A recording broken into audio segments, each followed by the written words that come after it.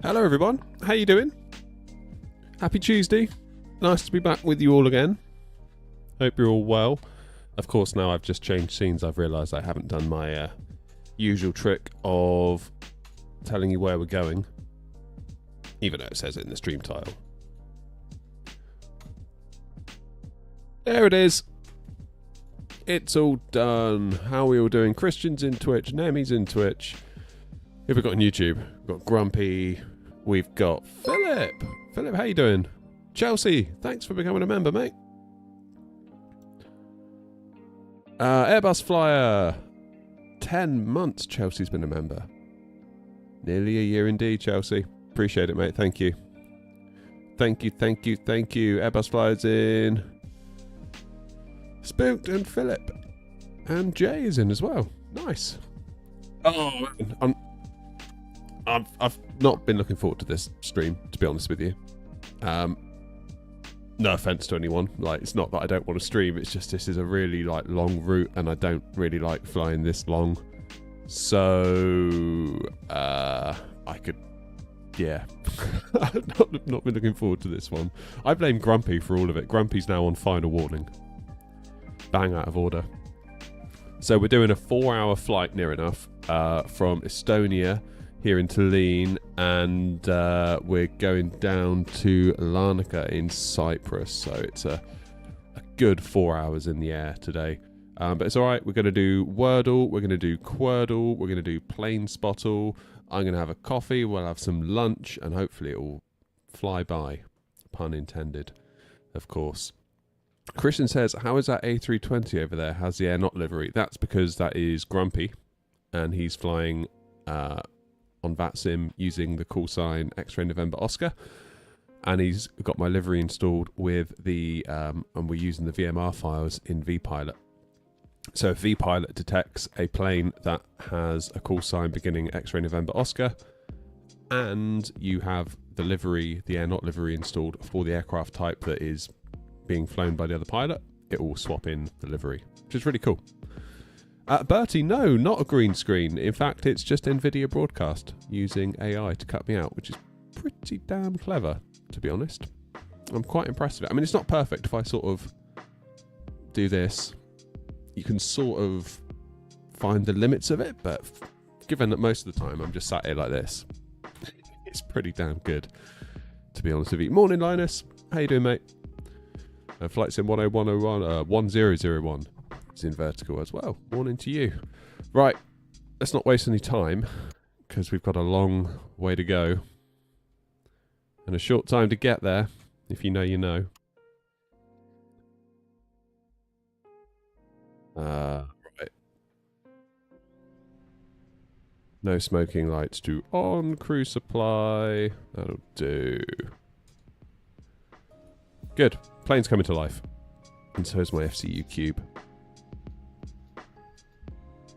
I really miss not flying with this now. Really, really miss it. Hey, Vinny. Not late this time. Good, Vinny. Glad to hear it. Right, here we go then. Tallinn, Estonia to Larnaca, Cyprus. God. Let's do it. See, everyone's saying, when you do long haul? This is almost long haul, right? I know it's not. But for me, it feels like it might be. Feels like it might be. What would this be? Medium haul? 4 hours? Feels like it's probably medium haul. Just turn on my headphones. Oh, they're so good. They're so good. They just get rid of all that noise from my fans just immediately. Noise cancellation is like magic. So good. Oh, hello. What's going on here? Oh, no, it's going to do it. It's going to do it. So this is default scenery here at Tallinn. And the issue we had when we landed... let me show you, because I'm in the drone cam now.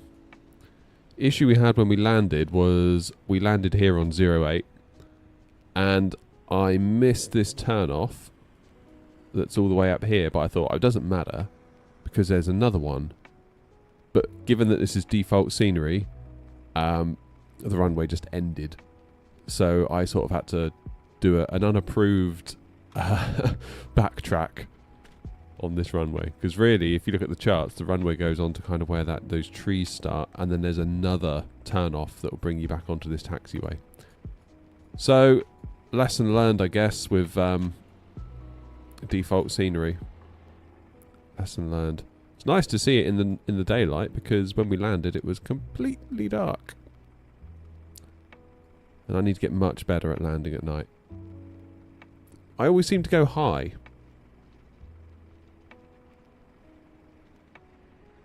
Heads up, Tallinn is pronounced by accentuating the A. Oh, that's interesting, because I said Tallinn, first of all, and then someone on tower at Stockholm said Tallinn, and I was like, oh, they must know better than I do. So I started saying Tallinn. Never mind. Tallinn it is then. Okay. Me and Grumpy getting ready to go. We're being fueled, that's good. Can I start boarding passengers now? Yeah, because otherwise it'll take forever. So we've got 154 coming with us today. Cargo's been limited by our maximum weights because we're going so far. We're taking so much fuel, 15.2 tons, which is unusual for us in the Fenix. Normally we take about 5 or 6, depending on where we're going. Here we go, look.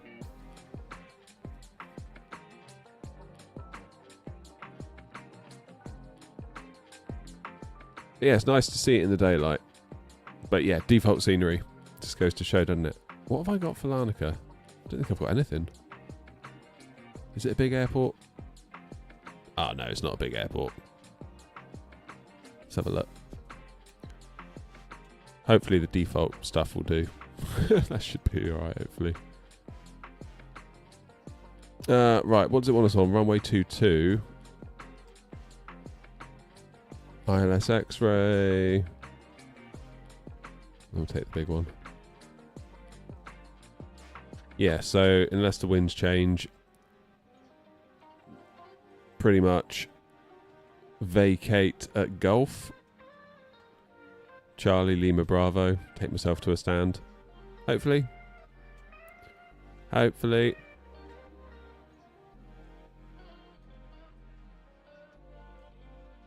This is longish haul, fair enough. Is there ATC?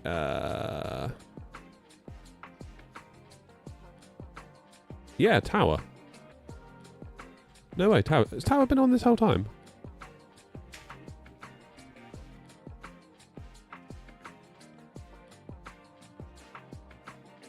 No, they've been on for 4 minutes.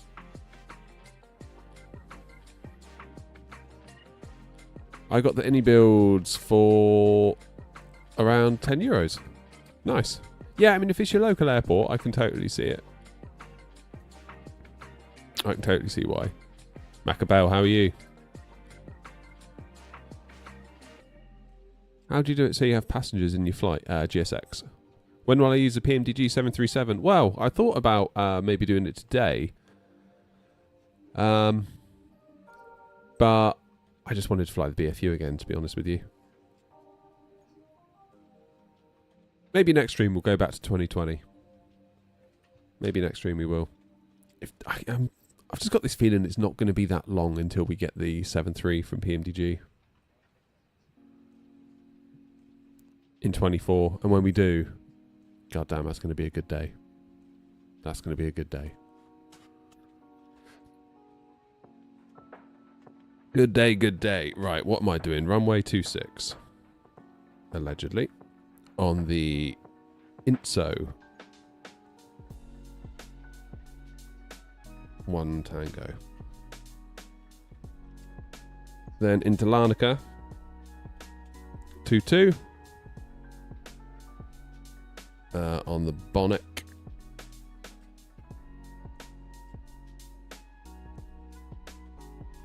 Bonnet 1 Romeo. I can do that. Do the passengers in the cabin affect performance at all or VRAM? Most likely. Yeah.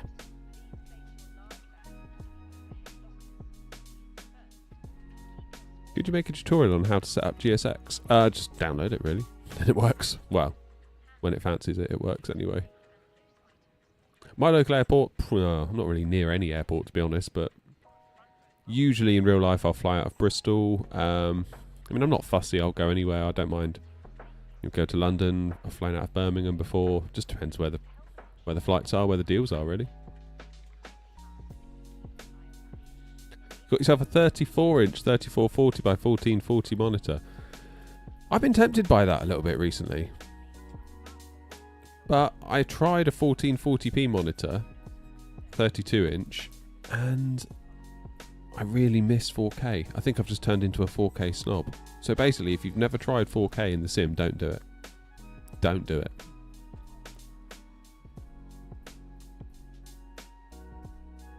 How's it going, Gav? 332-inch 1440p curved. Nice. That must be awesome. Do you recommend the Velocity 1 flight yoke? Never tried it. Wouldn't know.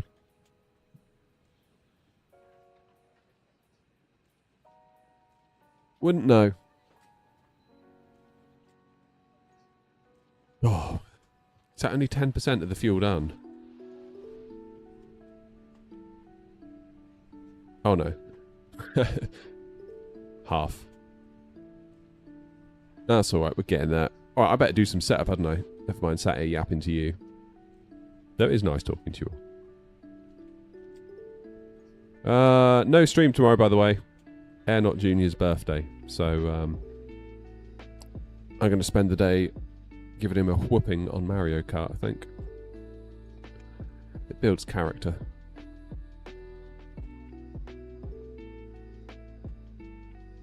Okay, let's do the init request. Flight number today and not, what am I? 223 Mike.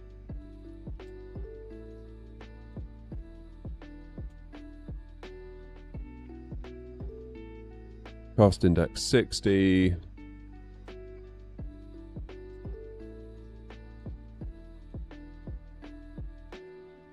And 330. Get the wind. Would you recommend the Logitech flight yoke or save and spend some extra money and get the Boeing TCA?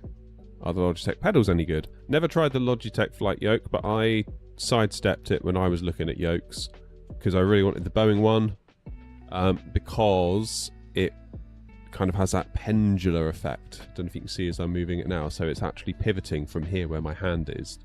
So this kind of sticks out from the desk and it pivots here to kind of recreate that airliner feeling. Because of course in a 7.3 or whatever, the actual pivot point is the floor.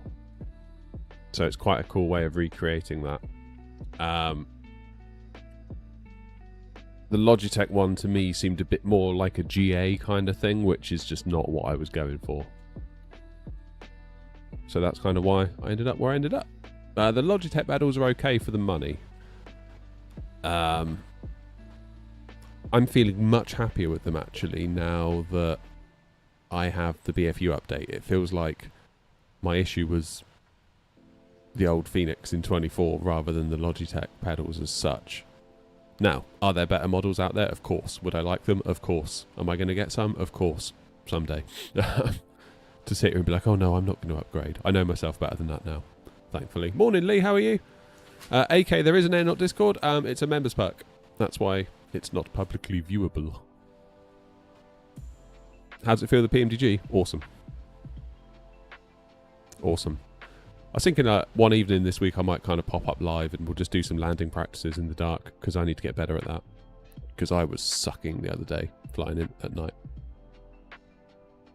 Am I getting an overhead panel? I keep getting emails from different people that I've never heard of being like, we've made an overhead panel, do you want one? I'm a bit like, I've never heard of you. Like, who even are you? Where did you come from? And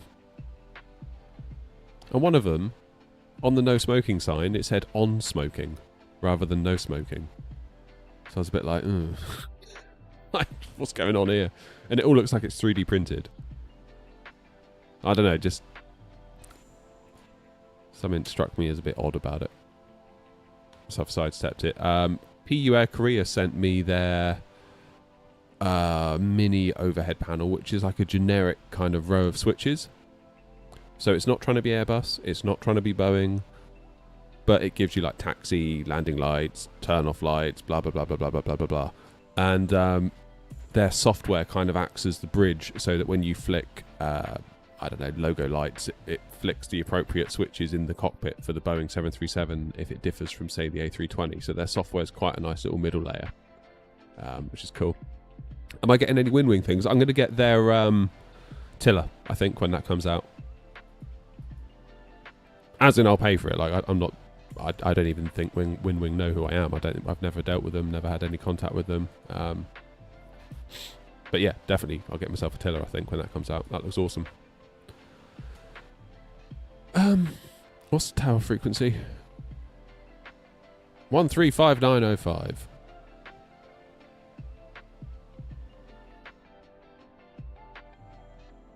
Let's jump over the tower and say hello, shall we? If it's free, I would take it. It's not as simple as that, Macabell. With free samples. I've spoken about this a few times on the channel. I've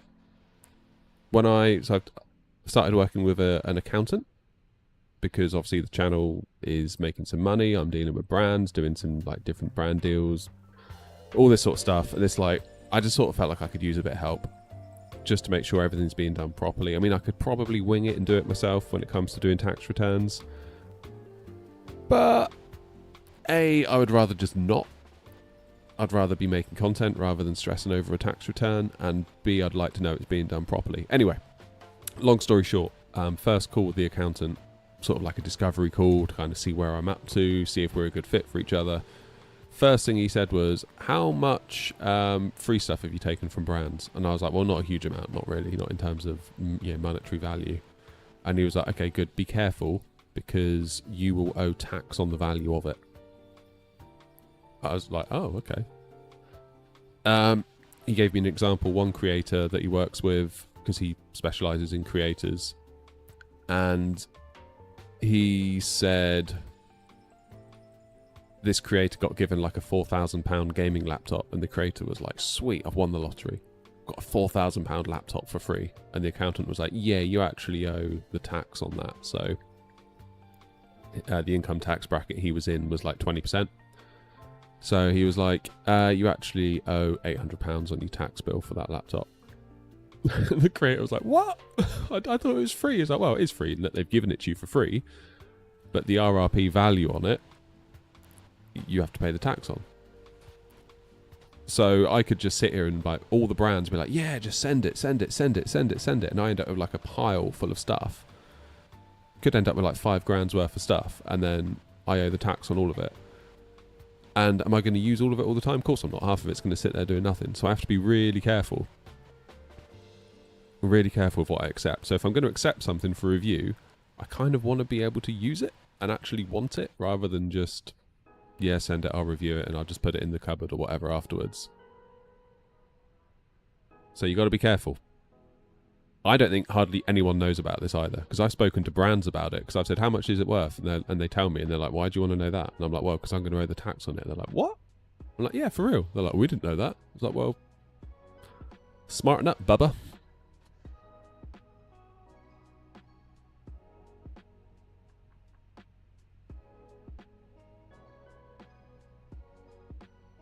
So there we go. I should phone Tower, shouldn't I? Phone Tower. Get on the phone. Morning, Aaron. I don't know how many hours I got in VATSIM. Joel, good yokes. Probably the Boeing Thrustmaster one.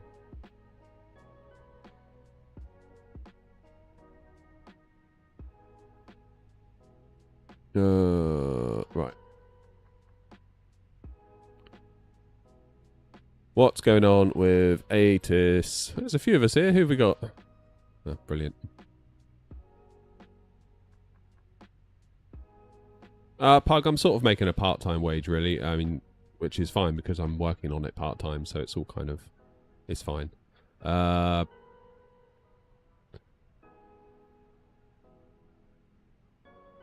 Okay, expect ILS approach 26, transition level 6.5. Bird activity in the vicinity of the airport. Damn. QNH 1005. That'll do. Alright, let's get 1005 in the window. Oh my god, we don't want that rubbish. Let's have it in proper money, thank you.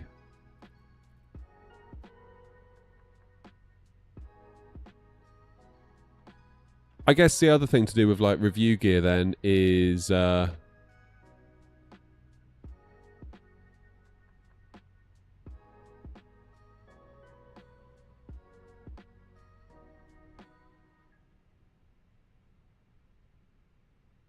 I guess the other option is to sell it afterwards, but...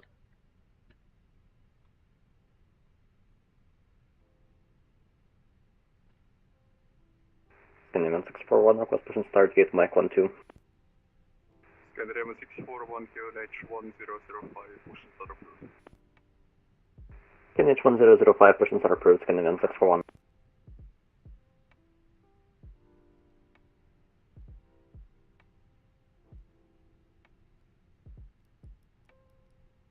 Okay, fuel's gone. Thank God.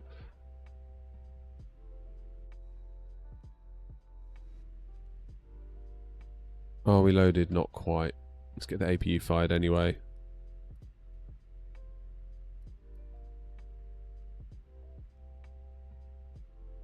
Right. I have no idea what stand I'm on. Tower Air Not 56 Papa, stand Mike 7, request push and start. Air Not 56 Papa, QNH 1005, push and start approved. Push and start approved, QNH 1005.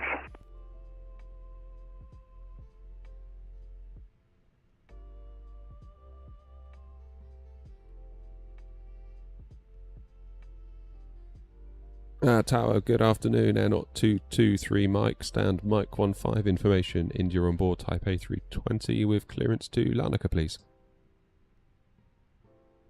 Hello, Air Not 223 Mike, Tallinn Tower, clear at Larnaca, need Soman Tango departure runway 26, climb 4000 feet, squawk 1202. Clear to Larnaca on the Into 1 Tango departure runway 26, climb 4000, squawk 1202, Air Not 223 Mike. Air Not 223 Mike, clearance correct.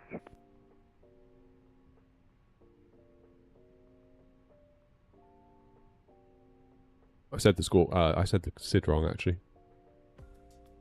Squawk 1202.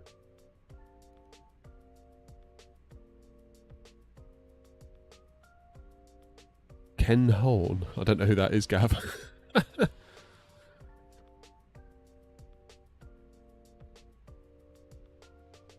There's Grumpy getting ready to go. Look. Where is my cargo?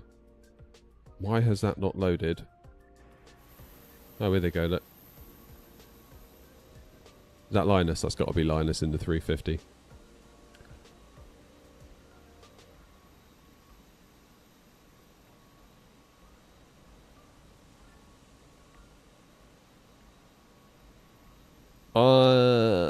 Right.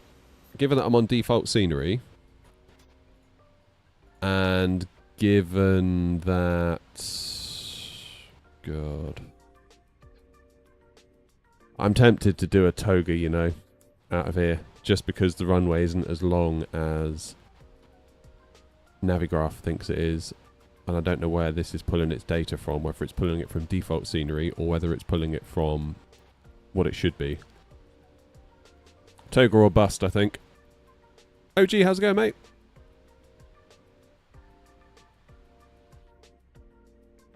Oh, you're going down to Copenhagen. New Sim Nord scenery, sweet.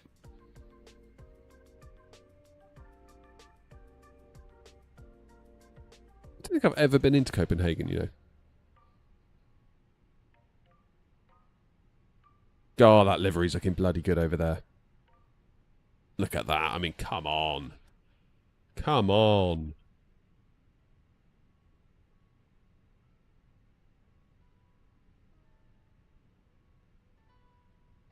Come on, give me the ding.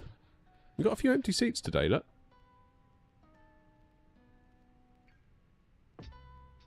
Are you going to try the new A350 update? I did, actually, quite recently, and I feel like it flies way better. Like, way better. I feel like it's...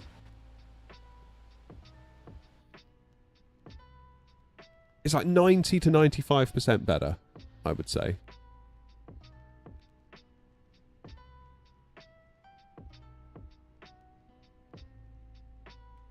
$90 to 95% better. Good, but still not a Fenix.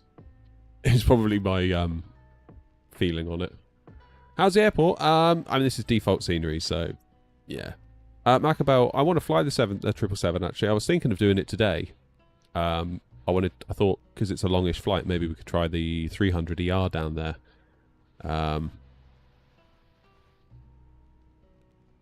Yeah. I was thinking maybe we could do some say intentions on stream soon, and then maybe that would be a good opportunity to fly the A350. One requesting taxi and the intersection, I believe it's Foxtrot and Echo. Right, I'm just going to send that to the MCDU. F it. Ah, okay, so now it's done. 41, taxi order point Foxtrot, runway 26. Holding point Foxtrot, that's runway 26, Canyon 164, I'm sorry, I haven't been here in a while. Yeah, default scenery is not good. For that reason. Yeah, we had that trouble when we landed in here because we landed and all of a sudden the runway ended and I was like, oh! So we had to slam the old brakes on and do a backtrack. Okay, ILS, X-ray. Air 056, Papa, request taxi. Air 056, Papa, taxi order point Foxtrot, runway 26 via Mike Bravo and Alpha.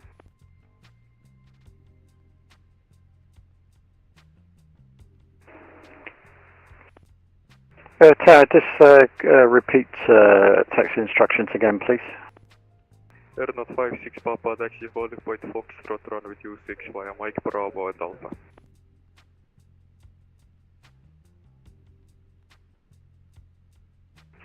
Tower Air 056, you want me to go to Foxtrot intersection. Is it possible with this scenery to get full length because I'm V heavy? Air 056, Papa, taxi holding point Golf, runway 26 via Mike Bravo and Alpha. Taxi holding point Golf, runway 26, 56 Papa, thank you for that.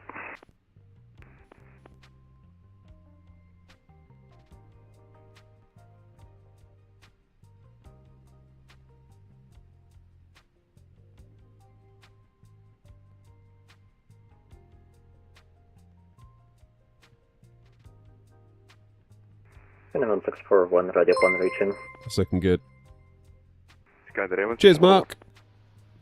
Oh, OG, you're joking. It's a performance better on the A350. In terms of FPS, I couldn't really tell. I was more thinking about the input lag, which I've noticed from day one. Which I know any builds have said is fine, but then if it was fine, why have they now made it better? It's like, come on, guys, just have a bit of humility. Jesus. Good morning, Tower. Tomjet 44 with you, stand 19. Good morning, Tomjet 44, Tallinn Tower. Yeah, can I pick up my IFR to Larnaca, please? Why don't you send your flight plan, we can do it. Cheers, Defender. Maybe a bit late now, but... Oh, God, yeah, wait, I'm going to need to do Foxtrot, aren't I? Because I don't have...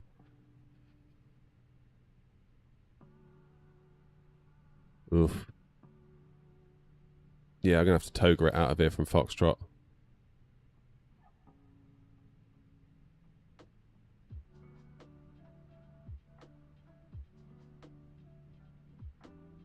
Tomjet 44, clearance available.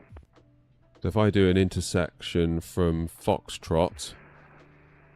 Tower, Tomjet 44 is ready.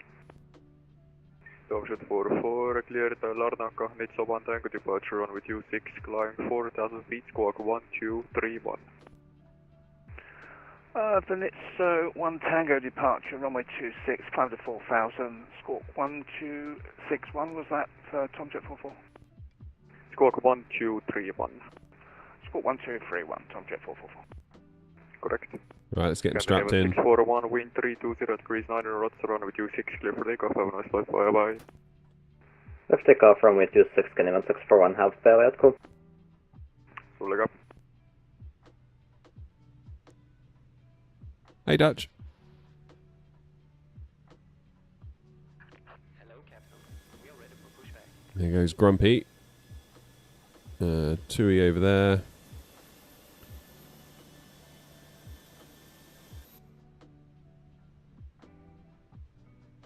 Yeah, I've done a intersection. I've calculated intersection data for Foxtrot. So on that basis, we should be all right. Flex temp 57. Flex temp 57. Up 0.4. Was that you, Tone?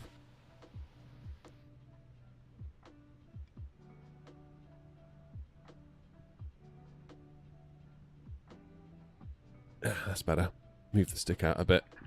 Yeah, I think we'll get away with it, Defender. It's just a bit annoying, isn't it? I have the Thrustmaster T-Flight HOTAS 1. Do you think I should get the Airbus TCA Captain Pack? It's up to you, really.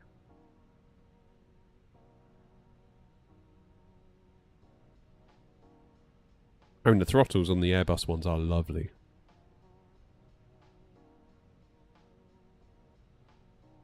Yeah, I heard, Grumpy. Good luck with that. You're bigger as well, aren't you? Oh, hello. Who was that making a shadow? That's Linus. Of course it was.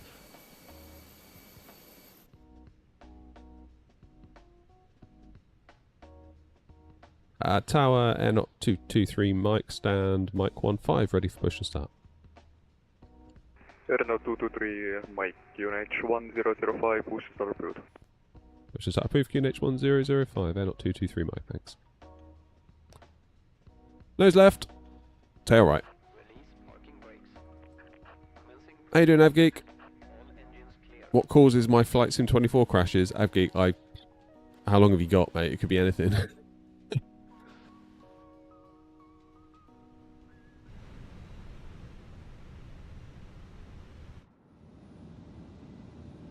Cabin crew, arm doors and cross-check.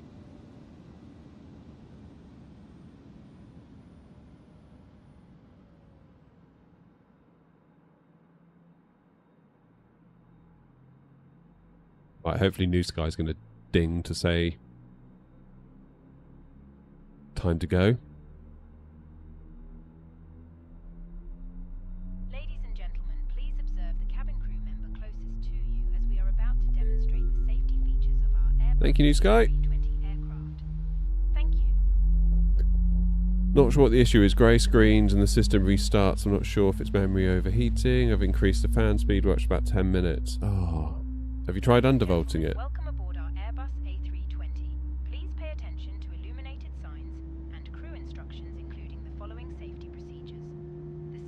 card found in your seat pocket contains important information.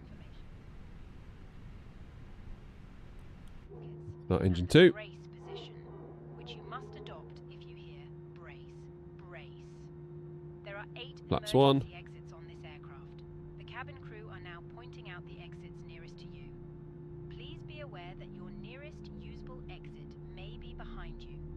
Emergency lighting Landed a will guide 13-hour you to flight on an 1% fuel. In an emergency, leave all baggage on board. Your seatbelt Tower, is Tomjet fastened, 44, ready for push and start. and released as shown. Tomjet 44, QNH 1005, push and start build, face west. Start through, face west, Tomjet 44. Set parking brakes.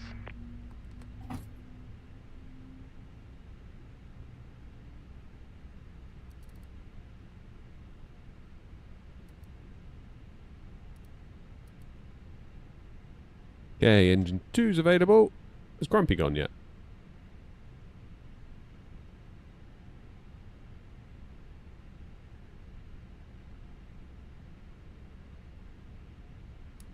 Okay, taxi lights on. Unlocking gear. APU off.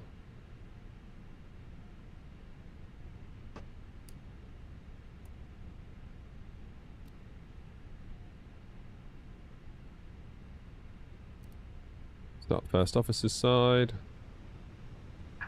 Tow truck disconnected. Bypass pin removed. Left is clear. Right is clear.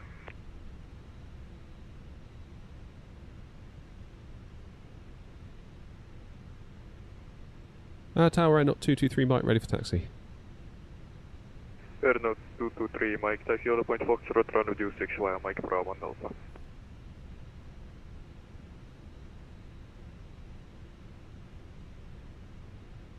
Holding point Foxtrot via Mike Bravo and Alpha for 26, Air not 223 Mike.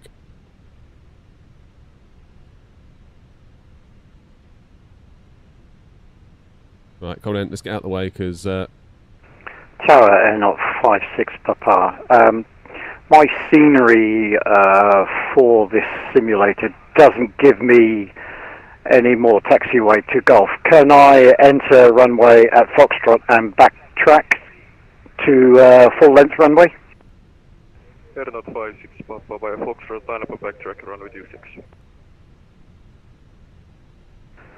Via Foxtrot, enter runway 26, backtrack full length, Airnaut 56 Papa.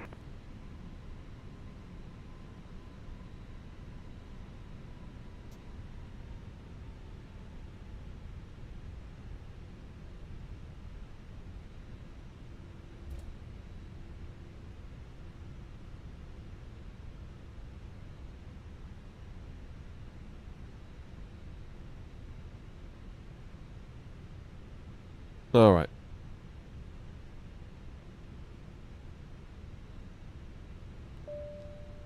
Give him a buzz.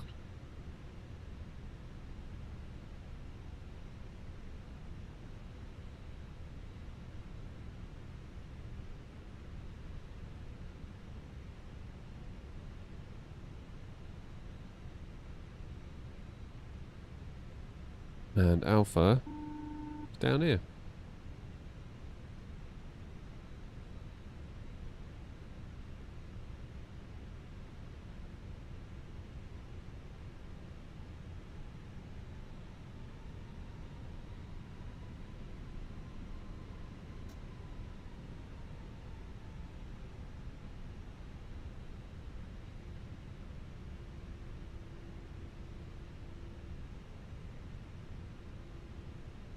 Lovely jubbly. For your side stick, do you have the Moser base or the Thrustmaster one? I've got the Moser AB9. Right now. And I've got my Ava base on my inside PC. Well, you can tell we're heavy. You can really tell we're heavy because the plane just does not want to move unless we tell it to.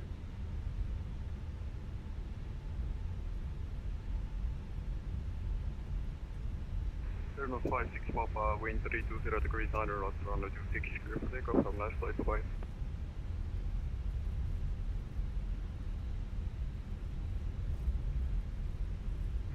Clear for takeoff, runway 26, NL56 Papa. Thanks for your control this morning. You have a good day. You too, thanks.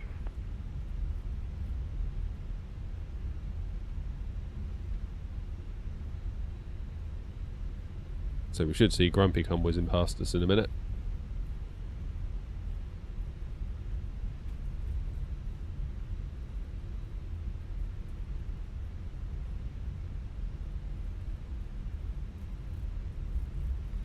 Here he comes.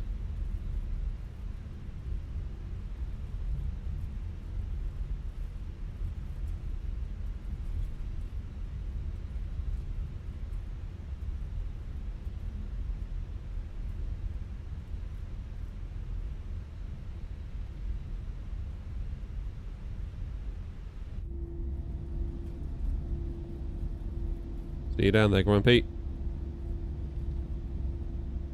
Hey, rotate.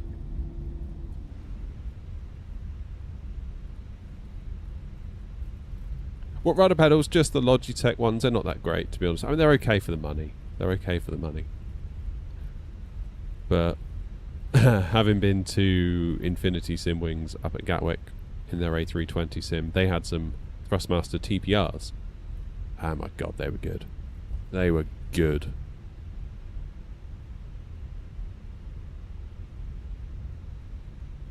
And it's weird, I kind of said like, oh, you got TPRs in a Airbus A320 sim. I thought you'd have some like Airbus ones. They were like, Tower honestly, NL56 Papa, airborne, passing 2000. There's a 56 Papa, I'm ready to really come on to do this, mate. they were kind of saying short of ripping apart an Airbus, these are so good. I was like, well, I believe you because you've actually flown the Airbus. I think as simmers we can kind of get in our own heads a little bit sometimes about like what's realistic and what isn't. Airnaut 223, Mike via Foxtrot, line up await run with you 6. By Foxtrot, line up and wait 26, then up 223, Mike. Yeah, I kind of feel like as simmers, especially those of us that have no real world flying experience, we can kind of just get a little bit, you know, chasing shadows sometimes. And it's always nice to kind of hear from an actual pilot that's like, yeah, this is fine.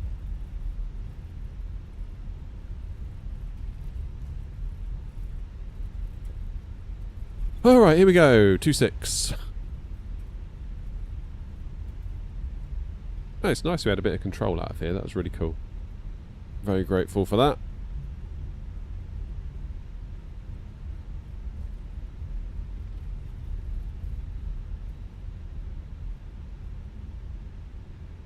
Airnaut 223, Mike wind 320 degrees 9 knots, runway 26, clear for takeoff, have a nice flight, bye.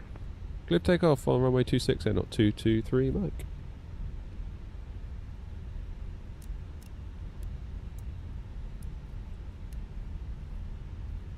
Ba, ba, ba, ba, ba.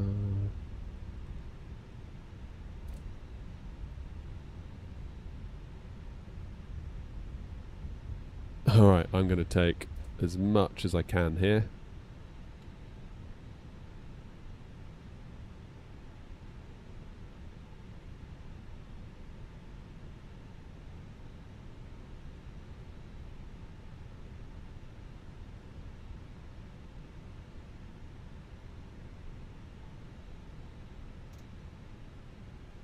Alrighty, I think we are good to go.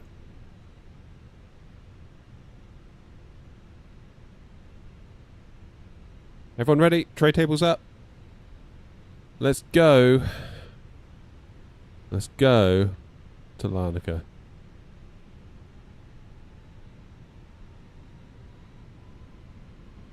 Engine stable. Climb and flex. SRS green, Manflex 57, auto thrust blue. 80 knots.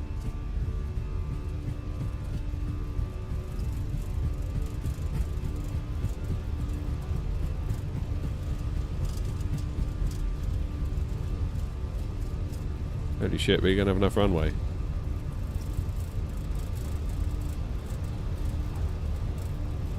V1, rotate.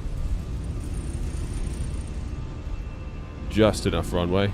Flipping heck, that should have been toga. Default scenery is not good here at Tallinn. Positive climb, gear up. Should have togaed that one all day long.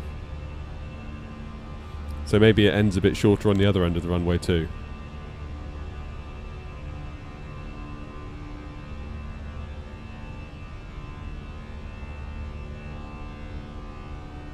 Damn. Okay, leave us climb. Dip the nose. Get that speed up.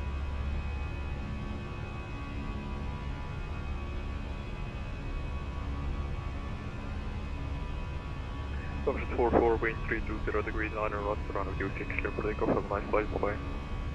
Good for takeoff, Tomjet 44. Thanks for the service there.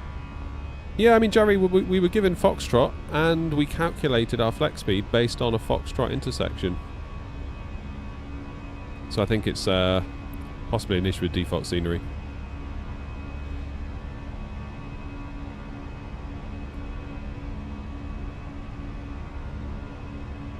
Lesson learned, get some scenery for here.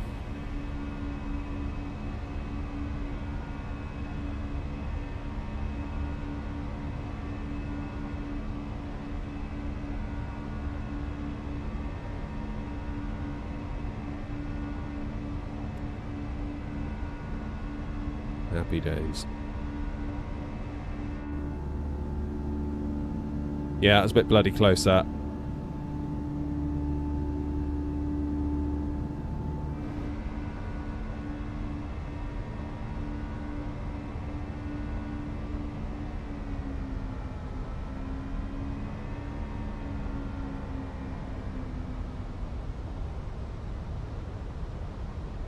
Tower Air, not 223, Mike. We're at 4,000 feet. Are we over to Unicom now?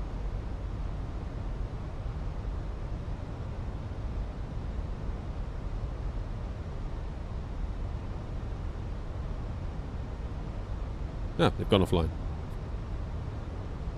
Unicom it is. Tallinn traffic, Air not 223, Mike, inbound Nitso, 4,000 feet climbing now, flight level 330, Tallinn traffic.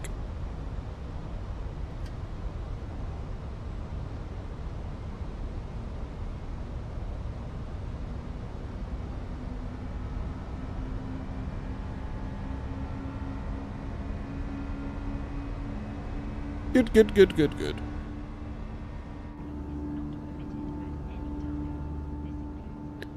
Right, I can pay attention to chat now that's all over. How you all doing? Looking into your VA on New Sky seems pretty cool. Will your liveries be added to FS LTL anytime soon? Apparently, for that to be the case, we need to become a VATSIM official virtual airline, which we are not. Because I did inquire to FS LTL. I said, any chance of getting the liveries included? I'll even do the artwork. I'll do all the legwork. And they said you actually have to become a VA partner with VATSIM, so maybe we can start looking into that and go from there, I guess. So yeah, we'll see. Well done, Philip. Started your glider training. AviaGeek, it's a Moser AB9 with an FS project stick plonked on top. Okay, let's go standard pressure.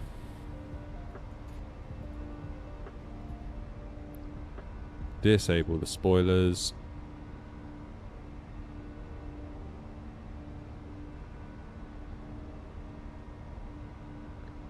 Would you recommend me getting the 2025 version on PS5? Of what? Huffy, you can. So what you can do, if you download deliveries off the website, they include a little VMR file, and if you install it, if you put those VMR files somewhere, it can be anywhere, like a folder in your My Documents folder. Then if you point vPilot to that, if you were to then come across an air not plane flying the Fenix A320, for example, that VMR file will make the link. It'll be like, that plane's on VATSIM, that's got a call sign of X-ray November Oscar, it's an A320. Instead of displaying like the blank white livery or whatever it is it shows, it'll actually swap in the Fenix livery if you have it installed on your PC for it to draw from. So you can do it. But yeah, I know what you mean. It would be nice just to see it everywhere. I don't know how I'd go about doing. I guess they would have to take my liveries that I currently have, and I don't know how they do it. Or would they just start from scratch and just build their own versions? Because it's all about being optimized, isn't it? Getting the right kind of stuff. I don't know. I wish I did know. How did I attach my stick? What do you mean?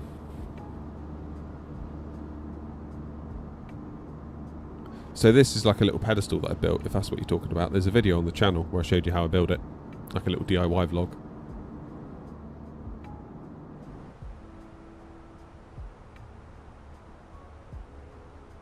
Nice one, Tony. Yeah, that was bloody close, that takeoff.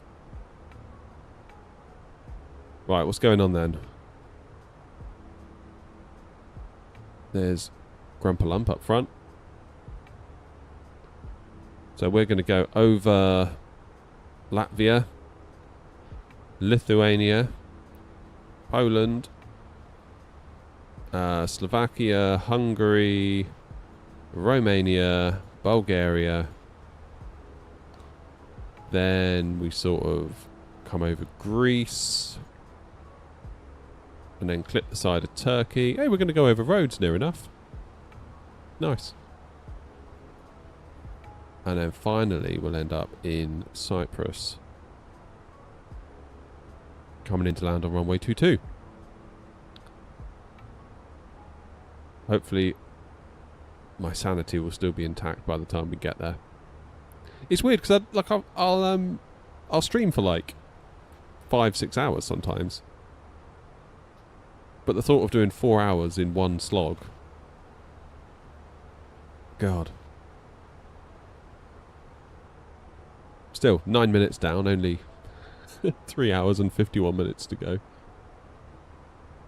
Don't think you can be a VA on VATSIM yet. You need 50 plus flights on the VATSIM network by a minimum of 15 different pilots using the ICAO call sign used by that VA in the past 90 days. I don't know what we're up to. Let's have a look.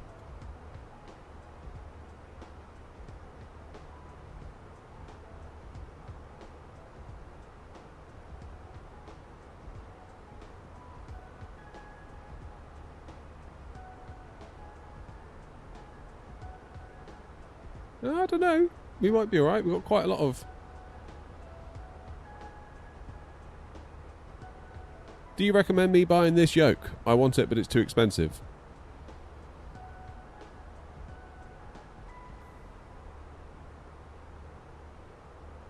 Yeah, Osprey, Luke, British AV Geek. I like Luke. Speak to Luke sometimes on DMs. He's a nice guy.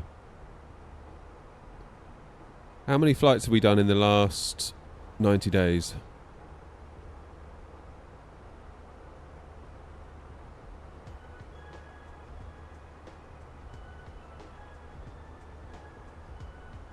I think we might have already met that requirement, you know.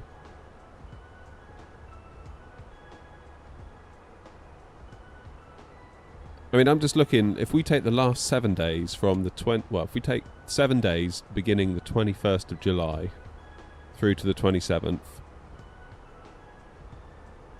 that is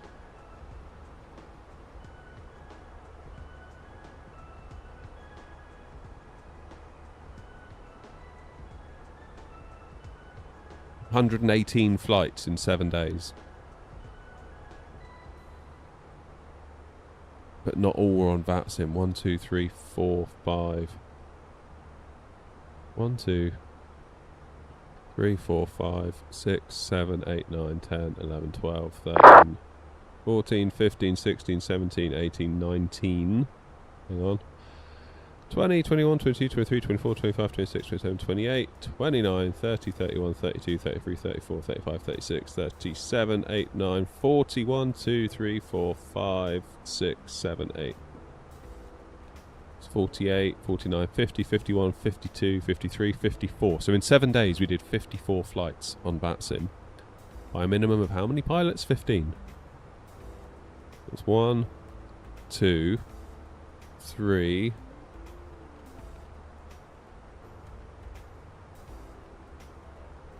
4,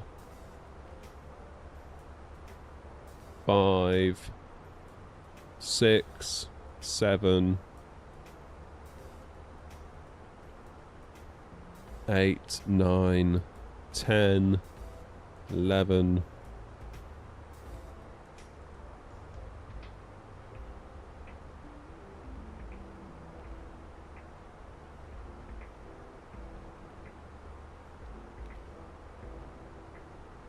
11 pilots.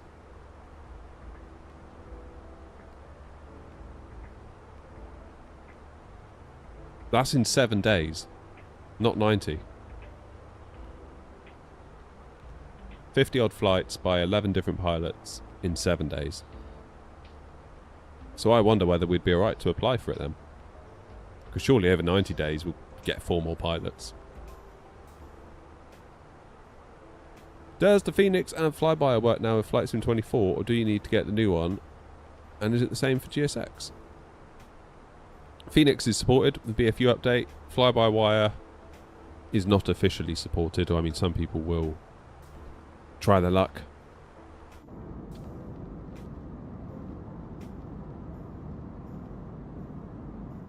Some people will try it on, copy the contents of the 2020 community folder to the 2024 and just see if it works, and sometimes it will.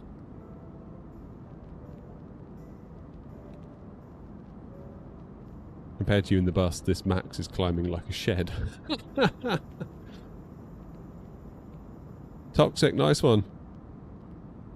I don't think it's a mistake to get one. You might need to undervolt it though. Stop it crashing.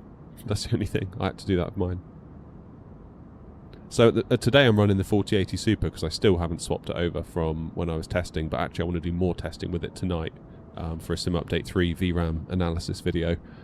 And the kids currently have the 7900 XTX in the PC in the house that they're currently playing Forza Horizon 5 on, and they were complaining that it kept crashing compared to the Nvidia card. So I've undervolted it and it stopped the crashing. It's the same story out here with the Sim. Fully recommend the Fenix Ref, if you can. I mean, GSX works for 24, in as much as GSX works.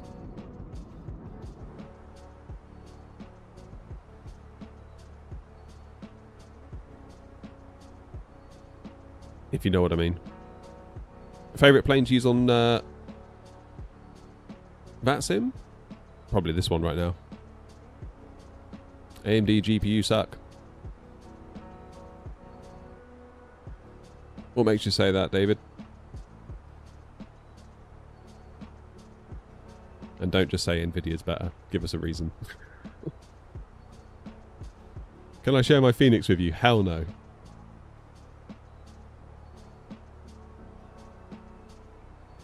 How's the VRAM issues fixed now, do I think? I'm not convinced. I'm going to do... The plan is once I get off this stream, I'm going to do some performance testing with my 4080 Super that I'm currently on at the moment at various airports in various planes, just seeing what the VRAM situation's like at 4K, and then at 1440p as well in a couple of them as well. And then I'm going to swap in my 7900 XTX and see how that goes for the same situations. Because one thing I noticed is that, like, let's say with the 4080 Super it uses 11 gigs of VRAM at Edinburgh. If you then put in the 7900 XTX, spawn at the same gate or the same whatever, the AMD card, because it has more RAM, will report that it's using more RAM. So it's like if the RAM is there, it can get used. Which makes you think, even with the 4080, even though you're below...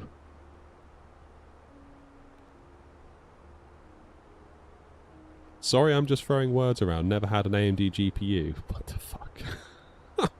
That's the problem with the internet right there. People just saying shit without thinking.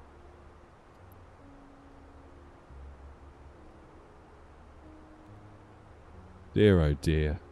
Never mind, eh? Would I recommend the 4090 or the 5090 for 4K 60? I mean, you're probably going to be limited by your CPU before you get to 60 FPS anyway. So, yeah.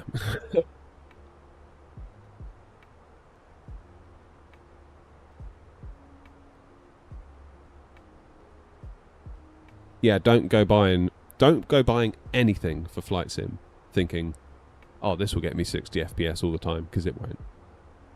Even with a 5090, 9800X 3D, I guarantee one of these days you're going to come into Heathrow, connected to VATSIM, it's going to be busy, and you look at your FPS and it will be like 46, and you'll be like, oh man, but I've spent like $5,000 on this PC. It's like, yeah, well I'm sorry, that's just the way it is.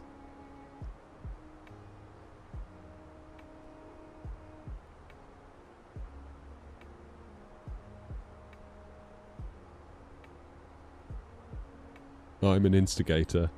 Yeah. You're summit. Alright, let's clear all this scratch pad stuff.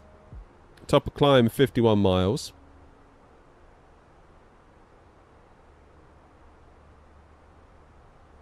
Oh, I'm getting some weird tearing issues today. Ugh, don't like that. Center tank feed.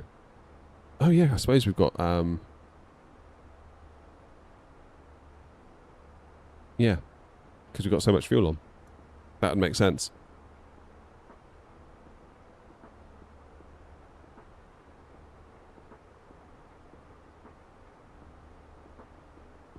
I would also buy the Logitech 3D Pro. Not familiar with that one. Is that like a stick or something?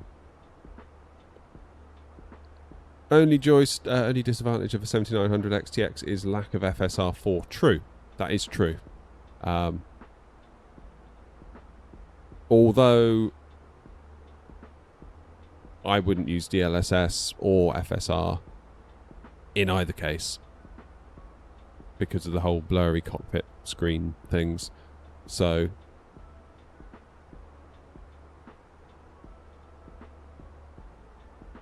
yeah, I get what you're saying though.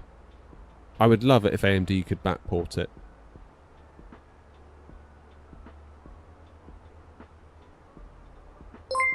I would love it if they could do that. That would be very cool. Cheers, David.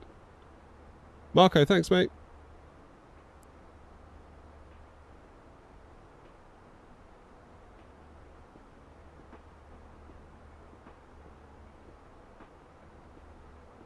You're still heavy, you can only get up to flight level 310. Damn. Do you think the 5080 is a good card paired with a 9800X 3D? I think the 5080 is crippled by its 16 gigs of VRAM in the same way that my 4080 currently is. So there is no way on this earth I would upgrade my 4080 to a 5080 just because it doesn't solve a real problem. Now, if the 5080 had 24 gigs of VRAM, I would have been all over that like a rash. All over it. And I would have recommended it and shouted from the hilltops, this is the card to get for 4K Flight Sim. But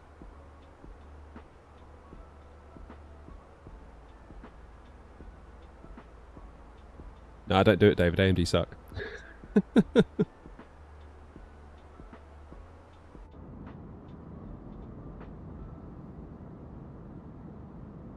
I just wouldn't bother picking a side, to be honest. Like, AMD suck, Nvidia suck, Intel suck. Like, they've all sucked at one point or another.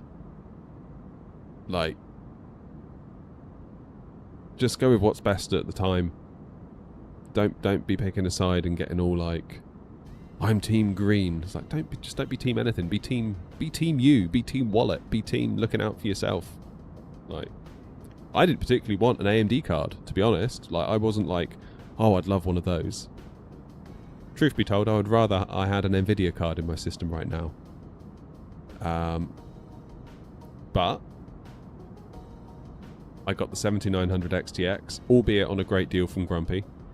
600 quid. Although even on Amazon right now they're 700, so they're not loads more brand new for the same exact card. And that solved my VRAM problem. I didn't really want an AMD card, but it solved my problem at a price I could afford. Whereas the only way to solve that problem with Nvidia was to go back a gen to 3090, which I didn't really want to do, or sort of cut off an arm and sell it and get a 40/5090, which was out of the question, really. So, yeah, on the one hand, I didn't particularly want a 7900 XTX, but on the other hand, it was a really good price and it solved my problem. So, just, yeah. Do you think we still need 24 gig for 1440p? I'll let you know later once I've made that video.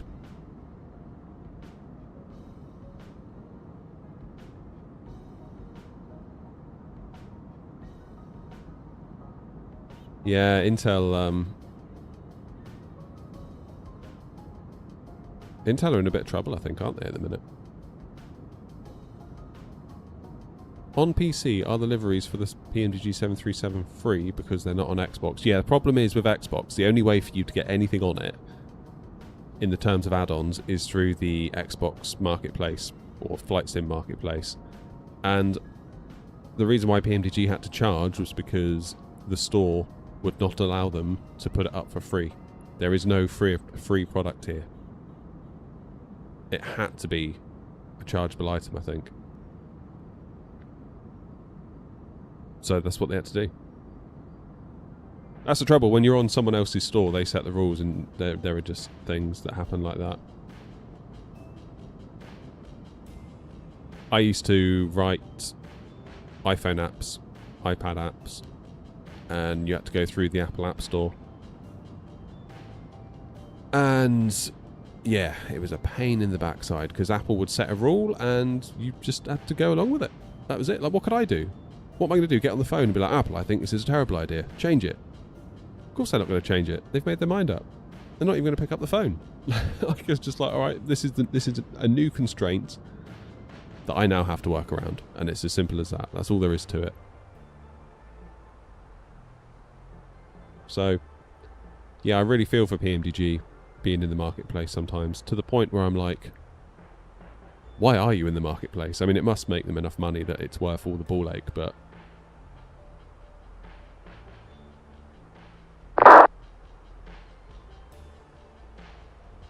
yeah, I feel for them. And I especially feel for them because I used to get it as well.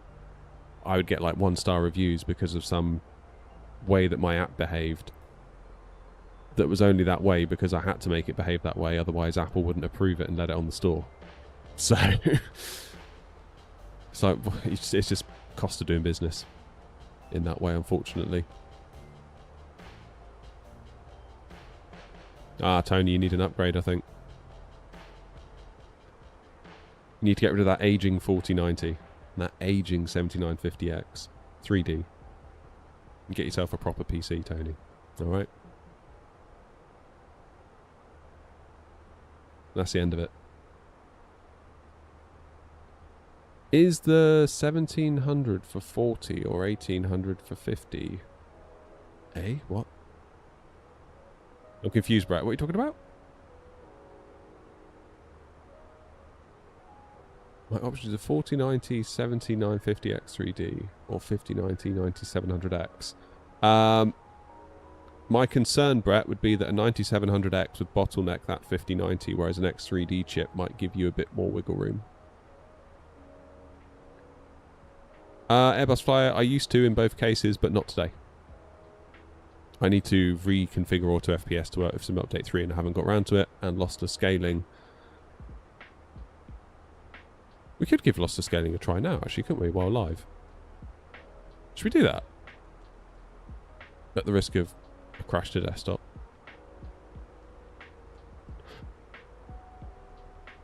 Yeah, Tony summed it up, Brett. But like you said, if budget forbids it, then I understand.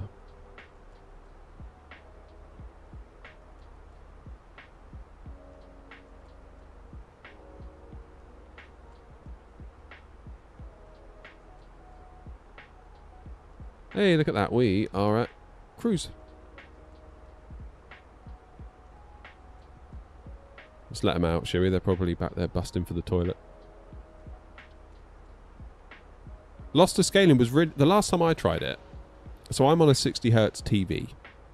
So the idea of getting 100 and whatever FPS is really of no benefit to me whatsoever. Because I'm not going to see most of it. Because my TV can't show it to me. However, they did have a really cool feature. So if I go display FPS right now... You see we're getting like 50, 51, 52, yeah? So really, we're kind of like 8, 9, 10 FPS shy of a perfect 60. There's a feature within Auto FPS where it will do frame gen, but it will do it in such a way that it just kind of tops you up to 60. Rather than doubling you from 50 to 100, it will just top you up. However, the last time I tried it, it made the sky flicker. But I don't know if that's changed. Should we give it a whirl?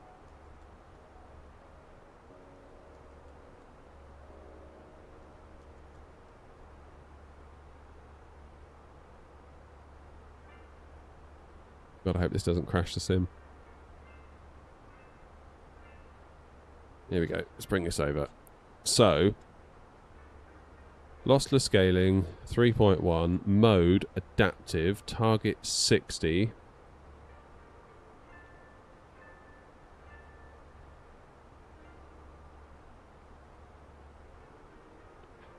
Flow scale. Downscales the input frame to estimate motion flow at a lower resolution, improving performance. Once processed, the frame is warped to its original resolution to generate the final output without any upscaling.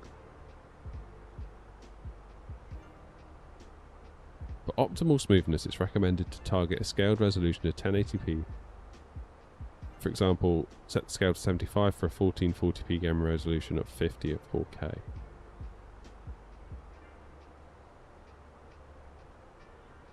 We don't want any scaling because we're fine without any scaling.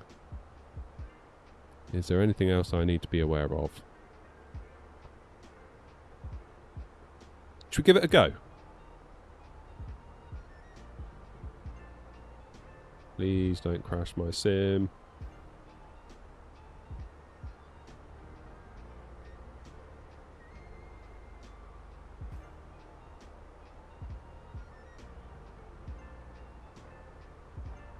Doesn't seem to be flickering like it used to.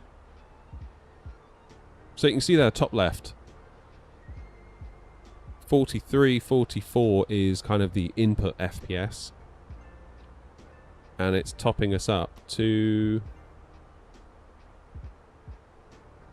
60. There is ever such a slight input latency. I'm just moving my mouse here, so I move the mouse, it moves. Just a little bit. So if I was to do some typing... Oh, I don't know, that's good enough.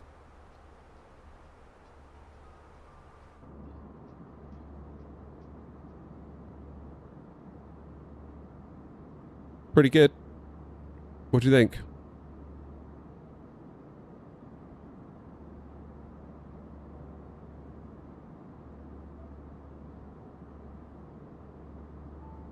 So we're getting 36 at the moment.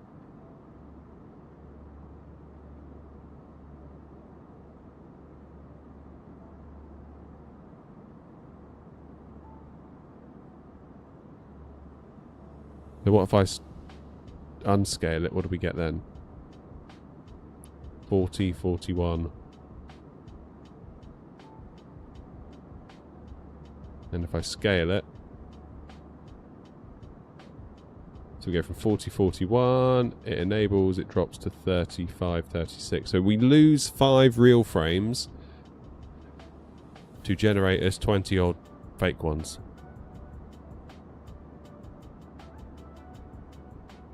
All a trade-off, isn't it? It's all a trade-off, no matter what you do. What do you reckon? Is there also a way for me to get my cursor to escape?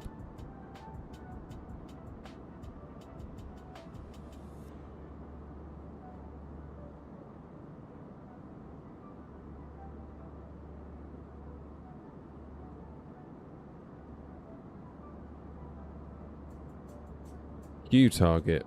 Unbuffered. Capture always using the latest captured frame for the lowest latency. However, performance may suffer under high GPU load.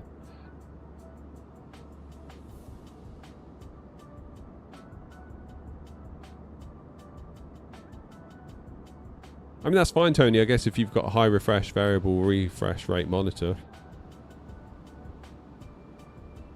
But given that I'm on a 60 Hz TV, all of this kind of... I'm getting 115 FPS in Flight Sim is kind of... a bit...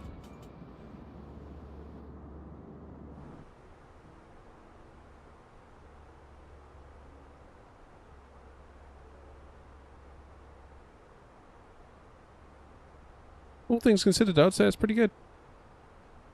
Yeah, 165. So if I was in your shoes, Tony, I would be turning that on as well. Because why wouldn't you? You know? It's not like you're losing out on anything by turning it on.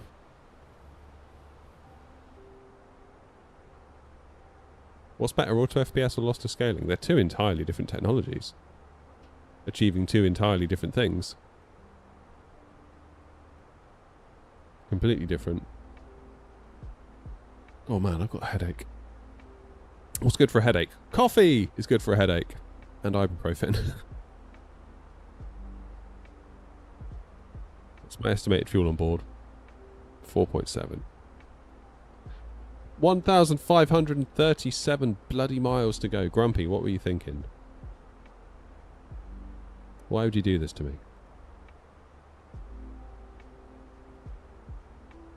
What time are we getting in?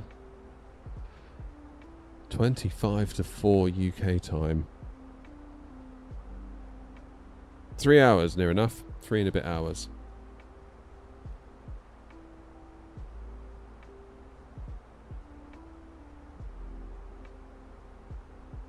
Part of me's tempted to try my 1440p monitor out here again because... I don't know. I really miss the immersion of having a big screen in front of me. Like, I'm on a TV that feels big, it fills more or less all my field of vision, whereas a monitor, all of a sudden it felt like I was on a PC monitor that was small. I don't know. Oh, look out, Neil, what have you built? 9950X 3D, 7900 XTX, first time with an AMD, recommended. Any BIOS settings for the AMD? Short of enabling XMP and making sure that SAM's enabled. That's all I do. For me, loss to scaling can freeze and I have to restart it. I use auto FPS for frame gen locked at 50 on my 3070 Ti. Cool. So that means you get 25 real frames and it doubles it to 50. I'll be honest, that feels a little bit low. Little bit low for me, that.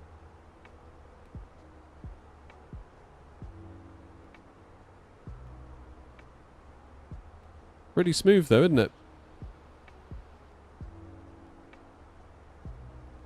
Pretty smooth.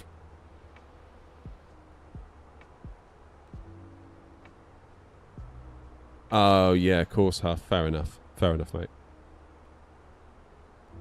Yeah, ultra-wide could be the thing that tempts me away from a TV. How do I get my cursor to be able to break out? I'm sure there's a way.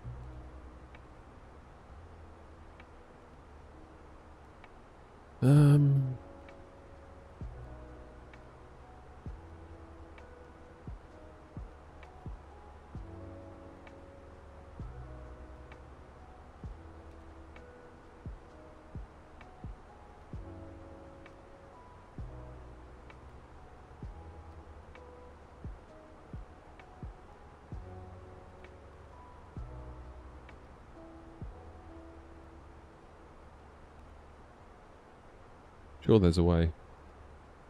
Multi-display mode.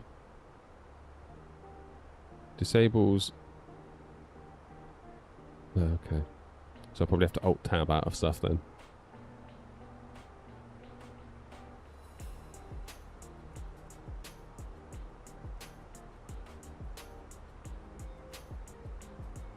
It's weird though, Huff, because like I was using 2020 the other day and we were getting... like 6 gigs of VRAM used in DX11. So I think it's less of a 24 thing and more of a DX12 thing.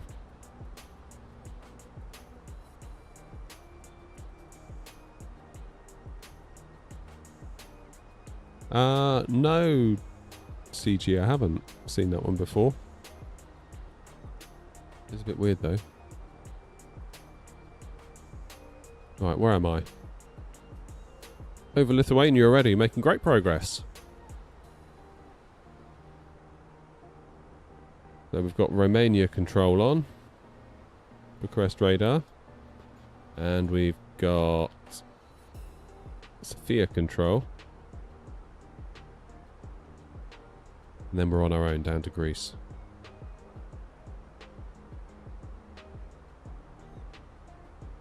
You're using 10 out of 24 gigs at the mo.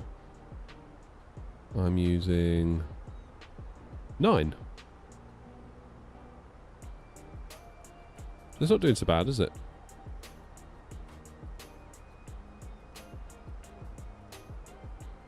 I'm looking forward to making the video later. Because sitting here now, I don't know what the answers are going to be. And I always enjoy making a video like that, where I don't know what the answers are before I go into it. I mean, well, I don't always know what the answer is going to be, but sometimes you have a sense of how it's going to play out. What's the word from Asobo? Are they still saying it's one of those, like, work in progress, now been bumped to Sim Update 4? Because it was like Sim Update 2, then it was 3. Are they saying it's fixed by now?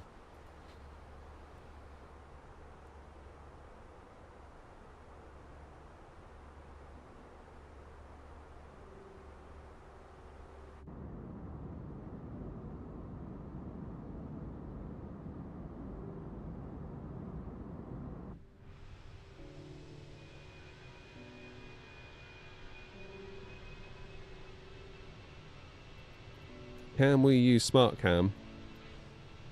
A little bit.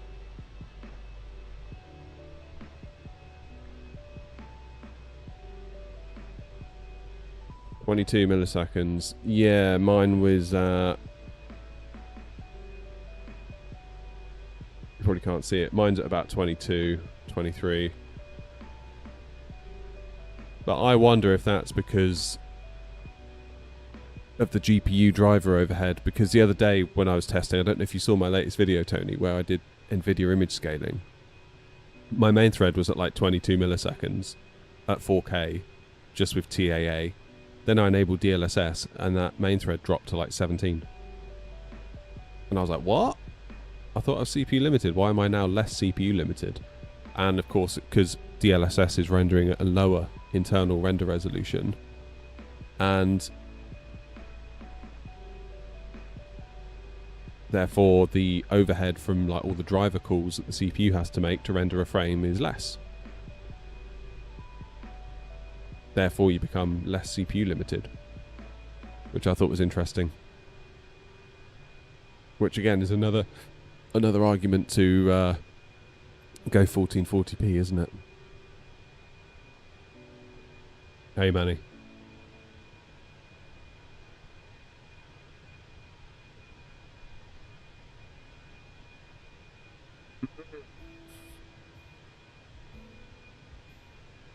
I'm starting to really feel like I need a coffee, guys. Just saying.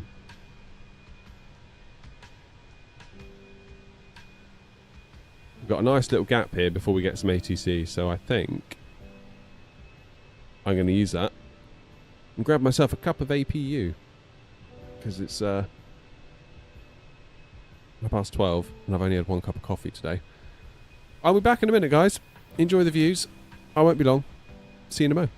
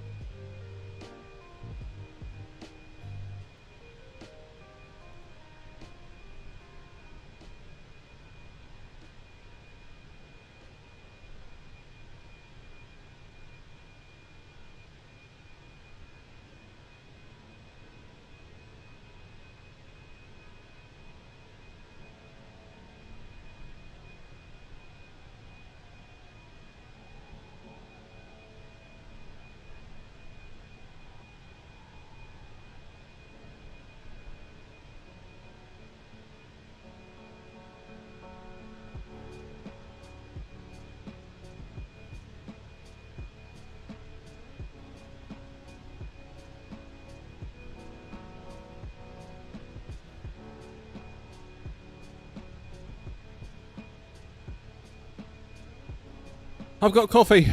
I feel so much better. Cheers, everyone.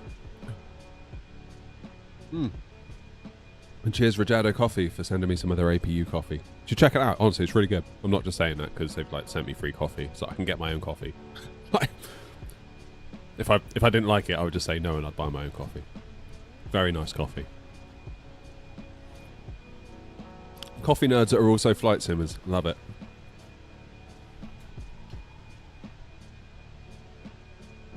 Tony, if you go into the go to like youtube.com/airnot and there'll be a tab that's available to you because you are a member, and it should be in there.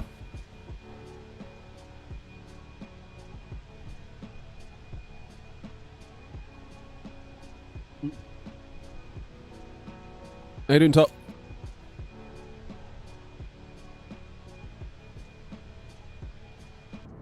What's your Mac number, Grumpy?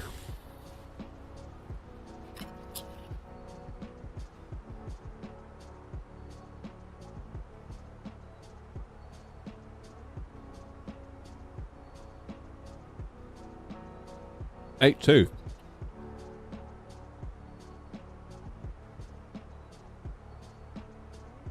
Don't know what I can go up to. Oh, 82's right on the red line.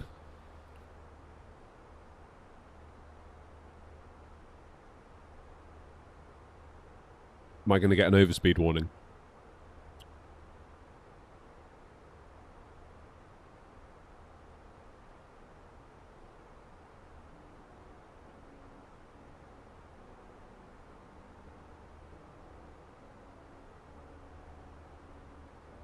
Crying, isn't it?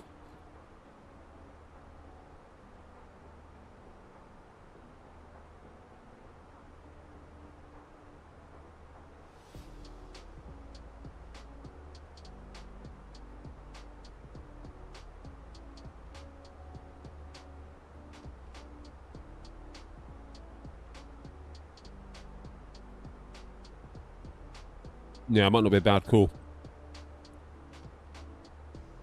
Expensive, he says with his 5090.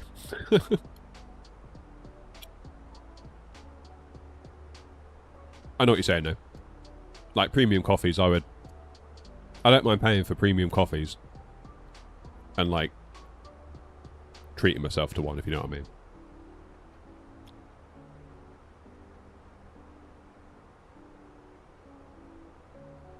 But if it's going to be like, yeah, every time you make a cup of coffee you drink that, then yeah, I can see what you're saying. I shall redline it also.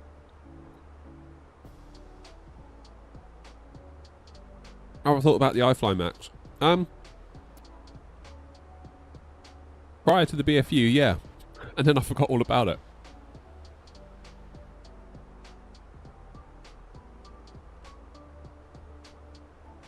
What aircraft type am I flying? A320 CFM wing fence. BFU from Phoenix.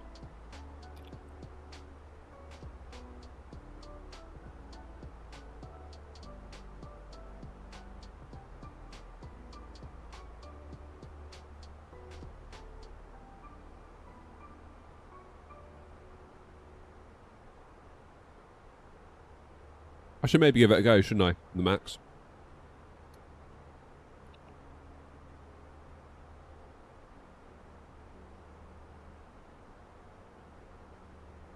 I don't know, Airbus flyer.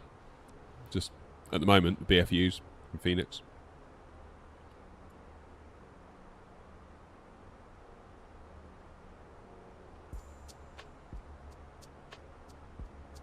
I like flying different planes.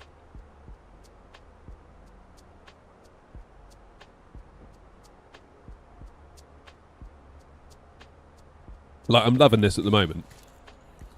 But if this was all I ever flew, I'd get sad, I think.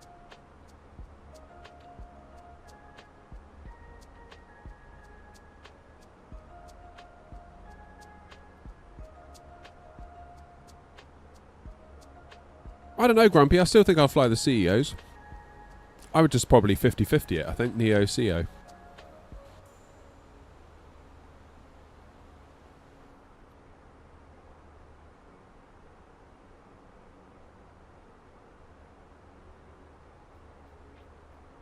If you were to bring any aircraft from the past, what would it be? Probably the 747-400. Get those back into service.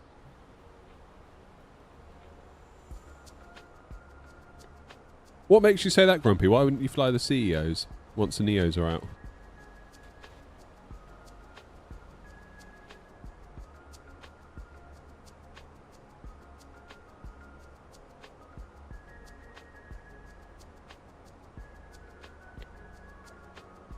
So what engine is on the Neo? Oh, the Bluebird 7.5. I'm looking forward to that. That's going to be amazing.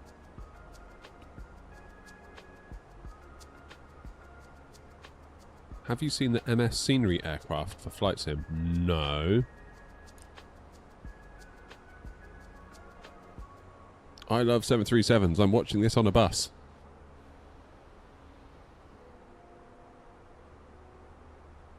Leap. And who makes the Leap engines?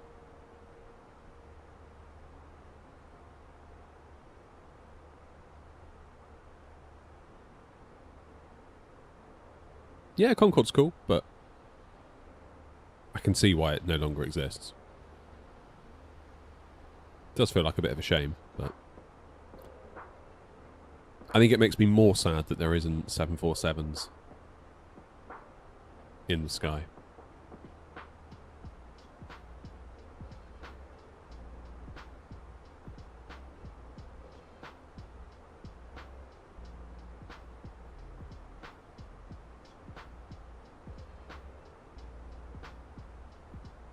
They're terrible.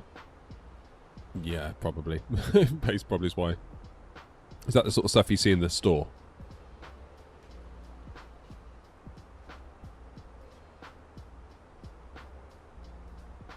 Leap engines made by CFM, a 50-50 joint venture between French Aerospace and Safran Aircraft Engines, an American aerospace company, GE.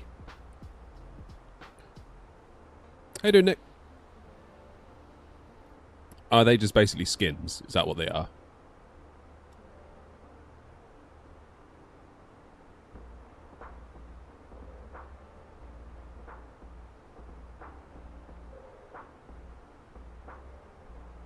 Pretty much, yeah.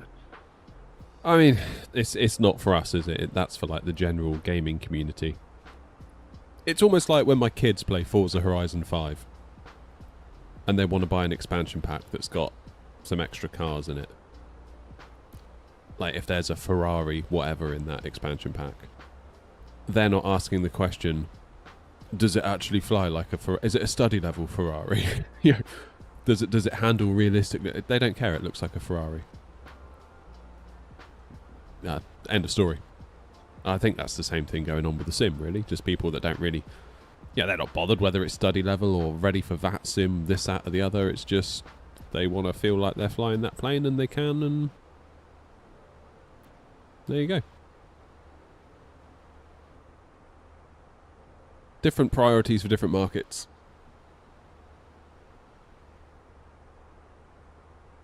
But I wouldn't recommend it.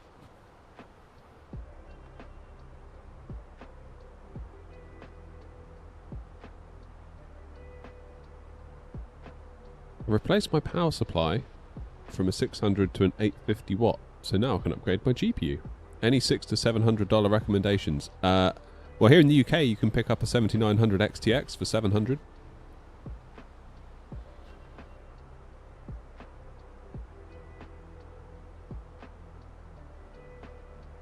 Will Fenix launch an A321 XLR? I don't know.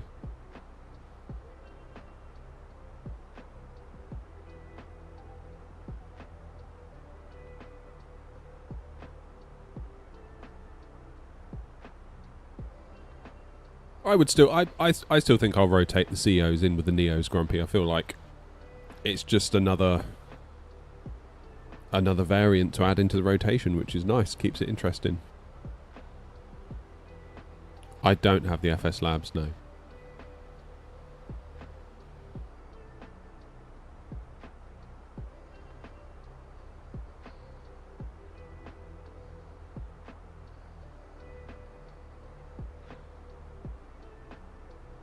Mm-mm.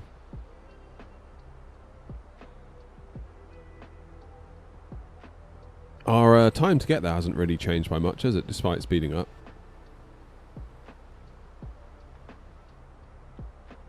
Is that because...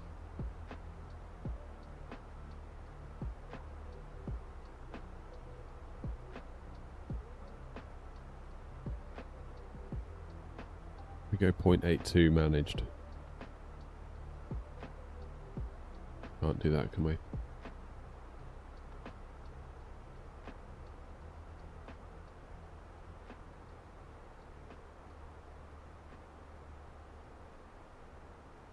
Why is it not changing the figures? You think it would? We're still going to arrive at the same minute, apparently. Which I'm not sure I believe.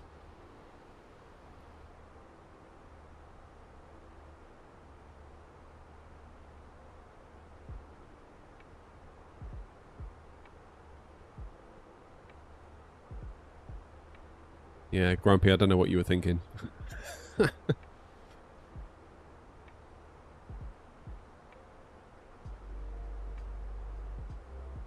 A stop off in Romania or something might have been alright. Still, live and learn. Do you run New Sky on 24 or only 2020? It says on the website you have to use beta for 24. Not anymore.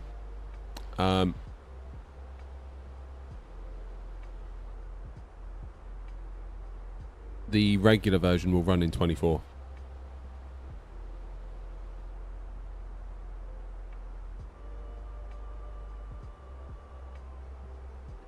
The Neo deserves a mask. You think so? Yeah, we'll do a Neo livery for sure. We'll do a Neo livery, absolutely. I'm hoping, I'm really living in hope, that all we need to do is change the engines.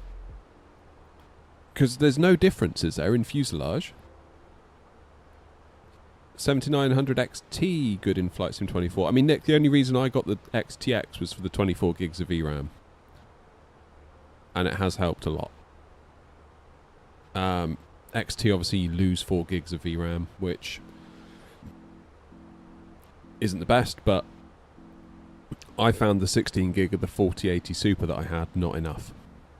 Now, I'm going to make a video this week doing a bit of analysis on Sim Update 3 and VRAM.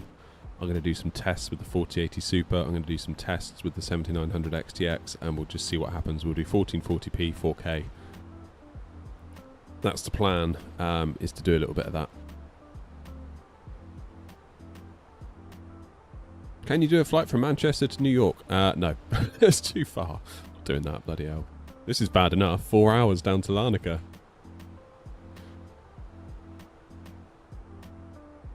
Maybe I could do it on like a video where I don't have to be sat here hosting the entire 8 hours. I can just like wander off and do something else while it's in cruise.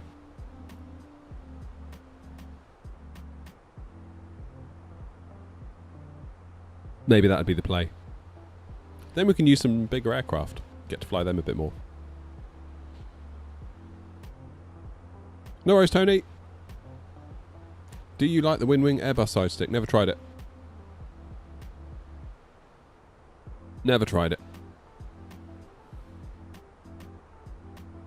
Looks right though, for the money. People seem to like it.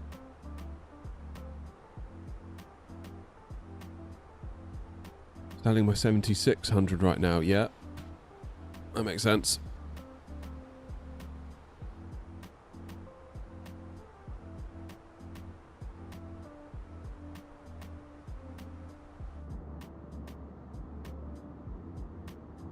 When you arrive in Larnaca, I'll be there in an Aegean A321LR. Nice.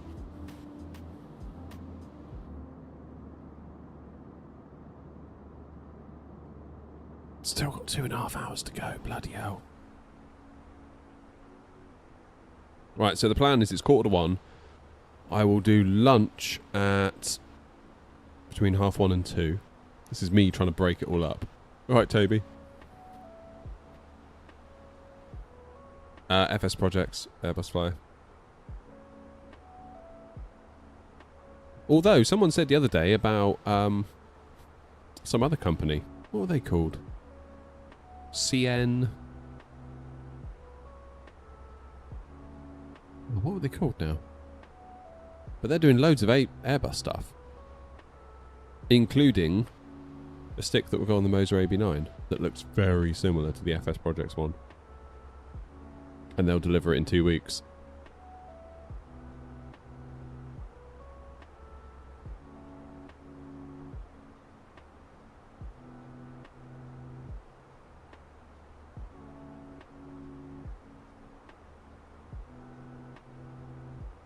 CNF? I don't think they are. I'm sure they're called something else.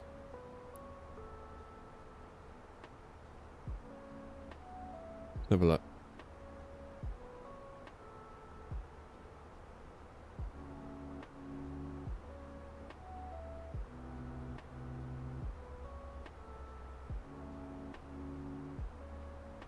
Is it CN Flight?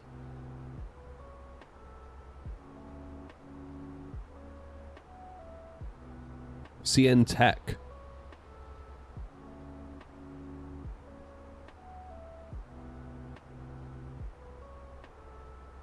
Yeah, it's these guys. CN Tech.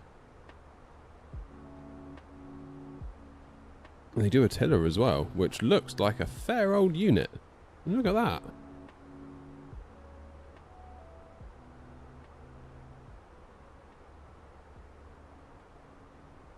That looks like the real deal, doesn't it?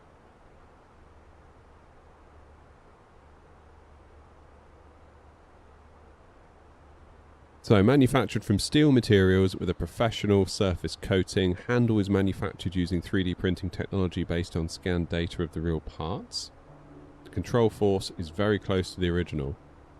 Equipped with a 14N heavy-duty pedal disconnection switch and a panel backlight.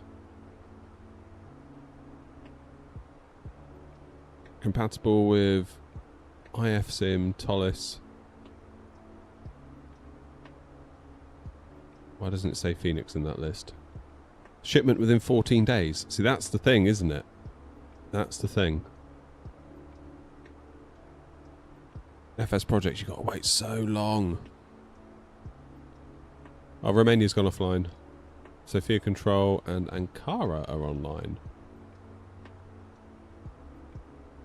I don't know, Toby. Never added it up. Probably going to stream too, so I think I'll get the 7900 XTX. That's the only thing to think about, Nick, is that AMD's video encoders are nowhere near as good as NVIDIA's.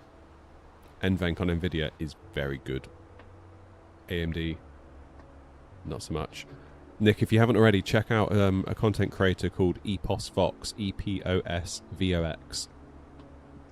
He does so much content on GPUs for streaming and stuff.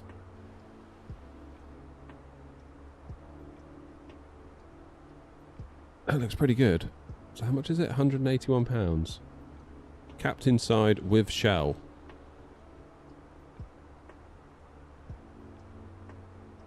These guys have my attention. Oops. Go away. Go away! How do I get rid of this?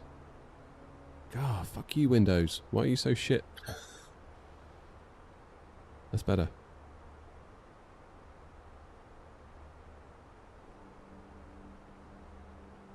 Again, that rubber gator, 22 quid. I paid 80 for mine.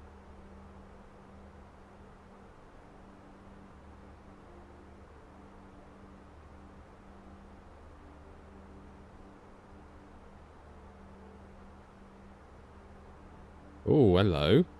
Hello. Moser AB9 base mount plate. That wasn't there when we checked here a couple of days ago. Fully compatible with the AB9. Let's go.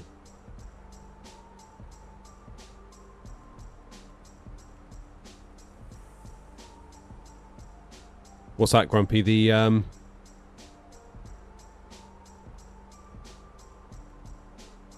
tiller. That 25 quid. I'm tempted to order one of them. Because FS Projects, I know they've got one. The tiller, yeah. Tiller would be great.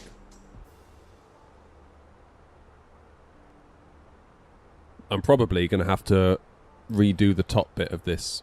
If I was to get this Moser AB9 base plate. Oh, I'm going to have to order that. That looks bloody amazing. So you can get the whole lot. Captain side stick, rubber gaiter.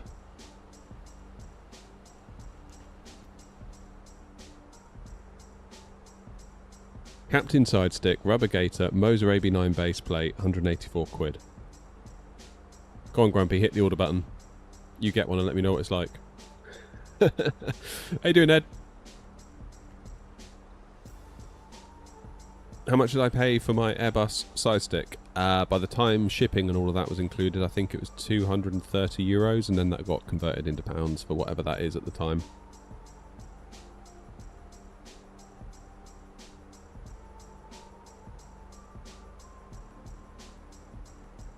Do you have WinWing Airbus autopilot panel? No, I've got a Wingflex FCU Cube.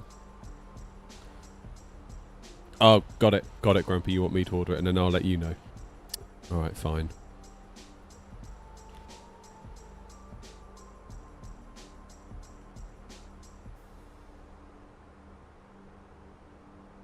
Yeah, I can feel a new bit of MDF coming on if for this top section. For this bit here, I can feel an upgrade. Yeah, tiller would go just about here, I think. That would be the place for it, wouldn't it? Just to the left. God damn.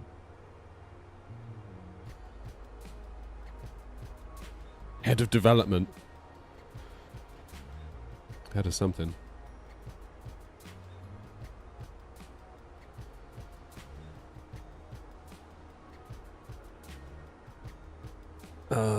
Right.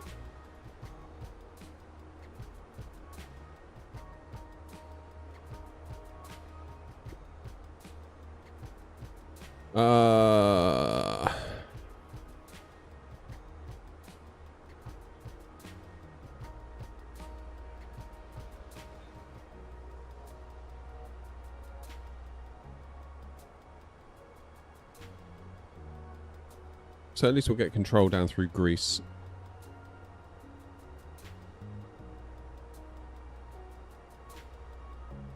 Do you like the frequency panel from Wingflex? I think that looks awesome. I haven't got one, but on the face of it, I love that you can just basically have everything you need. Radio panel, EFIS, just on your desk. No cockpit building required.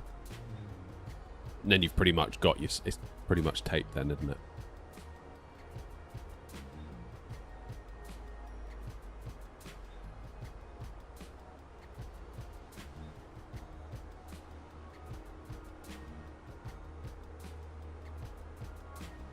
I was wondering about making a little mount. Because obviously the 737, or the Boeing yoke, takes up a lot of room on my desk here with this kind of foot that's used as part of the clamping mechanism. I was wondering whether I could almost make like a little shelf sort of under the desk. And then... so I could get it off the desktop. Cheers, Ed. Thanks, mate. Larnaca, Bob.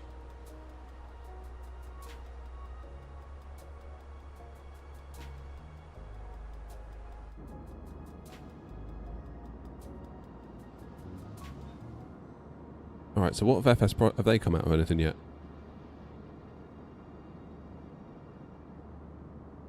Because I feel like FS Projects, I'd like to support them if I can, because they've been very good.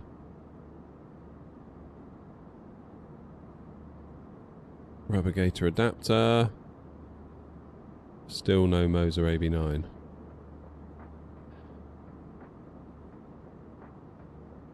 This is the trouble with FS Projects, isn't it? It's the lead time.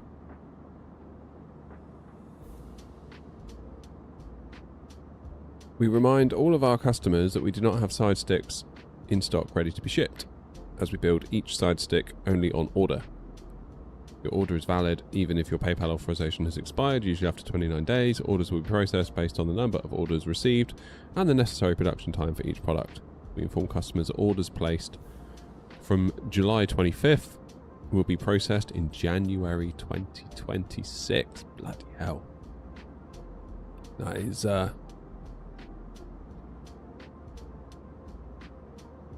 that's quite a lot. Go on in, Toby. What's the question? You alright, Ben? Long time no see, mate. How are you?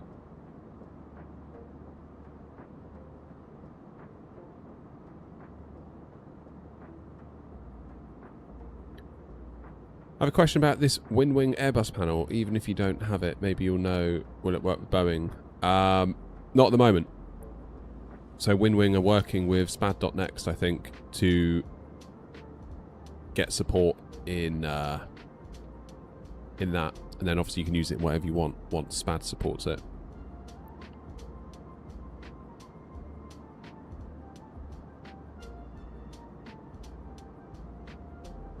Why did you not like the Thrustmaster Ava base? I did like the Thrustmaster Ava base. I think it's great. I'm good, Ben. Thanks, mate. I've no idea where you are, Toby. No clue. Currently using the 4080 Super, only because I need to do some testing with it later today. And I couldn't be bothered to swap it out just to then swap it back in again for today's stream.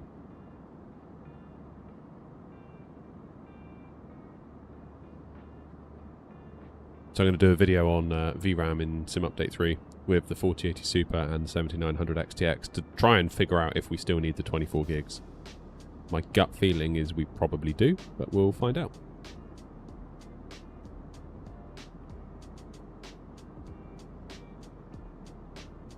Have you ever done any RC model aircraft stuff before? Nope, none. None.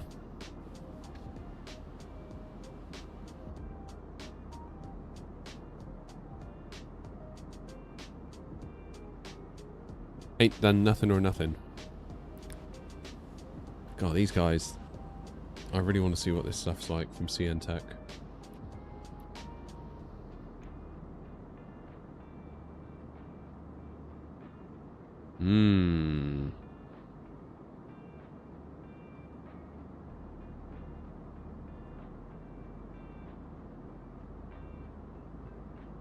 What else have they got?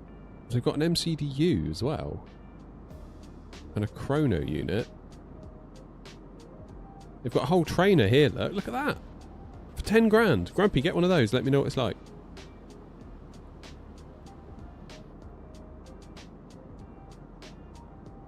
Why have I not heard of these guys before now?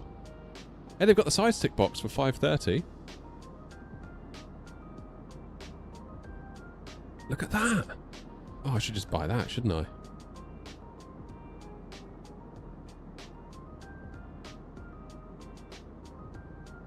Damn.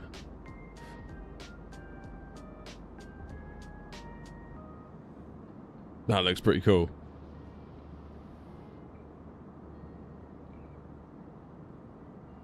That looks pretty cool.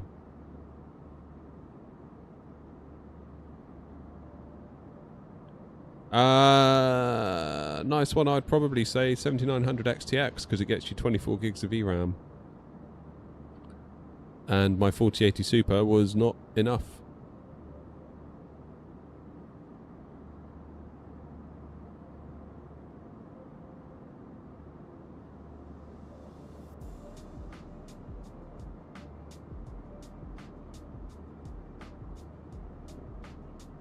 Right, Grumpy, I need you to get one of these with the stick, with the gator, with the tiller, and with the Moser AB9 adapter, and you let me know if it's any good, if that's alright.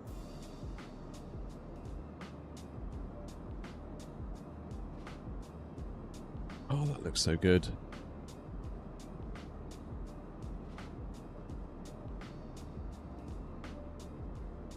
Got the pedestal. So does the pedestal include all the stuff? Holy moly. Has anyone ever heard of these guys before?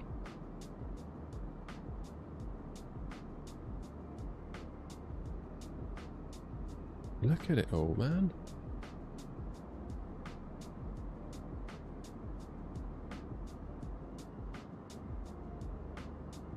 Rudder pedals.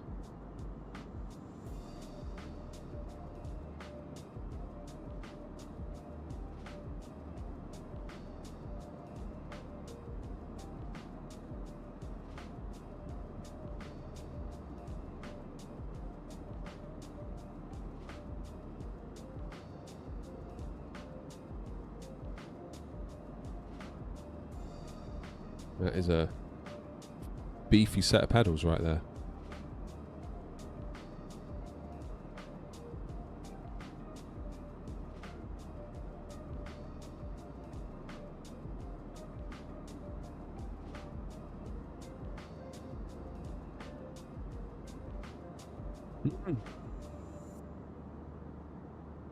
This is a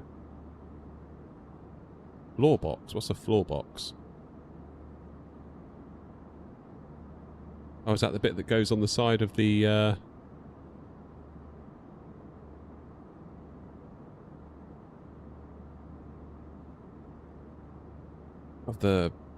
pedestal thing? Scalarchi. Yeah, we're aware of Scalarchi. That was what Hanny had at Infinity Simwings. You can get a whole shell there, look. Look at that.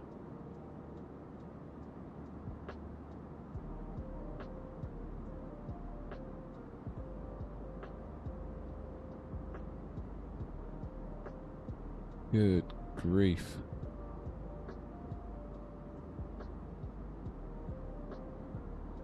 Look at them all, they've just got them lined up. Whoa.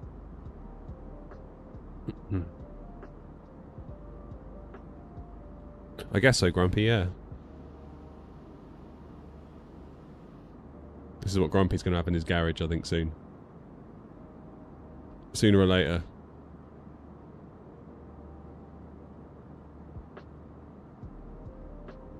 I mean, really, all I want is... This sounds like super... So I've already got the gator. All I want is one of these. Oh, God, it's done it again. Go away, you stupid thing.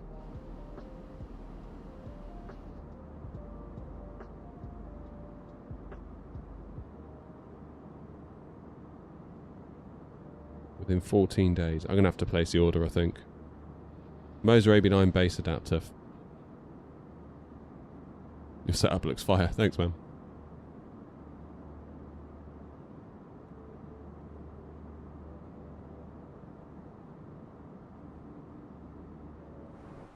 It's impressive.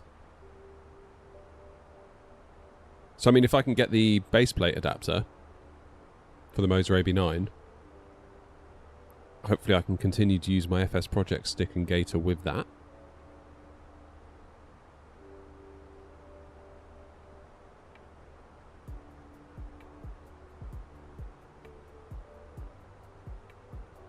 Would you get the Winwing Airbus throttle quadrant?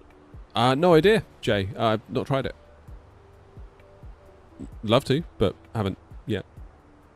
What does the adapter do? So, you see the little blue rubber gator thing? There you go. That's a really good picture of it, actually. So that attaches to the Moser. And then... I don't know if you can see a better picture of it. Have they got a better picture? Maybe not. It's a way, basically, to sort of clip the underside of this rubber gator. Because if you didn't have anything, you see that little bar along the bottom edge and the top edge, it sort of clips around, which keeps it all in place, because otherwise if you move the stick, the whole thing's just going to like slide.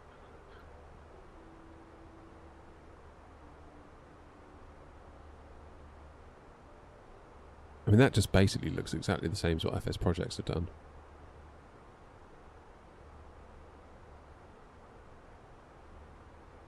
But they'll do it to you in 2 weeks.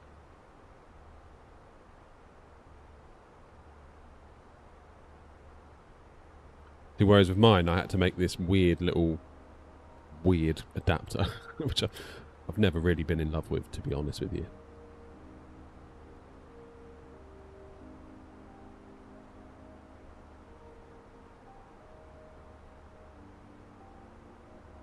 I'm going to order one of those, just to see if it's any good.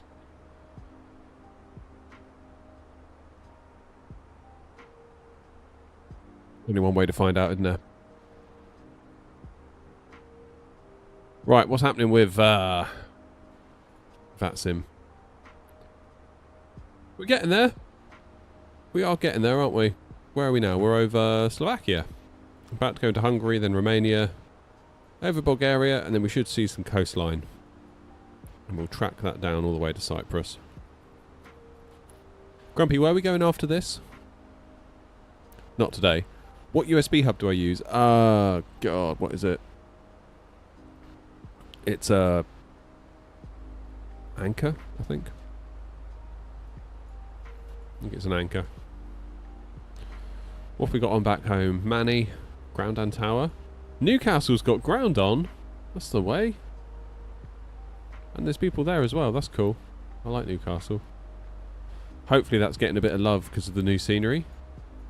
Birmingham.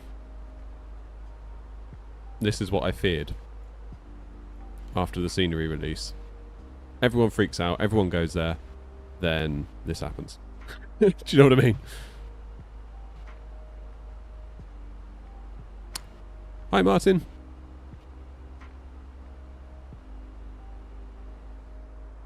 Am I doing another flight after this? Hell no. Not after a 4-hour leg down to bloody Larnaca. I'm done for the day. Well, I'm not done for the day. I've got to start making that video.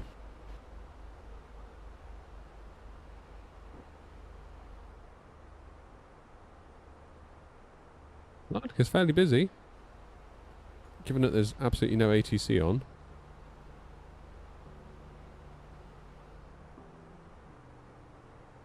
Who knows, maybe there will be by the time we get there, but...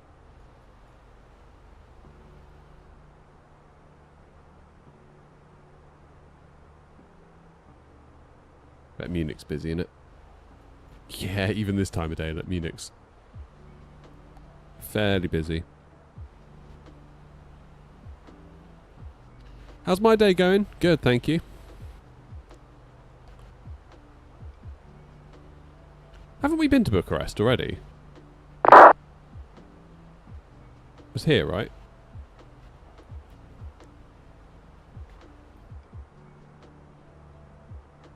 I feel like we've been to Bucharest on this tour once. Or was it El Rock we went to? Yeah, it was here, wasn't it? Oh, yeah. Yeah, I remember this one. I liked it going into there. We'll go there again. Hi, Oscar.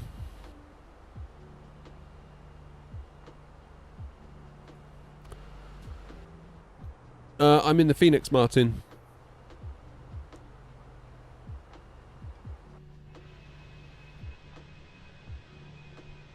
We are in the Fenix.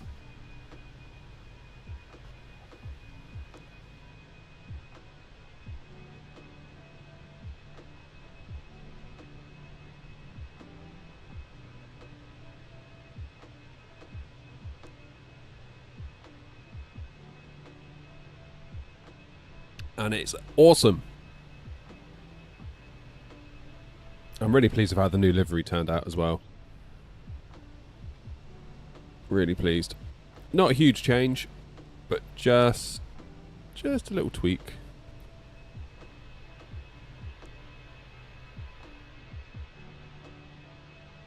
Just to give it a little bit of something extra.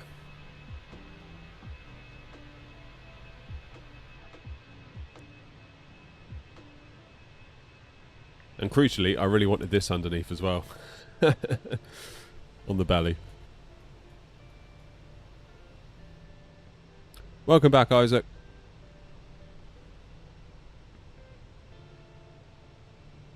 Oh, Aiden. Yeah, take your time to recover, mate.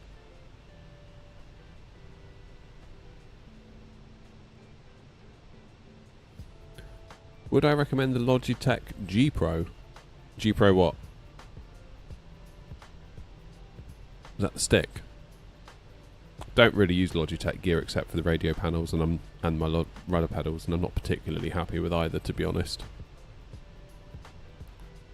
So I'd probably pass on it, to be quite honest with you.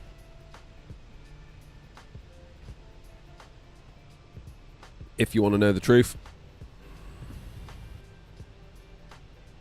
It just feels like Logitech are just... their gear hasn't changed in a long time. A long time. I mean, this radio panel thing that I've got here, that looked like that back in the Saytech days, because Logitech bought Saytech. So all they did really was just change the box to say Logitech on it.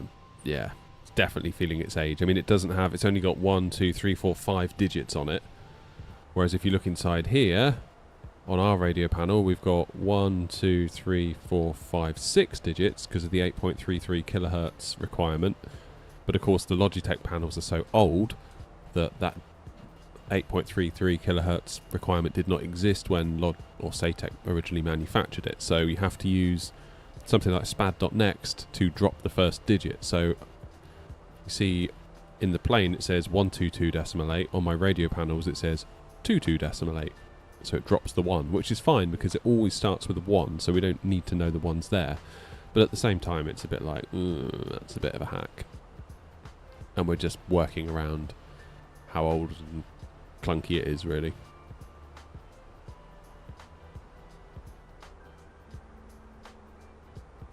Oscar, I think it was in Captain Canada's stream. I think they were chatting about it. So I saw it in that. Does look cool though. Logitech are sitting on their laurels and can't compete with the influx of cheap Chinese manufacturers. Yeah. I mean, look at what we were just looking at. Like, look at this. Like, really kind of niche, top-end, high-end looking gear. And they'll deliver it to you in 2 weeks. It's very good. This is very good. There you go, Grumpy. That's what you want.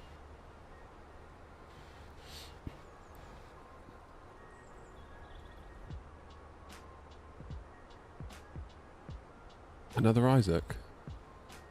Oh, right, yeah, sorry. I thought you were the same Isaac. My bad. Will you wait until Wing Wing releases their force feedback rudder pedals? What, before upgrading mine? Yeah, because I feel like there's a lot of movement in the rudder pedal market at the moment, both from Moser, both from Wing. And I'd just like to see it all kind of shake out before I part with a load of money.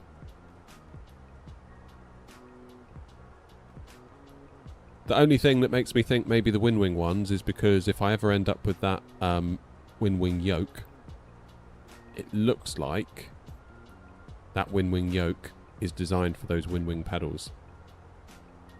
So, and while I don't necessarily like that kind of lock-in,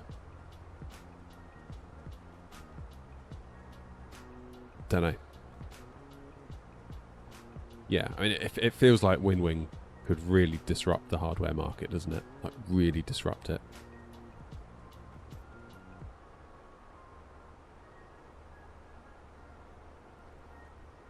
I thought Moser announced some pedals at FS Expo. Did they not?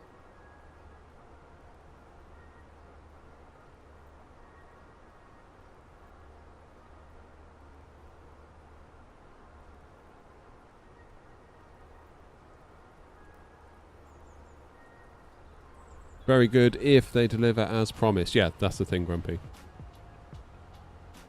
Moser aren't force feedback. Oh, okay, fine. But they announced pedals though, right?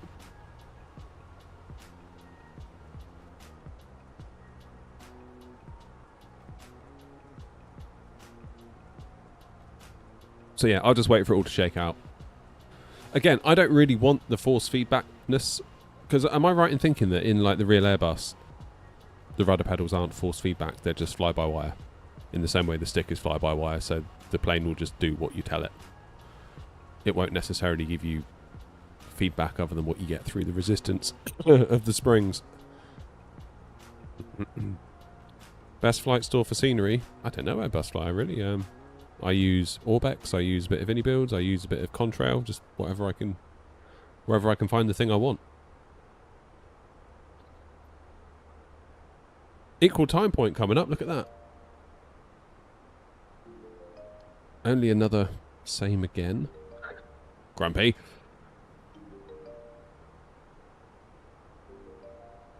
So we're going to get in at 14:34, which is 2 hours and 20 minutes.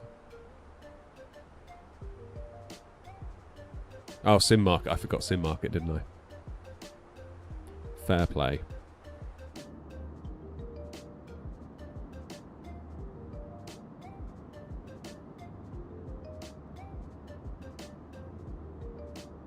Cheers, Nazim.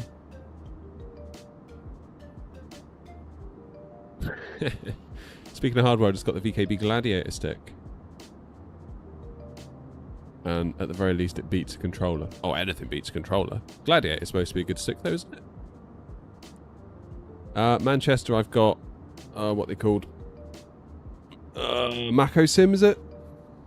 That one. I wanted to ask, what days do I stream? So my streaming schedule right now, because it's summer holidays here in the UK and the kids are off school, my schedule is just all out of whack. So until they go back, week after next, just I'll be live at random times.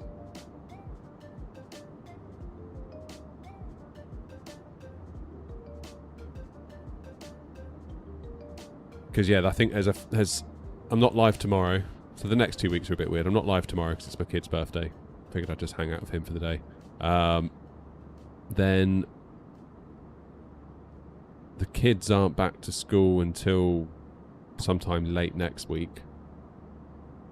But Tuesday, Wednesday, they're not at school, but my wife has to work. And those are my days off in the week from the day job, so I won't be able to work for the channel. I'll instead have to take care of them. So yeah, it's all going to be a bit weird. What I'd like to do moving forward is include a few more evening streams. I feel like I'm definitely missing a trick by not doing that. So Tuesday, Thursday, I'm going to kind of like we're trying to work things out schedule-wise as a family so that I can definitely get out here Tuesday, Thursday. Because every Tuesday, Thursday in the last 6 months, there's always been some like reason why I can't. That's like something to do with the way things have been organised with like, you know, kids or schedules and stuff. So we're trying to get better at that. Because I feel like a big part of the people that watch never get to see the streams because they're either asleep or at work and they can't do it. Whereas if I'm live in the evenings, we get a bit more ATC on VATSIM, so the streams will be a bit more lively. And then there's like a whole other section of the audience that could work. Would you get the Thrustmaster rudder pedals? Which ones? TPRs? Yeah, I probably would. Hey Rax. We haven't done Wordle yet, have we?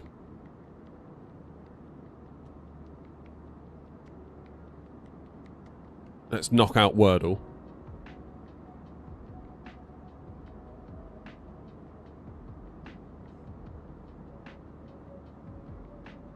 PFRPs, they like the cheaper ones, like 100 quid ones or whatever. Right.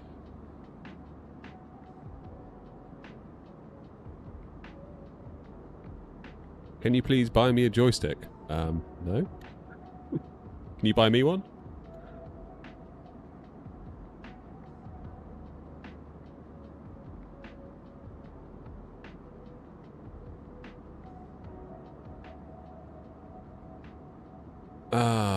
What about weary?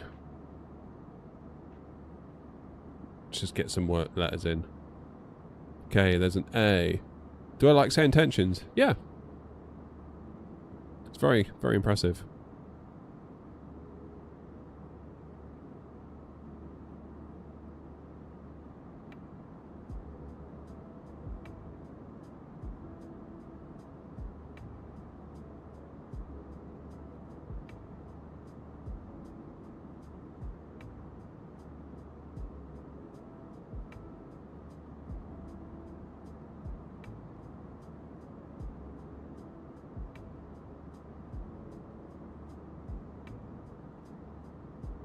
Thoughts?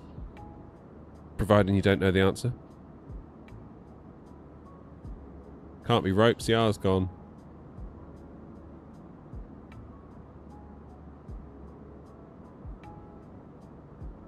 Could be copes. No, it can't be copes either. Could be pipes.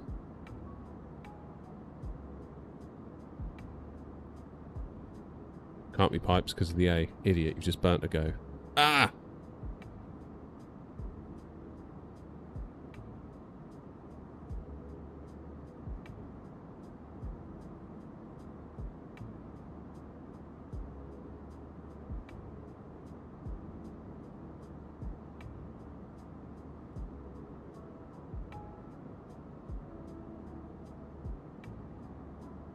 Oh, okay.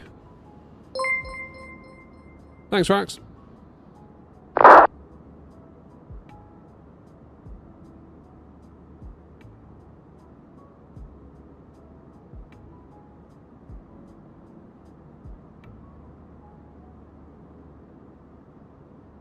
Caned?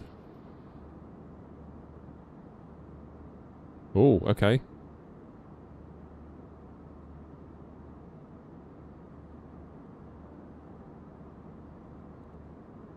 Annex.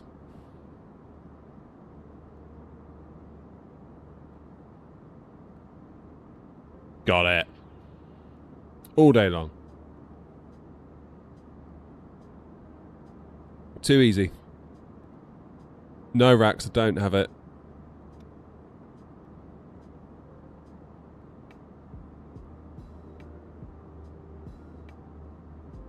Oh, what have I done?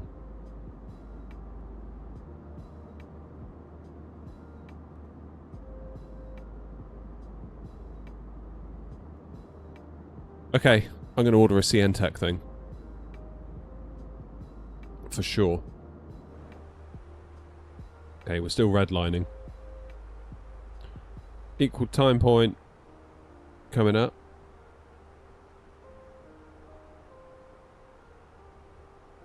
How far have we got to go for that? 40 miles. We should play Wordle Unlimited. What's the difference? Is that just like basically loads of words?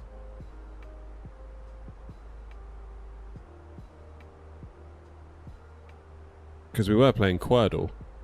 That's hardcore, Quordle. Mental.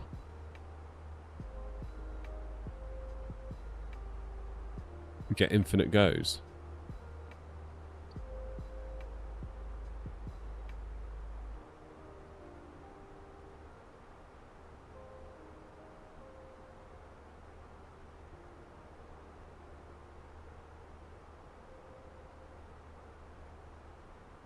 Reaps? Could that be it? No.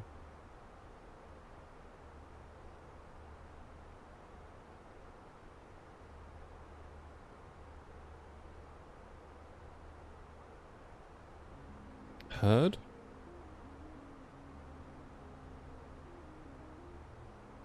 Yeah, we've got herd. That's alright.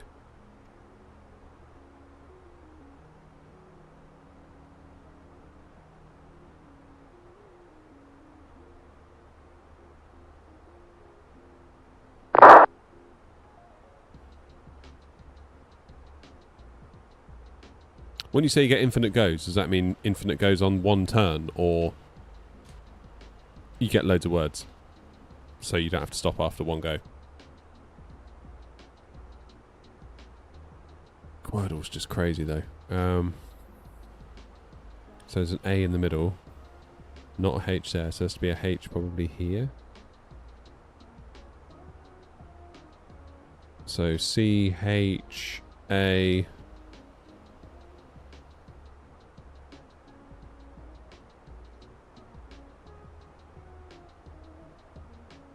No.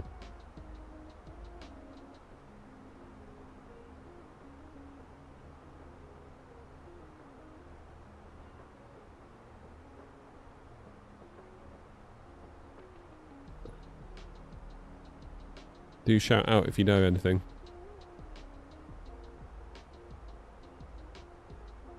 Nice one, Hayes. Or Hazim, I should say. course I remember you. I can still see you in YouTube chat.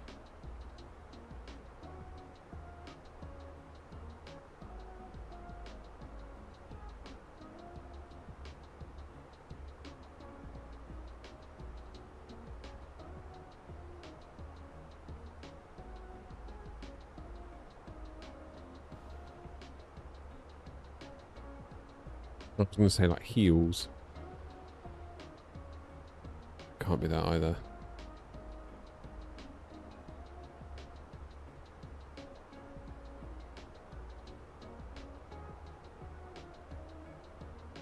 I don't know what to do.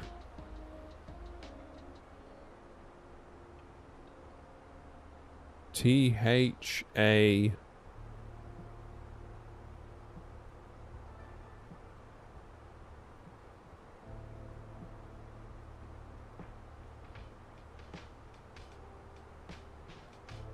Trap? Train. Oh man. So there is an R and a T. Oh shit. So the RHT can't be there.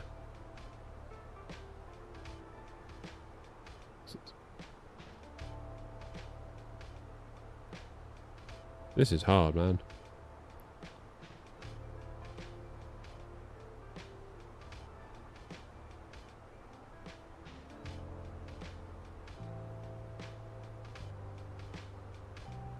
Okay, so we need a T or a H in here, so it's going to be a TH.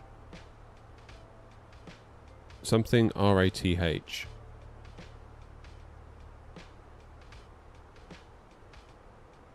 RAF.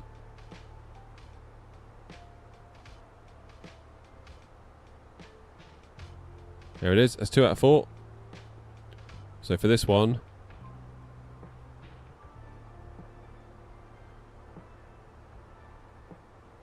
Yeah, good shout, Aiden. You got it as well.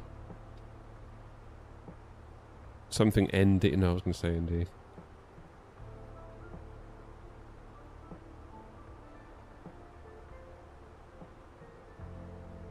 A D, an N, an E, and an I. And something else. The E can't go there or there.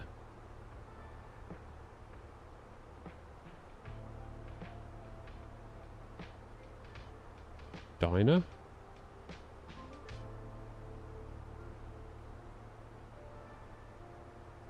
Dined? Ugh.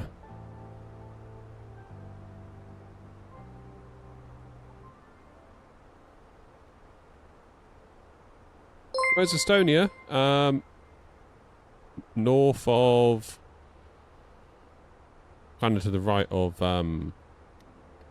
Sweden. Can't be dined. That's annoying.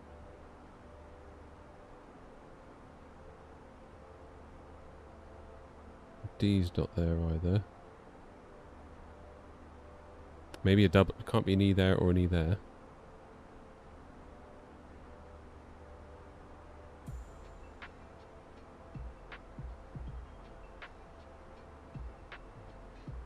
Oh, I'm really stuck on this one. How you doing, Toby? No, I don't play Geometry Dash.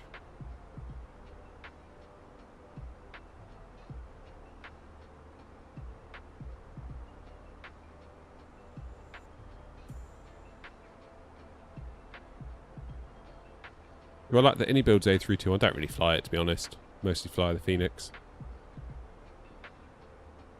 Well done, Whack. Good job. Oh, we're getting some nice scenery now, at least. Look at that.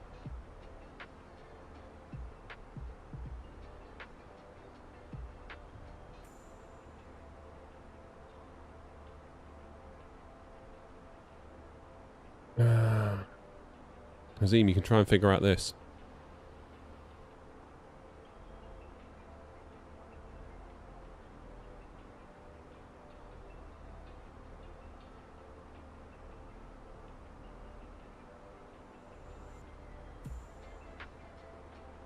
What about in...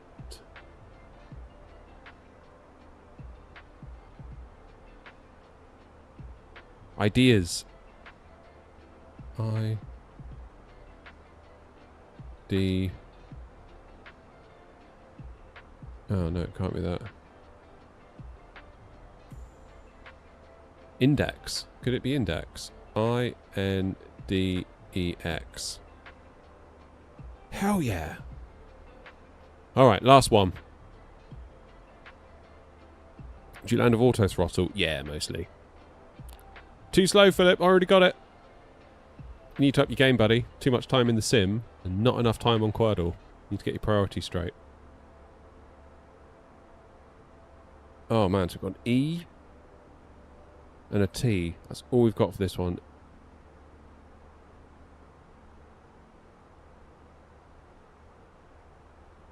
Ugh.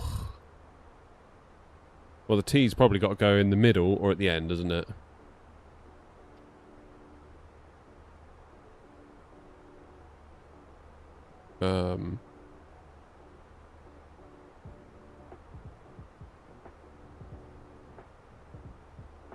It's got to be in the middle, surely.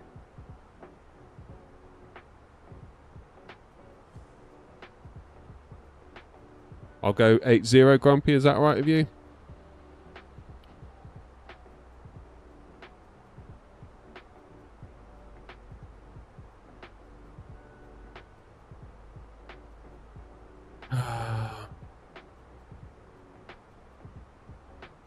I just purchased Indie Builds Dubai. Is it good or not? I haven't been there in a while, but the last time I landed there, I think the Pappies and the ILS were quite a way off, but that could be because I had the default scenery still installed, so I need to revisit that. Meter. Oh, can't have the R.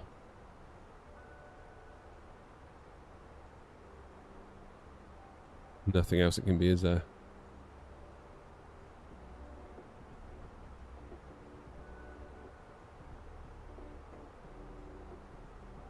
ETO? No. Oh, I'm getting desperate now. It looks like beg it to me. What does that mean? Is that even a word?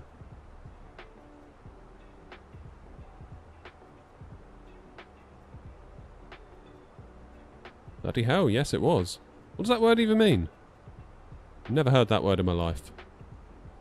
Begetting? What does that even mean? To procreate as the father. Bloody hell.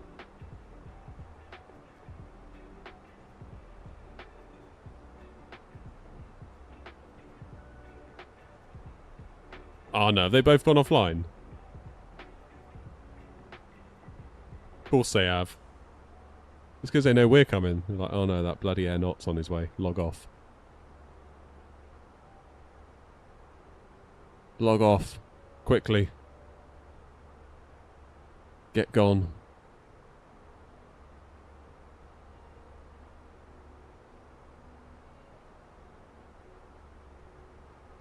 Have we done plane spottle yet? We haven't, have we?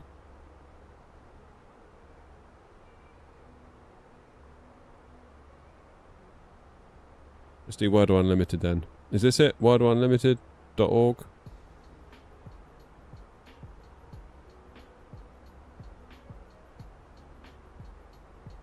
So what happened? You just get another go?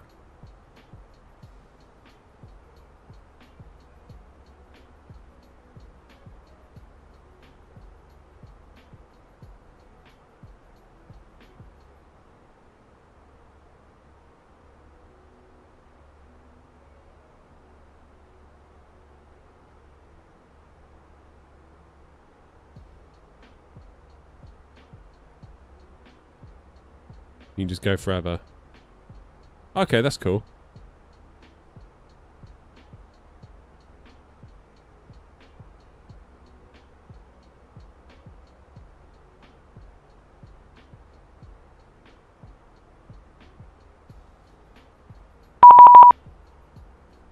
Is that someone coming online now? Someone saying hi. Hi.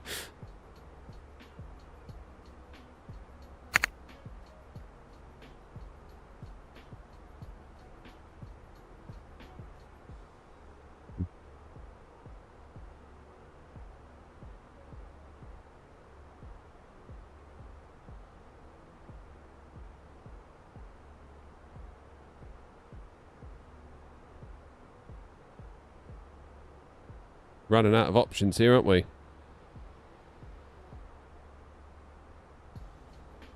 Best scenery I've ever bought? Maybe Edinburgh?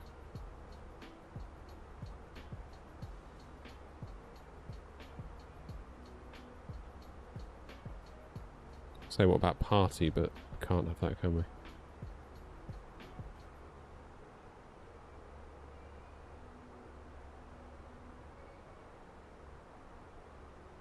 You in the sim today, Philip, or no?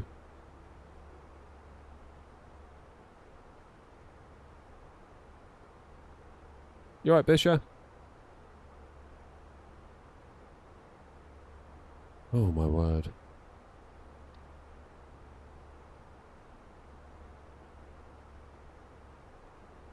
Working from home.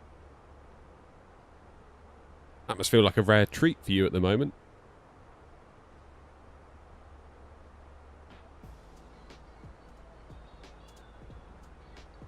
Sunny. Oh, that's I can't because of the lack of you. But we'll try it, see if we can get some letters out of it. Nope. Balls.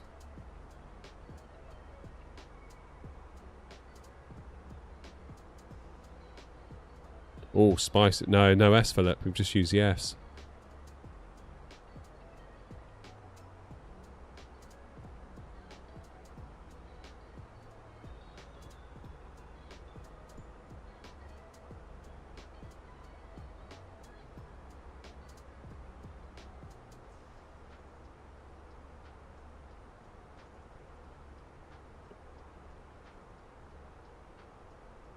Piggy? Oh, I suppose it could be, couldn't it? Oh no, that was helpful though, wasn't it? That was helpful. Dippy? What about Dippy? Huh, okay. Hippie? Whippy, fippy, hippie, jippy, kippy, mippy, bippy, vippy. It's got to be hippie, right? Has to be hippie. If it's not hippie, then I don't know what to say. Yeah, there we go, just in time. Good call, Philip. Good call.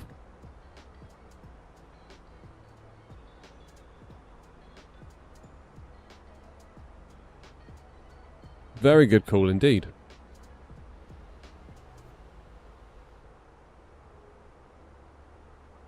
Right. It's soon going to be time for my lunch. I have to go in the house and see what's in the galley.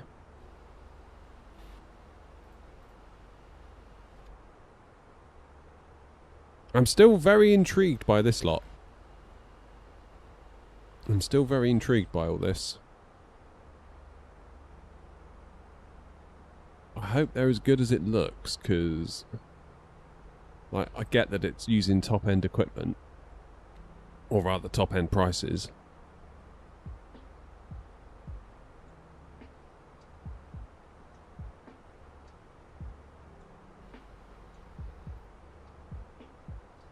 Had the coffee, Bisha. Lunchtime next.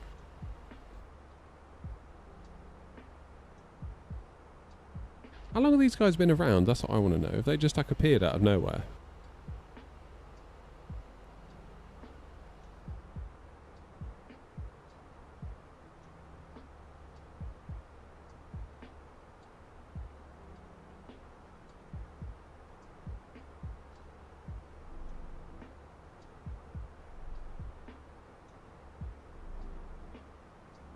Feels like they popped up randomly last month.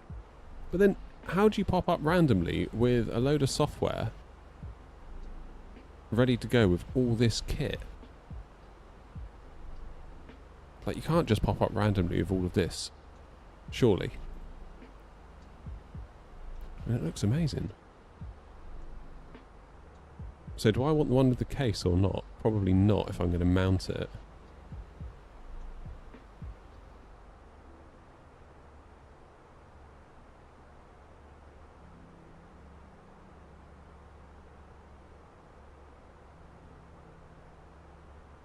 Oh look, you can also mount it to the Thrustmaster plate. That's clever.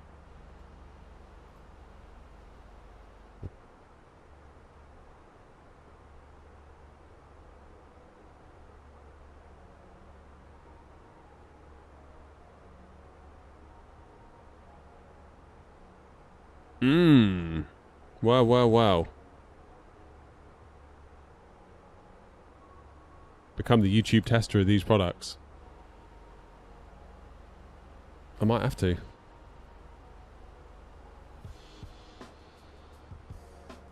£181 for a captain side with shell, or without. I guess I don't want the shell, because I guess when they say the shell, they mean this black bit, right? And if I'm going to sink it into my pedestal, I don't want the shell. But then if I get the shell, can I just remove it myself? That's probably what I want, isn't it? Because then I can use these screw holes to drop it in, cut a hole that's smaller than this blue plate, drop it in, and then screw it down.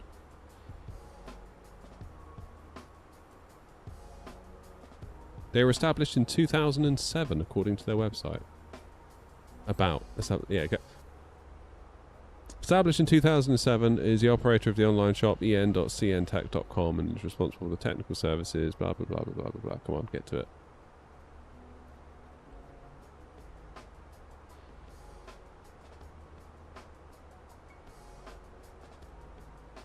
With an increasing pursuit of realistic experience among flight simulation enthusiasts, more and more customers have expressed their desire to build an individual simulation cockpit. To this end, based on professional level simulators, we've begun to provide high quality and cost effective flight simulation solution in both private and commercial fields.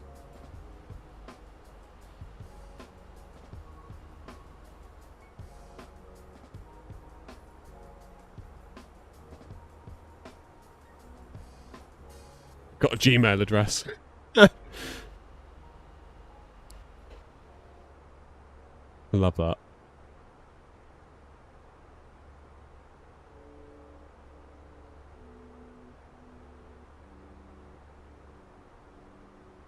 I mean, they've got a phone number on the website. That, to me, speaks volumes, because, like, who puts a phone number on the website anymore? Nobody wants you ringing them. Try and find a phone number of a company these days. It's really hard. And then if you do actually find a number, it's like a thank you for calling, and then you go through like a flipping phone tree that takes you about 5 years to get anywhere near a real human. I'm very intrigued by that. I'm going to order their thing, their Moser plate, and hope that it works with my FS Projects Gator.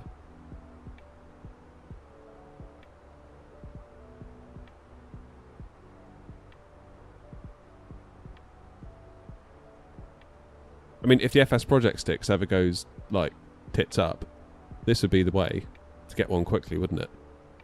Because they'll do you one that looks pretty much the same, with the Gator, dispatched within 2 weeks, rather than January.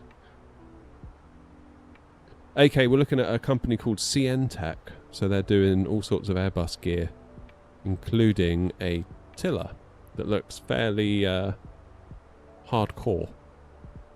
Whether it is or whether it isn't, I don't know.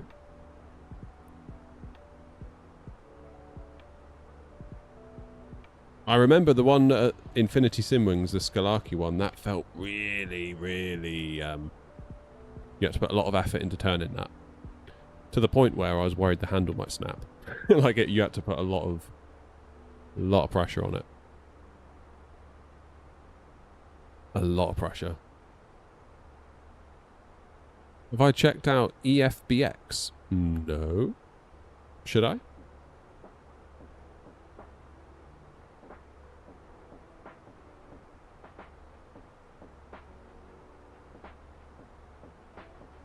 Is this it?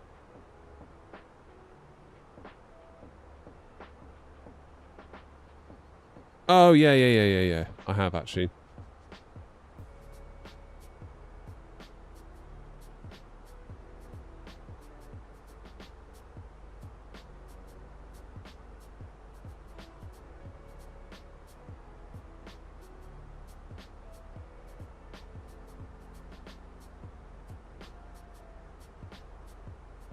Yeah, I think it's all going to hinge on whether the likes of Fenix and the likes of PMDG integrate it.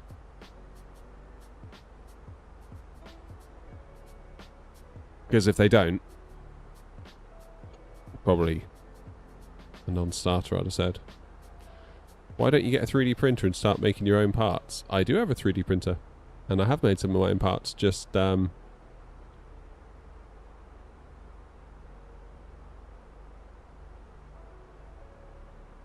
yeah, I've made some of my own parts.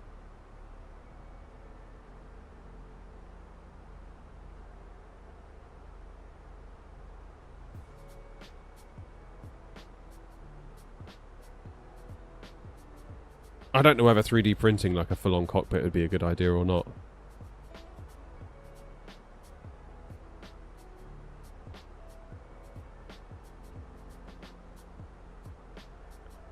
And it comes down to, really,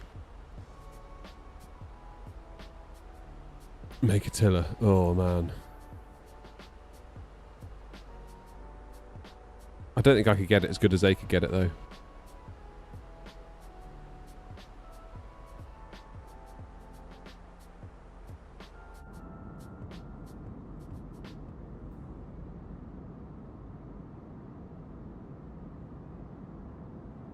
Right, hopefully it's not going to be long. We're over Bulgaria now. Then we're going into Greece, and we should get some pretty views. All ATC is off, though. All the way down. Get this one out of the way. Get this flight out of the way, then we can start cracking on a bit. Because... how far have we got to go?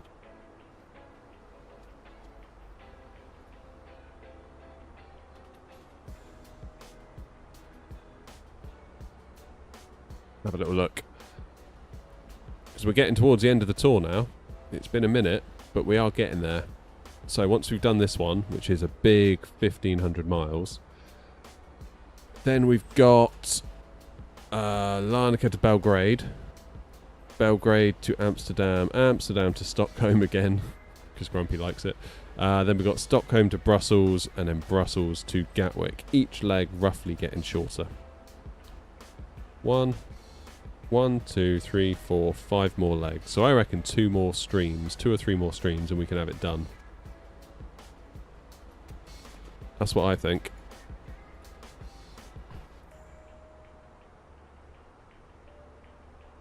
Linkus Jinkus, how are you?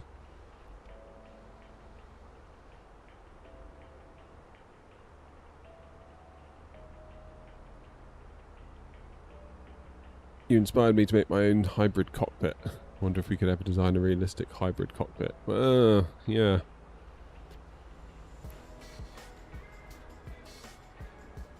An entire 3D printed 737. God.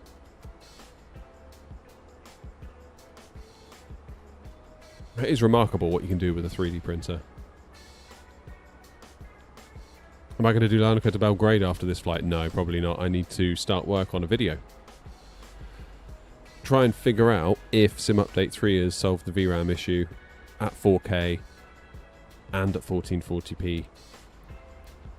Kind of see where the land lies. Because it's all well and good Asobo saying they've improved it, but I get the impression when Asobo say, yeah, the VRAM issues sorted, or there's been an improvement here and there's been an improvement there, I think they're kind of talking in the context of if you just play the sim out of the box. But of course we don't. We use things like the Fenix, we use things like PMDG, we use things like Edinburgh's version 2 scenery, which is insanely detailed. So I kind of feel like the next question is like, yeah, but what about for the rest of us that like to mod our sim? So that's kind of what I'm going to try and answer. Because I remember with the 4080 Super back in the Sim Update 1, Sim Update 2 early days, even at 1440p at Edinburgh, I could blow through the 16 gig VRAM limit on my 4080. So that's kind of a problem.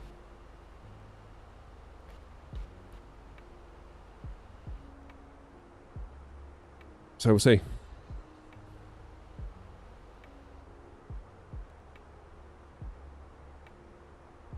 I mean, at a certain point, it's kind of not Asobo's problem, is it? Because it's like, if Asobo fix their base sim, but then developers don't optimize their end, whose fault is that?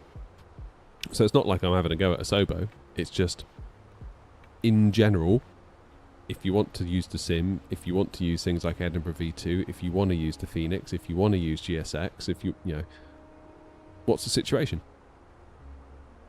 It's not necessarily about blaming any one single party, it's just like how much VRAM do we need? So I think the plan for the video is I'll start in a default airport, default plane, like, I don't know, Nuki in a Cessna 172, take a reading.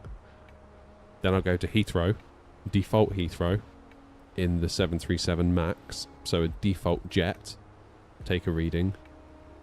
Go into the Fenix at default Heathrow, take a reading. Fenix, builds Heathrow, take a reading. 777, builds Heathrow, take a reading. Then go to Edinburgh and Fenix and take a reading and see what's going on. All at 4K. And then if there are any that are looking a bit close to the limit of 16 gigs, like probably Edinburgh at Fenix, reboot the sim into 1440p and see if you can get away with it at 1440. And then hopefully through all of that we might have an answer. And if we don't, then we don't. I'm very sorry.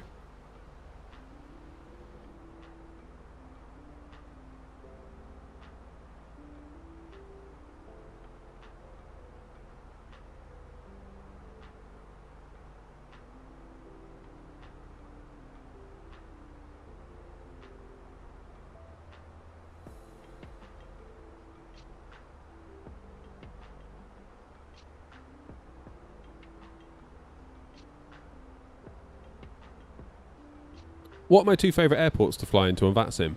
Probably Gatwick and Edinburgh. I feel like if ever I'm unsure of what to do on the sim, I'll just go to Edinburgh from Gatwick. I love that flight. And flying back. I feel like I prefer Gatwick over Heathrow, and I don't know why. Like, Heathrow's okay. But it's just not quite as fun, in my opinion, as Gatwick. Gatwick's a bit quirky. Bit more to it. Bit more... I feel like your taxi at Heathrow is just like left onto Alpha, right onto whatever, and then stand so-and-so, whereas Gatwick you're more likely to get, you know, Juliet, then Romeo, Lima, Papa, Quebec Alpha, something, you know.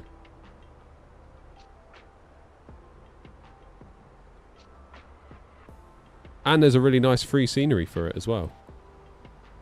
Really nice free scenery.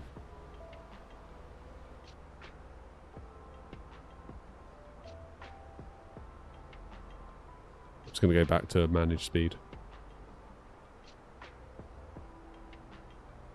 14:32 is when we're going to be there.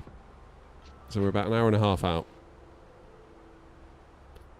Job for tonight is order that Moser thing.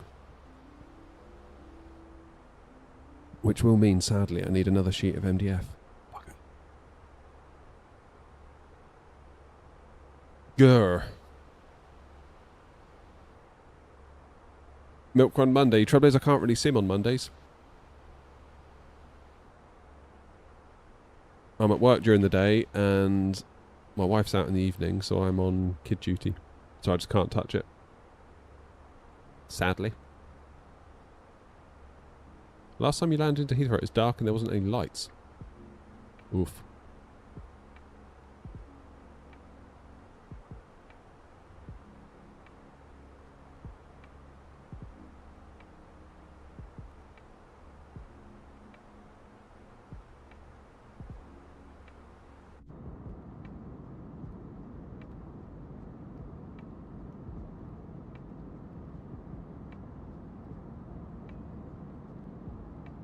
Oh. No way I'm ever doing long haul on stream. I don't want to do it.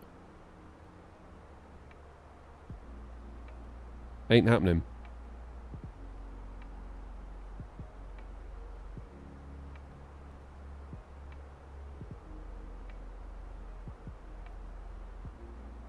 I'm feeling the boredom starting to creep in. If I wasn't streaming, it'd be fine because I could just wander off. disconnect from VATSIM maybe, just so I don't cause a problem in case ATC connects on.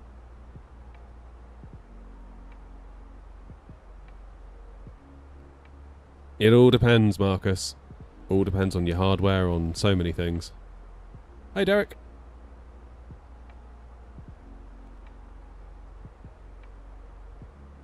Would I recommend the Thrustmaster yoke? Yeah.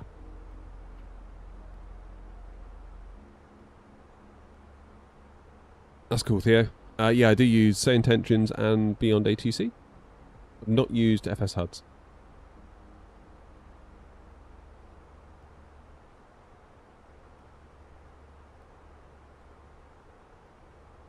Pros and cons of the yoke. The cons is that it's really big.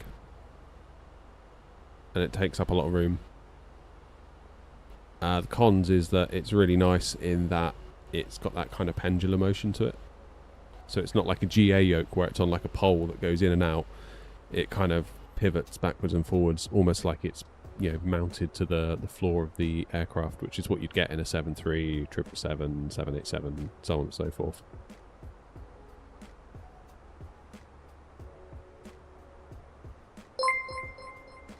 Did you try getting the WinWing yoke? It's not out yet, is it? Cheers, Arfly.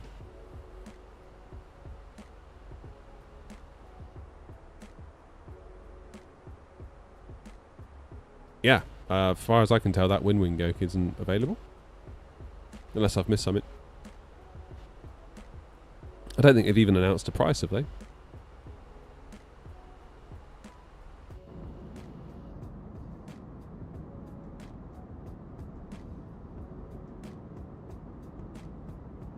Since I probably got promotional material. I haven't got anything. I haven't got anything from WinWing. I've never worked with them, never had any communication from them. So I wouldn't know. WinWing yoke also takes up 4 times the space. Yeah, it does look rather large, doesn't it?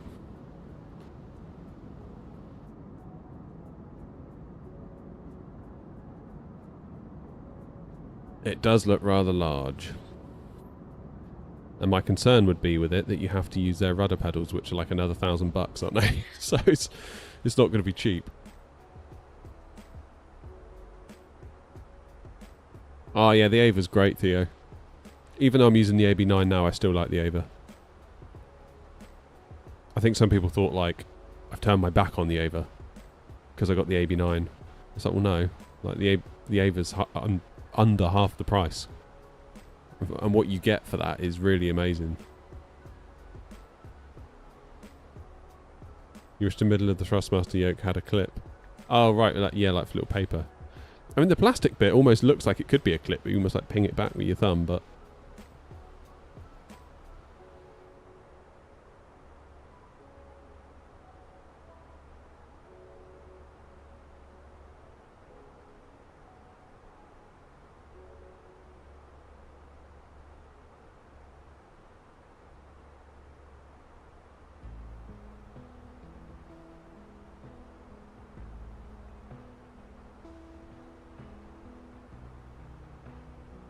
What kind of solution do you have for those side tables? What do you mean? Like this thing? How long to top descent? I was just about to have a look actually myself. 581 bloody miles. Oh.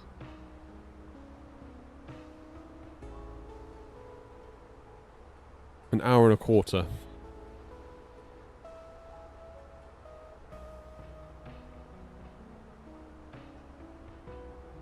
Oh, these are just like little bits of worktop that I screwed into the underneath of the main bit of desk. This whole thing with the joystick is a pedestal that I built that's separate.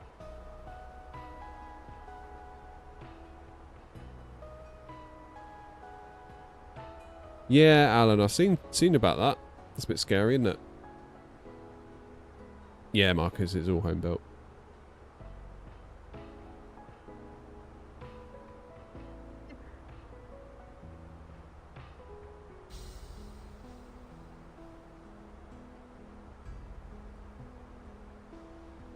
All homemade.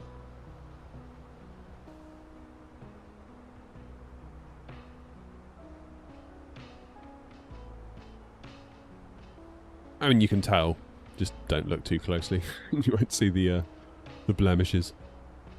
I mean, luckily you won't be able to see it anyway.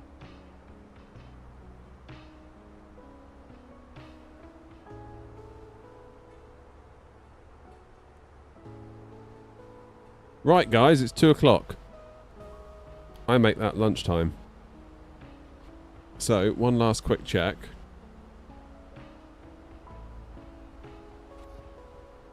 No ATC is online. Thank goodness. Grumpy's nice and ahead of us.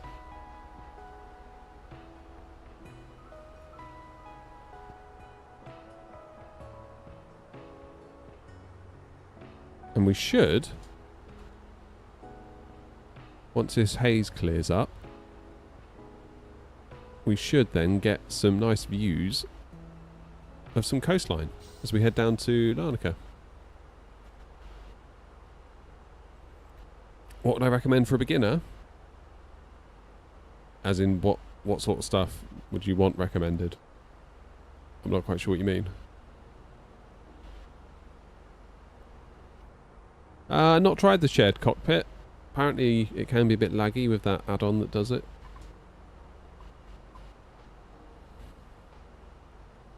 Hey, Polo.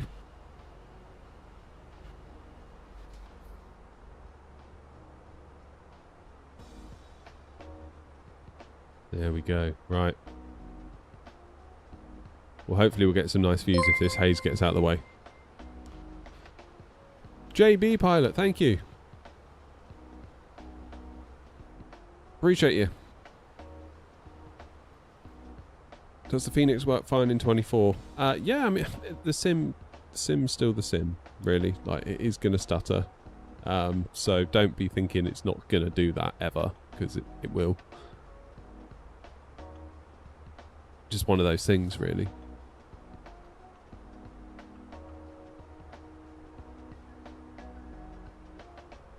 One of those things. I'm doing good, thanks, Polo. How are you?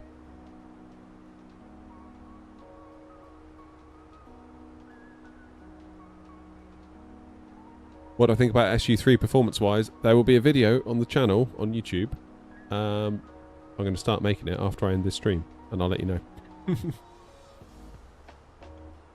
Because I haven't really tested it that much, to be quite honest. Beyond just flying around like we are now. Right, I need to go get myself something to eat. I'm going to go and grab a sandwich and bring it out here. I'll be back in a few minutes. Enjoy.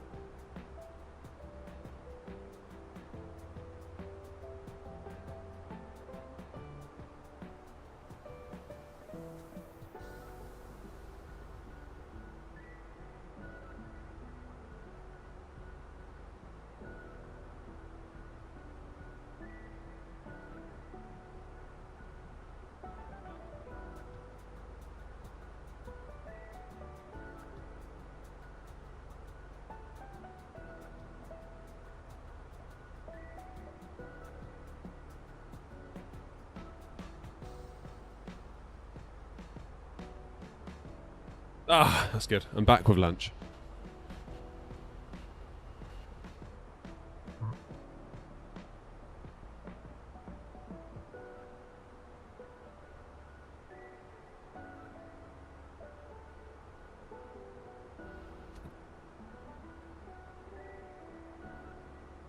Slim pickings today.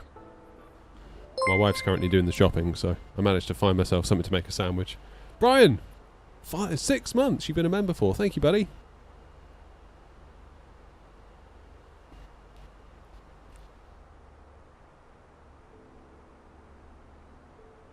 Thank you very much for the support.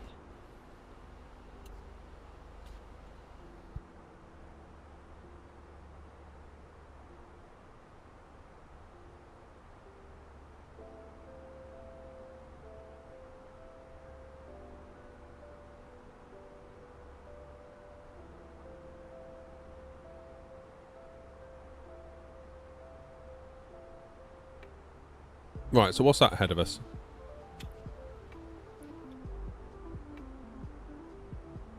That is Lemnos? Don't really know, to be honest.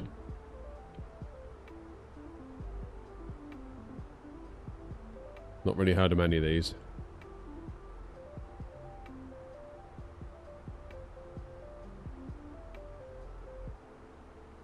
Looks pretty though.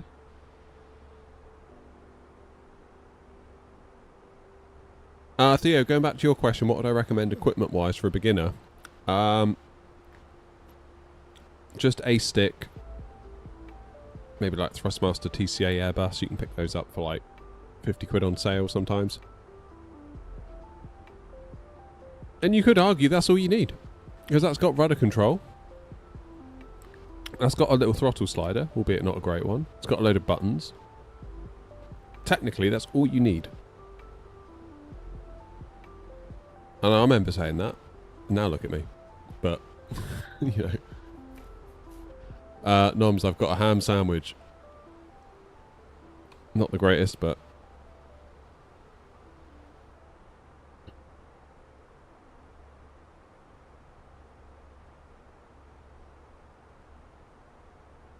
yeah, nothing wrong with a side stick.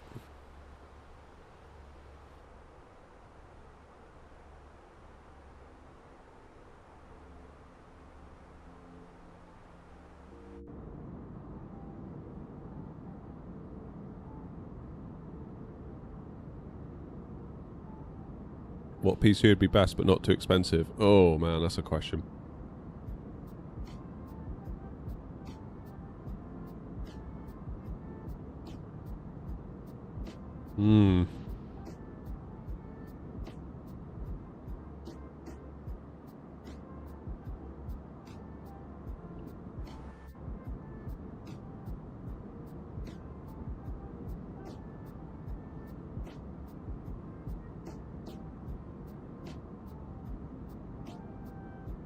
It's really more about what resolution you want to play at.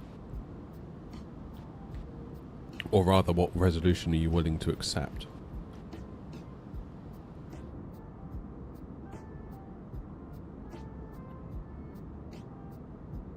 If you're happy with 1080, you might have some options.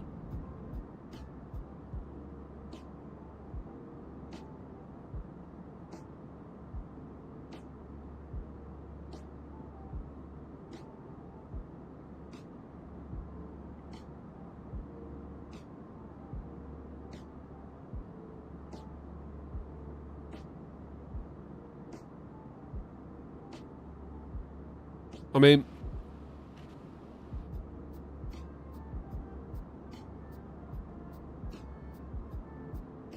CPU wise, an X3D is going to be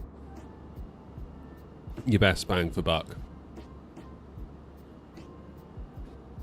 The X3D chips help a lot in flight sim from AMD. So if you can find yourself maybe a 5700 X3D going cheap,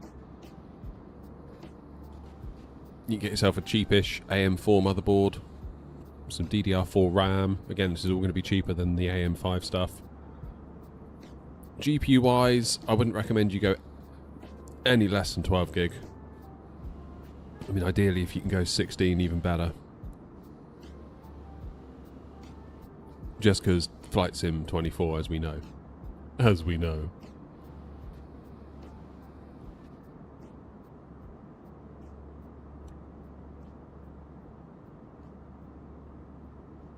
I have done, Theo. If you ever look.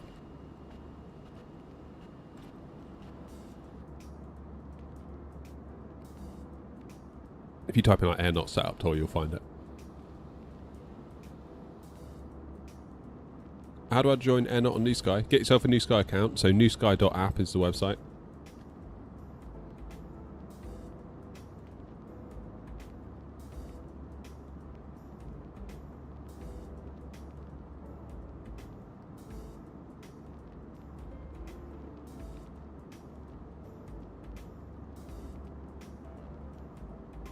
Ooh. Ooh.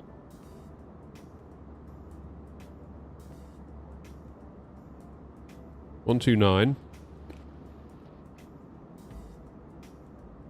6, 7, 5.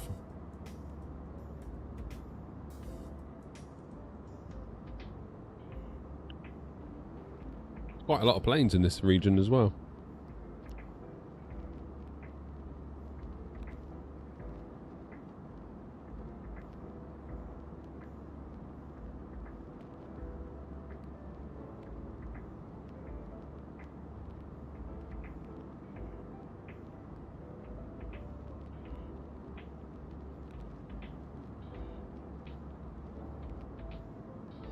Yeah, I think we're sort of well out the way of anything, aren't we? And we're basically going to be passing through over into Turkey and then just jumping on. I'll wait for the contact me because I could do without having a load of pilots in my ear while I'm trying to talk to chat, to be honest.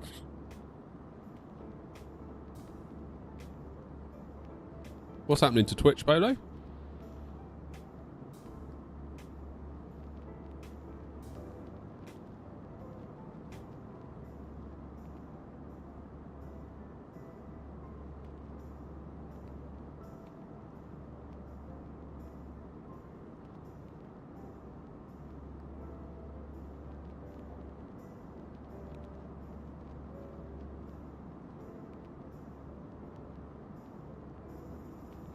That's a lot of aircraft he's got going on.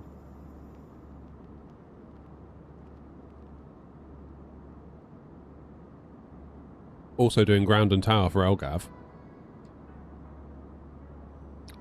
It's no joke, that.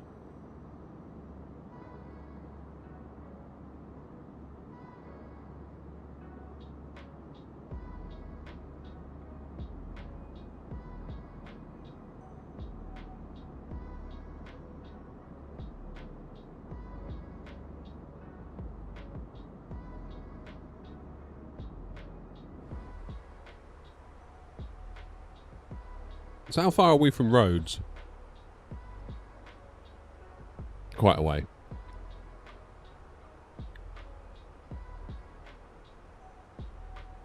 So our hotel, when we went to Rhodes, was like here somewhere. And we were looking out over this bit of sea thinking, what is that island? Not realising it's actually part of mainland Turkey. Muppets.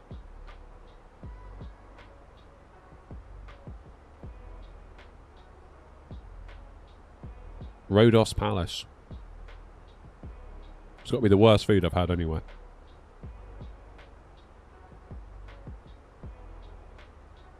Not been to Skiathos. Should do.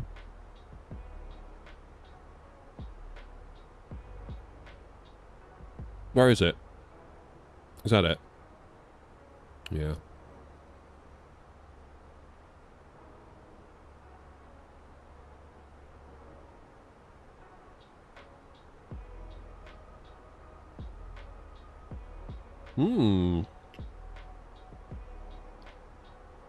Bit of ground on at Birmingham.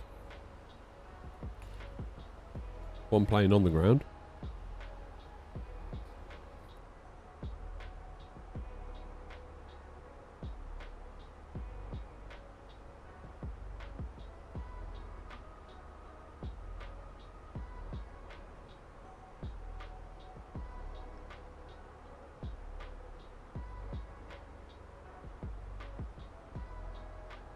Look at Cologne.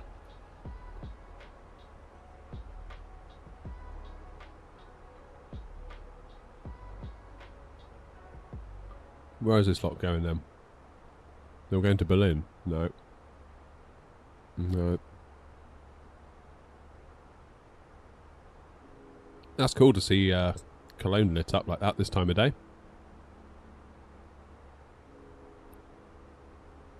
Just outside of Lindos. Where's Lindos?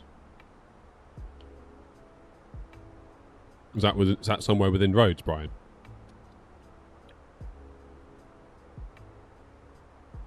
That's the first all-inclusive I've done at that place in Rhodes.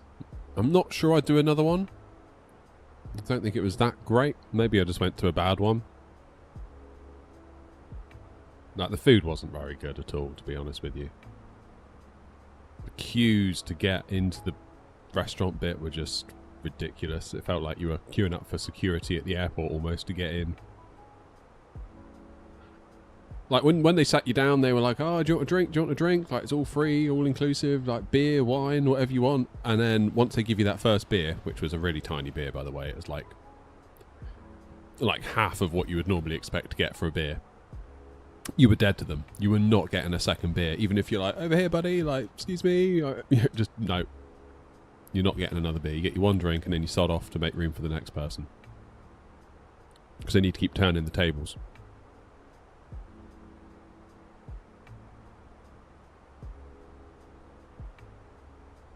And if you were to go up for dessert, there was a couple of people that came back and their tables had been turned and given to someone else. And like this couple came back with like a plate of dessert, and they were like, "We're coming back for our dessert." They're like, "Oh no, sorry, your table's gone now," because they thought they just left.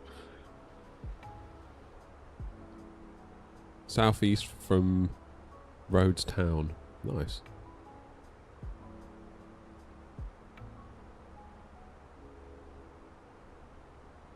Yeah, look at the reviews on TripAdvisor for Rhodos Palace. It's interesting, let's say.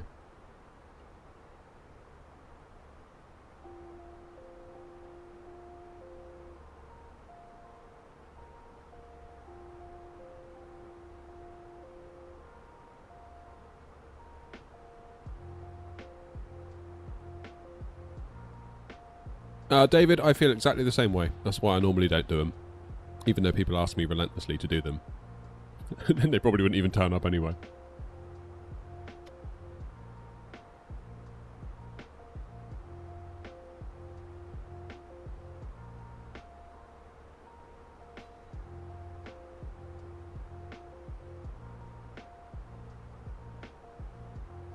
Sounds like you had a better time than we did, Ryan.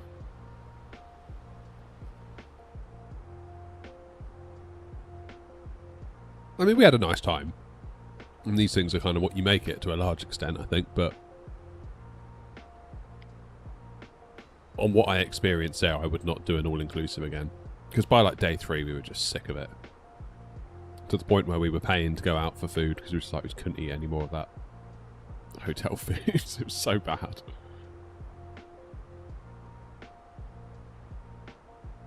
It was interesting though, seeing how they make it work.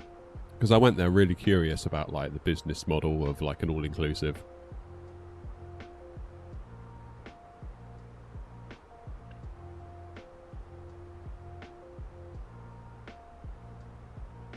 It was like you go to the pool and you walk up to the bar that's near the pool and you think, I'll get a beer because I'm all-inclusive. And they're like, oh no. This bar you have to pay for. I was like, what? They're like, yeah, this is the paid for bar. It's like, you need to go to the all-inclusive bar, which is the other side of the hotel. So basically you have to go on like a 10-minute walk to get a beer to bring it back to the pool. That's how they stop you drinking too much and costing them too much, I think.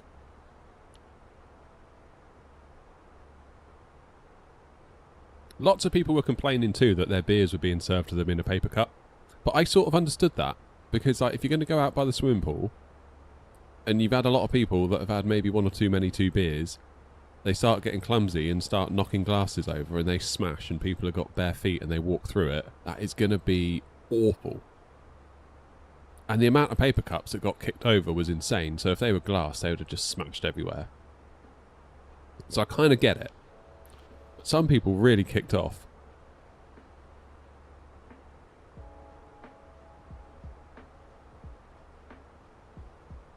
I do kind of get it. But there are people at the bar being like, I'm not having a paper cup. And they're like, yeah, you are. Because you're going out by the pool.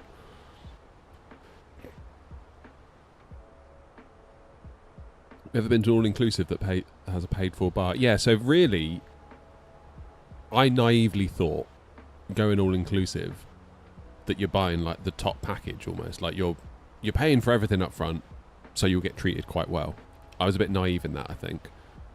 What became apparent when I got there was that the all-inclusive guests were kind of like the peasants, if you like. And those that were willing to pay got a much nicer experience when they got there, because they could go into the nice restaurants that were in the hotel. They could go to the nicer bars that were in the hotel. Whereas the all-inclusive lot got stuffed in this basically like cafeteria-style restaurant with a really rubbish little bar that always had a super long queue. Like you could probably add 4 drinks in the time it took you to queue for 1. So... like, I remember one guest was queuing in front of me for the bar, and he wanted a cappuccino, and the person on the bar I think was quite new, and they went to the coffee machine and to press the button for cappuccino, because it was like one of these bean to cup machines. They pressed the cappuccino button, and there was like the bar boss, who basically sat at the end of the bar with a piece of paper, and he was writing notes every time someone bought a drink. So I think he was tracking guests that were maybe taking advantage too much. And he jumped up and he was like, no cappuccino, all inclusive, no cappuccino. And the guest was like, what? They're like, you can't have a cappuccino, you're all inclusive. And he was like, what can I have? And then they pointed to this like giant urn of like coffee, and it looked like bloody dishwater that came out of it. I mean, part of me was like, okay, fair enough, but maybe just this one time, just say, really sorry, cappuccinos aren't actually included in the all-inclusive drinks package. No problem though, we'll give you one this time, just be aware next time. But like to shout at the guy in front of everyone, to make him feel like this big in front of a queue of people, like, you're all inclusive, you don't get a cappuccino. Like, really? It's a bloody cappuccino. Let's give him a cappuccino, what's wrong with you? You get the watered down booze. Yeah, I googled that when I got home.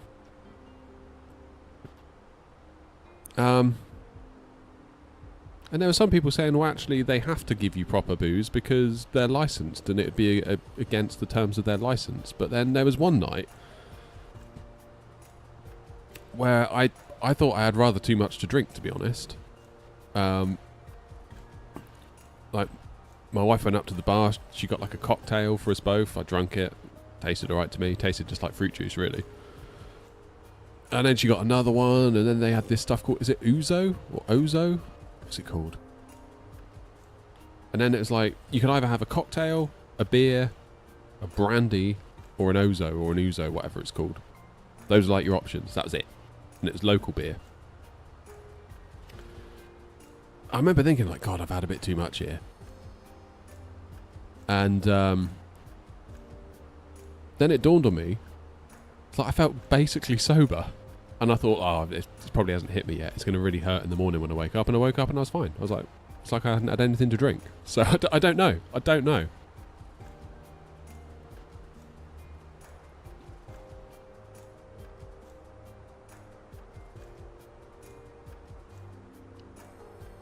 Well, maybe I'll go to your lot next time, Brian.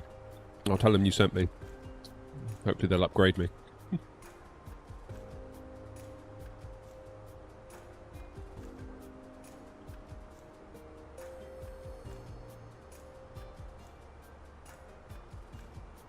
You might have a point there, Pulse. How's it doing, Clouds? Welcome on in, mate. Cyberplays is doing a flight from Stansted to Girona. I don't know where that is. Good luck, Vaxo.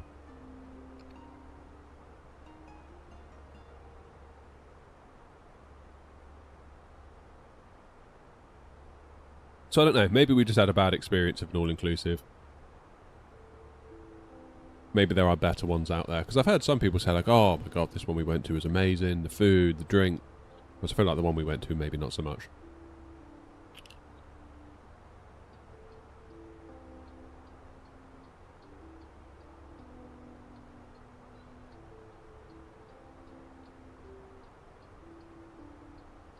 But yeah, you sort of know it's a bad job when, you know, over breakfast. Like, we have the breakfast that's included because it's just convenient to wander down and get it, but over breakfast you're like, should we just go out for lunch today? I know it's going to cost us probably 60 euros, but it's got to be worth it, right? Instead of having this slop again.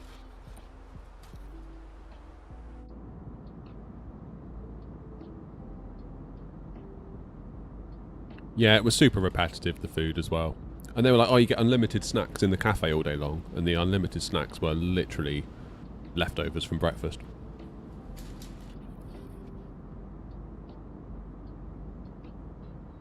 Maybe the trick is to go to the one in the non-touristy areas. We went north of Tenerife and it was great, but they hated us Brits. Yeah, I guess the Brits have got a bit of a reputation abroad though, haven't they? So you can kind of understand it to a point.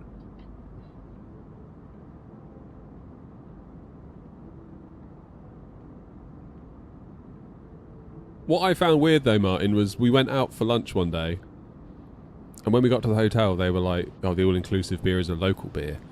And my first reaction was, ugh, local beer, that's going to be like whatever crap they can lay their hands on cheap.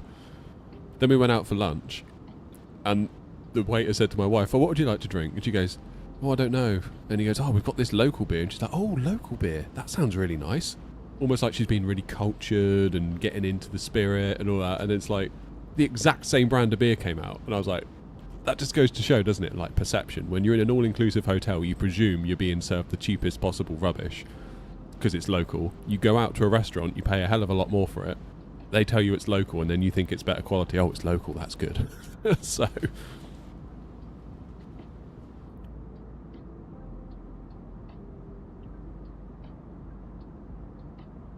it's all a matter of perspective, a lot of it.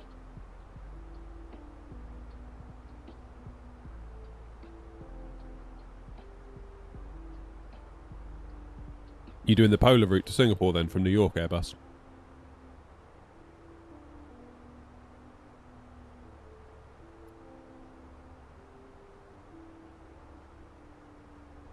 We went to Rhodos Palace. Put it into TripAdvisor. Look at the reviews. I mean, some of it was alright. It was an alright place, I thought, but what I liked is they had an indoor pool that was in this giant dome. So if you're like me and you don't do so well in direct sunlight, that was quite nice.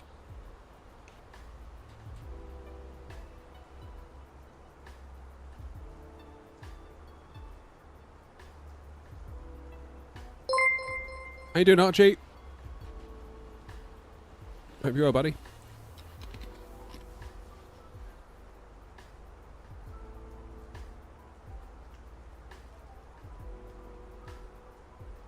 Hey, look, we can see top of descent now.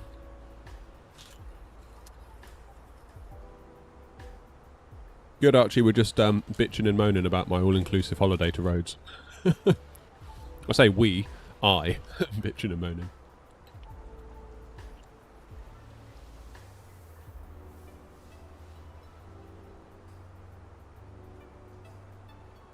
It's not really a headset, Archie. It's just a pair of headphones. Sony XM4 noise cancelling ones. Because I've got an AC unit on in here, and I've got extractor fans in my shed to get rid of the heat from the PCs. There's a lot of fan noise, so I use noise cancellation to cut it all out, and then I can actually hear the game and talk to you guys.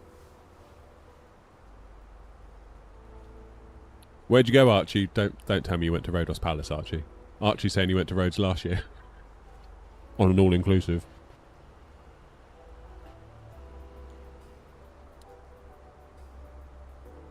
I don't think what that drink was called. Was it ouzo? Is ouzo a drink? Or am I going mad?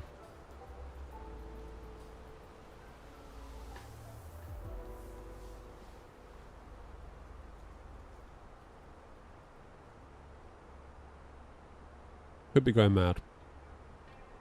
It's like a liqueur sort of. Ouzo, that's it, yeah. Okay, polo. I've got to be honest, I didn't go a lot on it. Not my cup of tea. Although it was a big step up from limoncello that I had in Sorrento. Oh, that was evil stuff, that was. Because again, you walk through Sorrento, you can literally just pick a lemon off a tree. There's just lemons everywhere. And their main thing is limoncello. And my wife was like, "Oh, we got to get some limoncello for the room." I was like, "All right, fine, whatever." God, it's awful stuff. To the point where I kept it in the medicine cabinet in the bathroom, and we treated it like it was medicine. The rule was every time we left the room or entered the room, not the bathroom, like the actual hotel room, we had to have some limoncello just to get rid of it. It was hideous.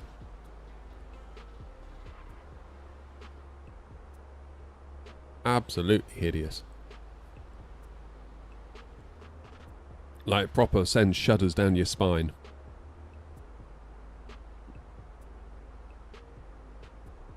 You didn't like it either, Brian? No. No, it was less than enjoyable. If no ATC on at LCLK, then I intend to go direct from Atlas. That's not going to make you too heavy, is it? Where's my charts gone? Let's have a look. What's Grumpy up to now? Flipping heck.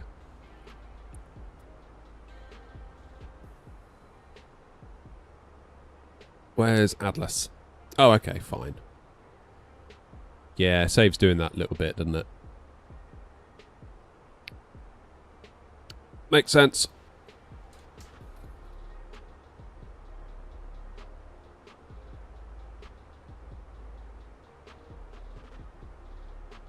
Oh, Martin, it's brutal limoncello.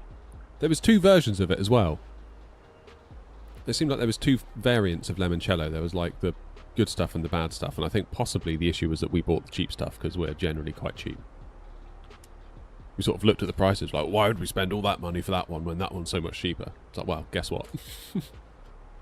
That's probably the reason.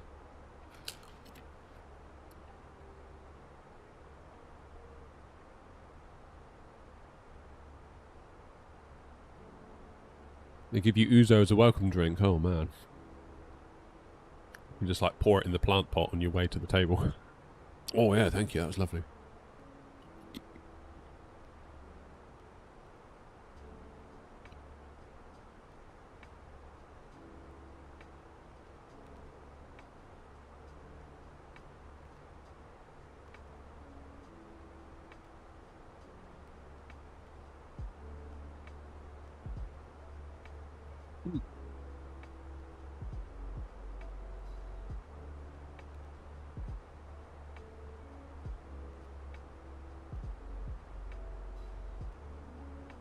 Well, that was lunch.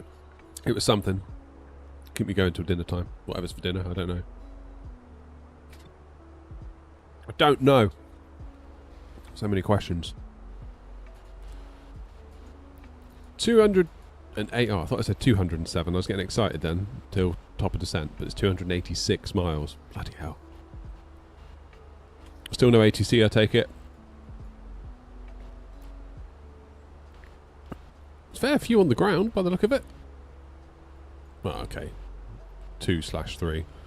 It's weird on VATSIM, isn't it? You sort of look at that and you're like, oh, that must be busy, and then you zoom in and then you actually find out it's only 2 or 3.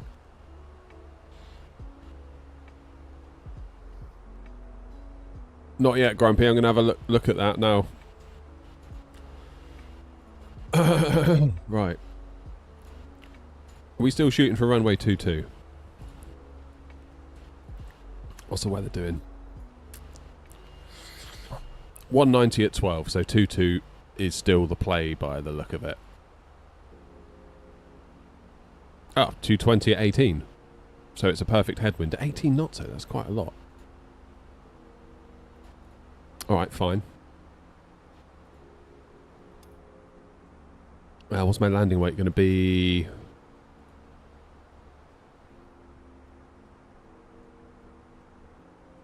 Estimated fuel on board 4.2 tons, so that'll make us 58.7, which will make us 62.7 tons. Which should be alright. Looking at that, I might go with auto brake low, because that should take me off. Looking at the distance there, that should take me off at probably like Echo or worst case hotel. Then I can just slip around onto Uniform, Lima Bravo, pick a gate. That should be alright, shouldn't it? Yeah, flaps 3 might be an idea. Bit more control with the wind, you thinking? Even so, we're still fine. We're still absolutely fine. I will be a good boy, though, and do a secondary flight plan. So we'll copy the active, and we'll change our runway to... Is there no ILS for 04?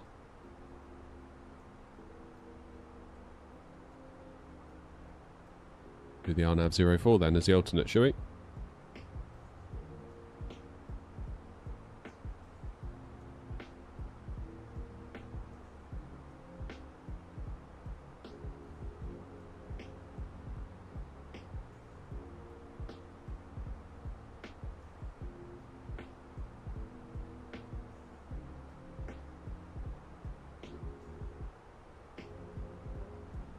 Coming via Remix. That'll do for an alternate.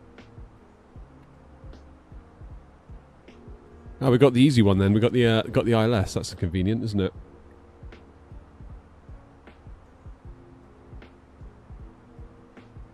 $64.5 is my max landing weight, and I'm on 62.7. Yes, there's plenty, isn't it?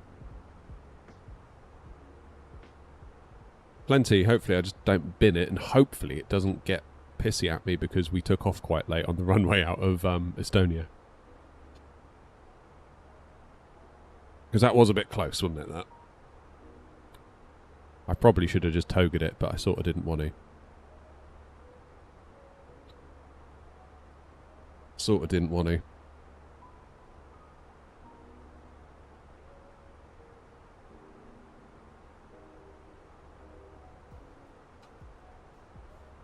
Sorry, Tone, not there yet, mate.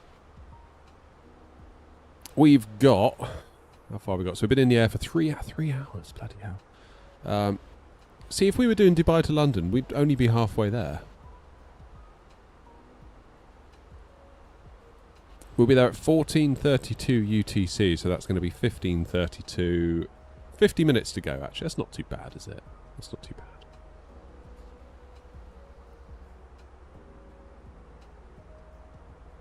Yeah. The only way I could do long haul would be to not stream them and make videos, I think, which might be an idea just for the channel. Might not be the worst idea, because then A, it would satisfy people that want those videos, because I do get people asking a lot. B, it would mean I could fly planes that I don't often fly, because I feel like on stream I'm always A320, 737, sometimes 777 freighter. But it would mean that I could maybe fly the A350 a bit more on these longer routes. I could fly the 777-200/300.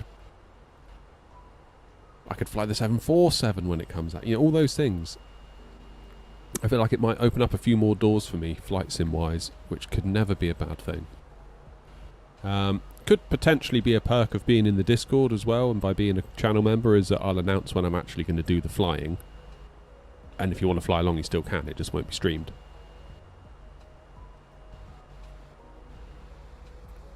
I don't know whether that would be of any interest to any of you. Or whether you particularly enjoy the streamed element. I mean, we could always jump in a Discord voice chat as well at the same time. Hey, Dragon. So it could give us a few more different angles.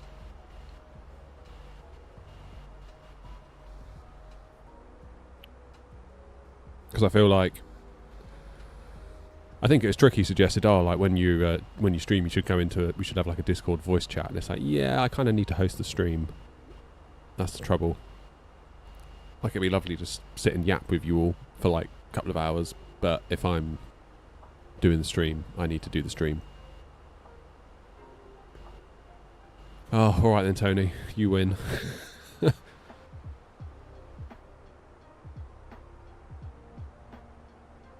That's what I need to do. I need to set like a ridiculous donation target of like $1,000 of donations, and then I'll do a long haul. Or something like that. That's the only way I could ever make myself do it, I think. Because they're just painful. This is bad enough. Whereas if I'd been... Imagine today if we'd done Cork to Stansted, Stansted to Dusseldorf, Dusseldorf back to Gatwick, Gatwick up to Edinburgh. We would have been flying, in terms of time, longer than what we've done today. But we wouldn't have been bored. Oh! You got a call from whom? Oh, radar. Were they the ones that were all the way back there? You're not even in his airspace. And you're only about to nip through it. Is that because there's potential traffic? No. Are they still 126, 7675, yeah. Almost at Rhodes. Where's Rhodes? There it is. And then Rhodos Palace would have been... there is probably where I stayed. Somewhere there. And the old town, I think, was up here. Because that was weird. We were going to get a little bus that sort of runs along, you know, along the coast, takes you to the old town. And it was going to be, I think... oh, God, what was it going to be? Something like €4 a head. So there's 4 of us, €16. And then this taxi driver came up, he's like, I'll take you for 15. It's like, all 4 of you. It's like, sweet, done, let's go. He's like, where do you want to go? I was like, I don't know, never been to the place. He's like, I'll take you somewhere nice. It was great, awesome guy.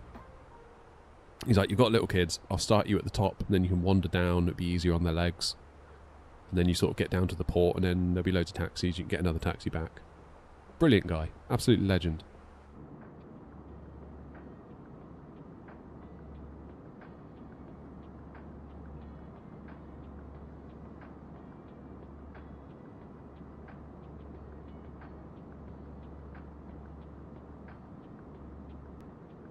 God, it looks good. Look at that.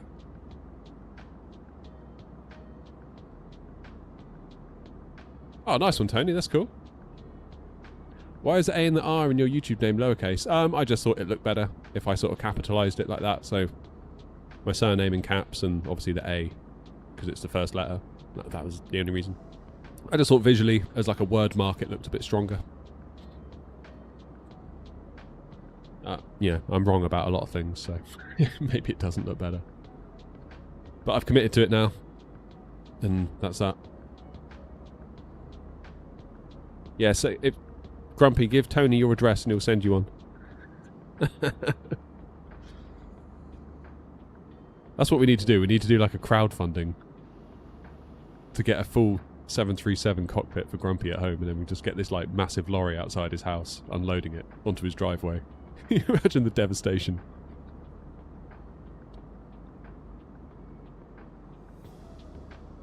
How you doing, Tim? Tim says, how am I getting on with SU3s? Things seem better, but I lost a little performance along the way. Flying at night is a lot better. Yeah, some people were saying about flying at night that it's a bit too overexposed still. I don't know. I struggle at night. I tend not to fly at night. The last time we streamed, I was flying at night and it didn't go so well for me. I always seem to go high.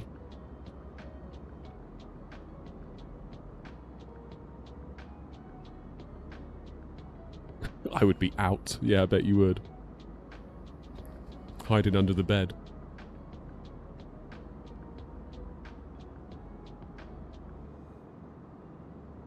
Well done, Jay.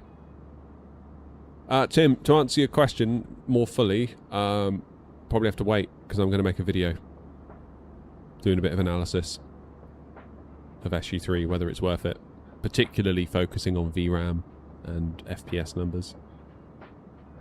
It's hard to test though, because a lot of my testing was done in the Fenix prior to the BFU update, so it was a 2020 plane that was made compatible in 24. So, yeah.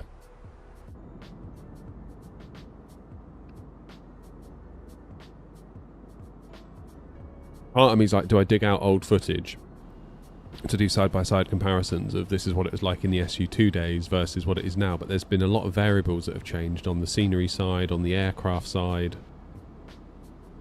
So I'm tempted just to do clean slate. This is what it is right now. What do we think about that? That's kind of my plan, I think.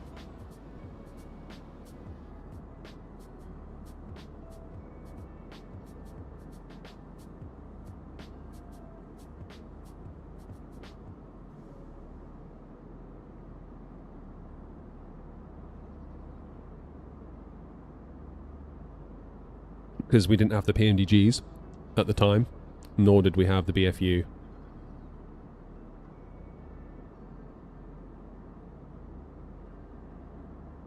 VA indeed, Boston. Here we are.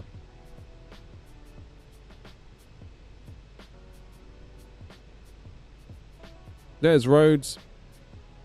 See you later, Rhodes. Grumpy, I haven't heard a word from this radar lot yet. Is there a requirement? What, to join? It's just on New Sky, so if you download the New Sky app, get yourself an account with New Sky, then you can join, obviously, this airline, and there's loads of others on there as well that you can fly for. Probably shouldn't say that, should I? No, fly for my airline, don't fly for the other ones. Do what you want. It's fine. The only requirement is that you have a New Sky score of 8.0 or above. Because that just kind of indicates to us that you know what you're doing. Pronounce it Rhodos. Apologies.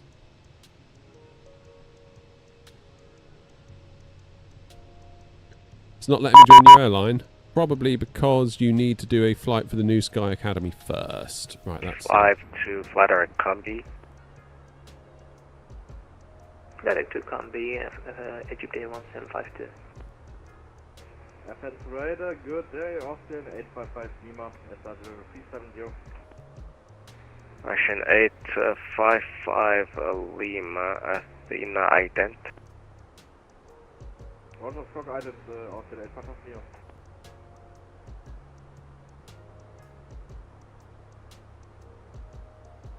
Radar, good afternoon, Air Not 223 Mike, flight level 330. Air Not 223 Mike, Athena radar contact, welcome. Seems weird to me that we went all the way through... Alpine 59 Alpha Bravo, direct Kilo Romeo 601, descent 3000. All the way through here without any ATC. Kilo Romeo 601 and descending to... And now we're passing through this, now all of a sudden we do have ATC. 3000. 3000, thank you. Alpine 5 Alpha Bravo. And the Austrian, where are you? I still don't see you. Tony, what you need to do... I see you now. You are outside my airspace. You come on to Unicom, Austrian 855 Lima.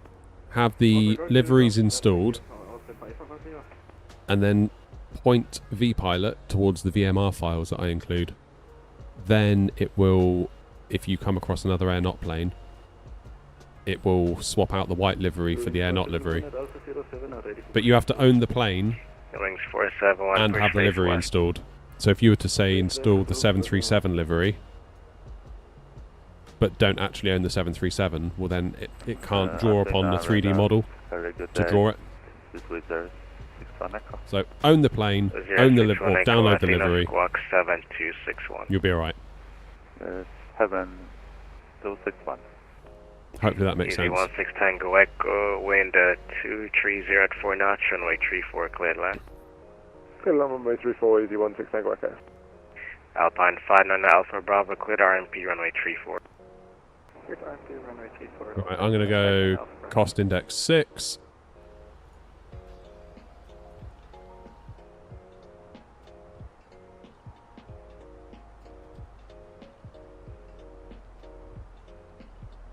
Nice one, Huffy. So Athens has been online for ages.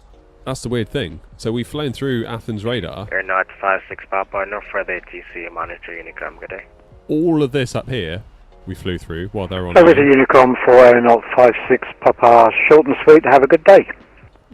Alpha 5 for Juliet, flight directed this 4. But now, just because we're going through this little corner, they've contacted us, which is really weird. Alpha 42, Alpha 38, ready for pushing south. Hello, 542, pushes out approved, face west. Pushing south, approved, face west, Alpha 542.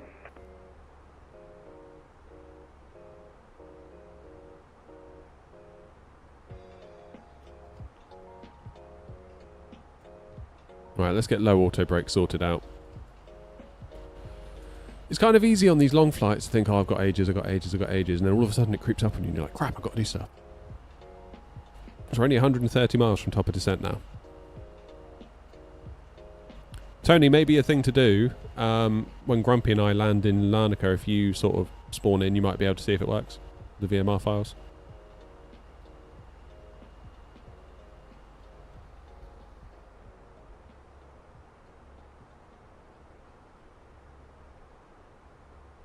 Athena Radar Calimeras, Condor 5 kilo Foxtrot on T50 inbound Otok. Condor 5 kilo Foxtrot, Athena Radar contact, welcome. It happens. Ask me how I know.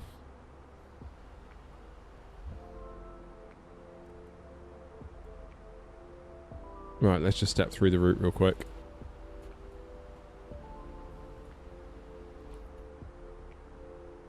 That is... Napalovia 7634, descend flight level 100. Continue descent, flight level 100, Napalovia 7634. Hey, Elliot's in. How you doing, Elliot? You still busy at the station?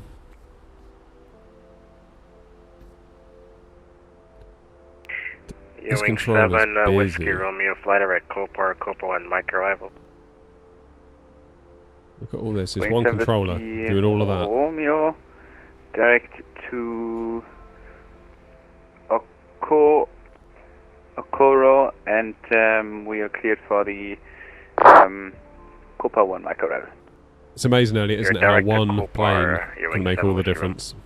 Okay, alright. Direct to Copa and cleared Copa 1 Mike arrival, Ewing 7 with Romeo. Right, now I'm going to be very cautious with this landing. Very cautious. Easy 75 Charlie Echo Athena, ident. 8 hours of live radio, breakfast, into Easy daytime. 75 Charlie Echo, Squawka 7240. That's got to be exhausting. 7240, 75 Charlie Echo. Ocean 1273, ready for taxi. Ocean 127. How you doing, Turkish? Only port runway 33 by Nice to see you, bud. Delta Alpha. Taxi to 1.1 city via Delta Alpha, Ocean 1273. Transavia 1861, radar contact, climb level 380. Is it possible to get 360 from altitude performance, Transavia 1861? Transavia 1861, climb level 360. Nah, it's real work, Elliot. It's real work. Easy 75 Charlie Echo, radar contact, flight direct Avino, climb level 310. It is absolutely real work. Direct to Azino and climb 310, E75 Charlie Echo. It's Avino. Avino, E75. Running 471, ready for taxi.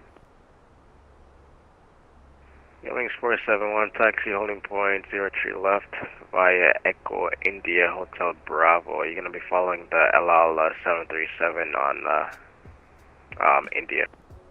Roger, holding point 03 left via Echo India Hotel Bravo, following the LL 737. Avino. Wings 471. Easy 16 Tango Echo, contact ground on 121705. 121705, thanks for LPD 16 Tango. No problem. Alpine flight on Alpha Bravo, clear land on 834, wind at 230 knots. Clear to land runway 34. Found me on VATSIM radar, cool. I don't really have a preference. Windmill 4702, clear land on 830, wind is 310 at 33 knots.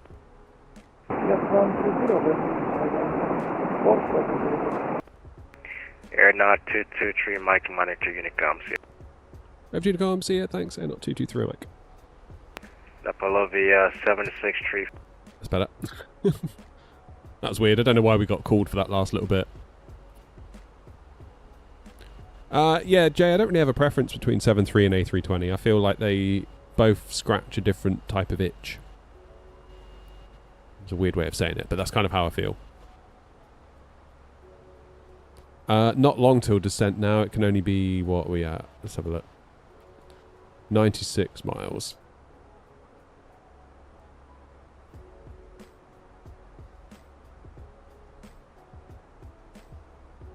Senna, how are you? What's going on?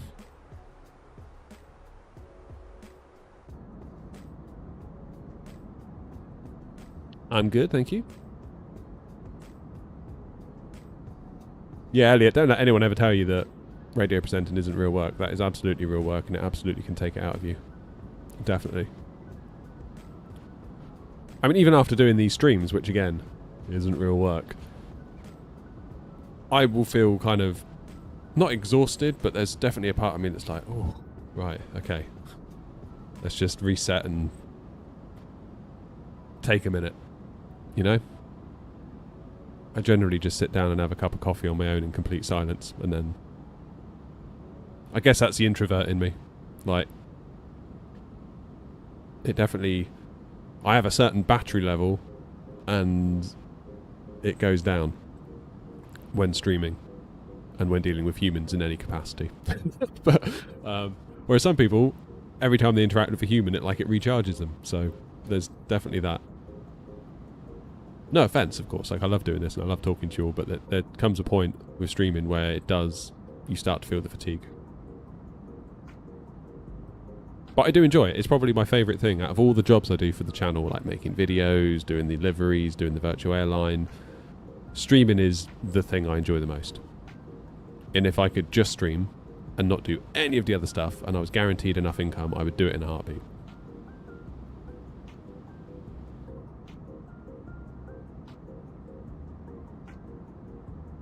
Yeah, there you go, Elliot. What Elliot said.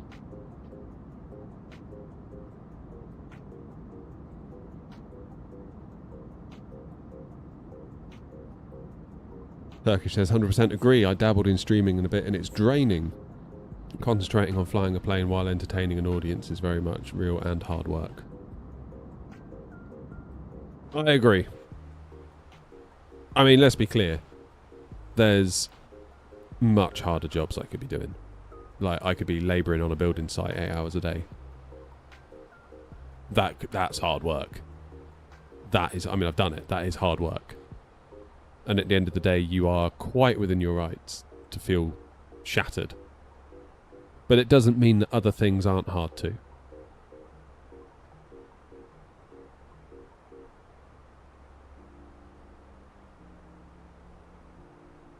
There's a writer that I sometimes read, John Gruber. He's quite big in like the Apple tech sphere, and being a bit of an Apple nerd, albeit I'd call myself an ex-Apple nerd at this point, but nevertheless, I still keep tabs on what John's doing.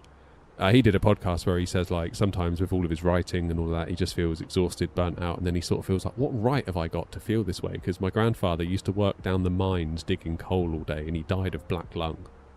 Whereas I get to sit in a beautiful air-conditioned office at home with, like, the finest drip coffee next to me on a $3,000 MacBook Pro, and here I am whinging about feeling burnt out and tired. But it is real. So, I don't know, it's a weird one. It is a weird one. Zelda! How are you? I think the lesson is basically we all work hard at whatever it is we do. And probably comparing one form of hard work to another is probably a bad idea. It's probably a bad idea.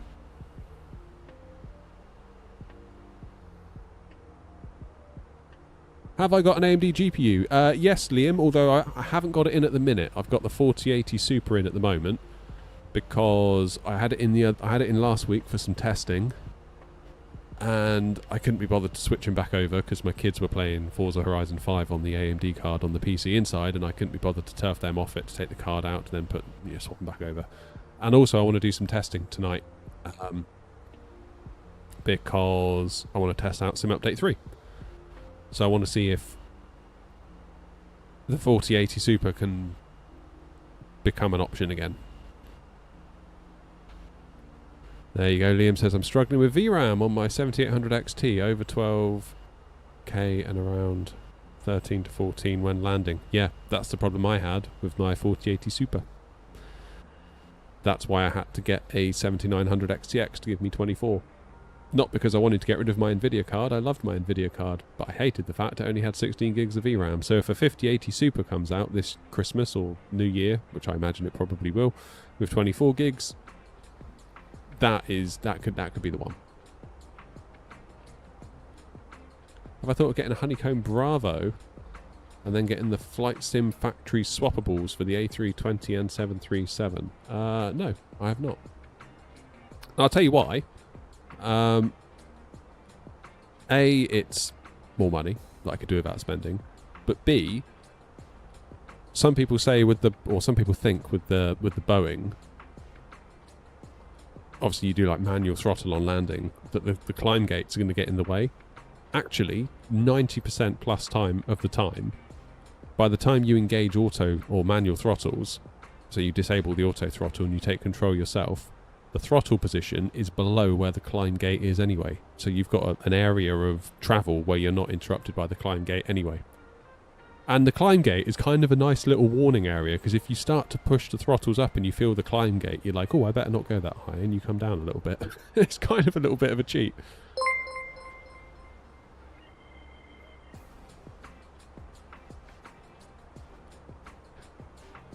Ejaz, thank you. Creeping back on topic, did I have any issues assigning the red side stick autopilot disconnect? I'm having an issue since Sim Update 3. No issues here, Elliot. I want the throttle, but I can't find it without the side stick. Oh, right. I didn't know that. Is it all bundled up then at the moment, is it? Turkish says I'm still running my 4080 Super. Performance isn't that bad, but I get such bad stuttering when changing from a view where you cannot see outside the cockpit to a view where you can see outside. It's horrendous. What binding are you using, Elliot? Because I used to do the what was it, autopilot disconnect, and that meant you press the button, then it goes like, you get the alarm and it won't go off until you click the button with your mouse. And then I changed it to autopilot off, which kind of does the 2 steps for you. Ross says, I was a labourer on site when I first left school for a couple of years. I now work in an office. I find the office more draining as it's mentally tiring compared to being physically tired. Yeah, there's a lot of truth in that, Ross, because I don't know, feeling physically tired, that it feels like there's a certain kind of healthiness attached to that. It's like, yes, you feel tired, but at the same time you feel like slightly like you've done something and you feel slightly good about that. Being mentally tired sucks. Like that's a deep dark hole that's hard to get out of sometimes. So yeah, I do know what you mean. How'd you modify the flaps lever? If you go onto my YouTube, Ejaz, there's a video. Type in AirNot TCA mods, throttle mods, or something like that, you'll find it.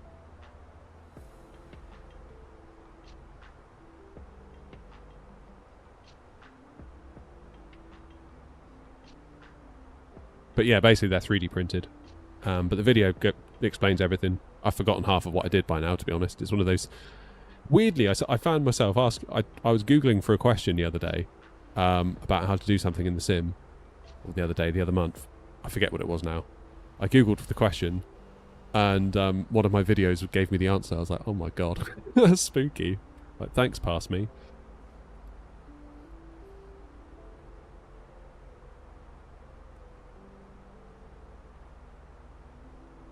Vadus, then after...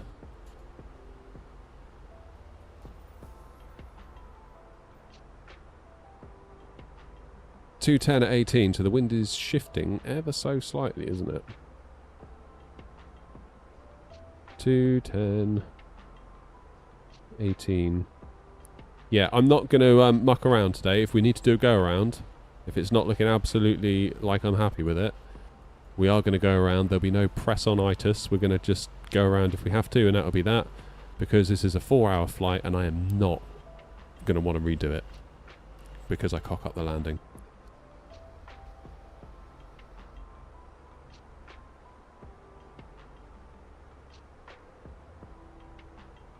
So I don't want to leave anything to chance, really. If it's starting to look a bit squirmy on short final, we'll just go. We'll go again. Because New Sky won't penalise you for going around, but it will if you end up scooting around the runway trying to straighten up, this, that and the other. So just, if in doubt, go around today. It's not like it's an hour flight and we can just redo it tomorrow, because this would be really annoying to have to redo it tomorrow. Not that I can tomorrow, but you get my point. Airbus Fly, I'm sure you've asked that question about 80 times during this stream.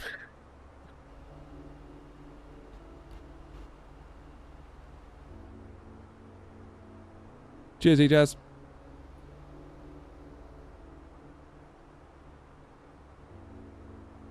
Are we on VATSIM? Yes, Nathan, we are.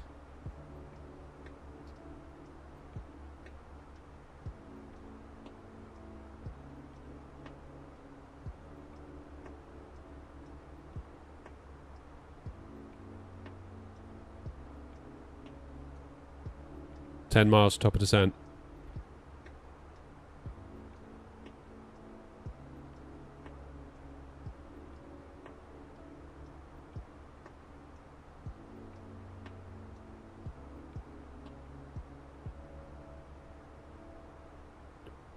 Narnica traffic, Air 223, Mike, descending now from flight level 330 for an ILS 22 X-ray approach, Narnica traffic. Bum, bum, bum, bum, bum, bum, bum, bum.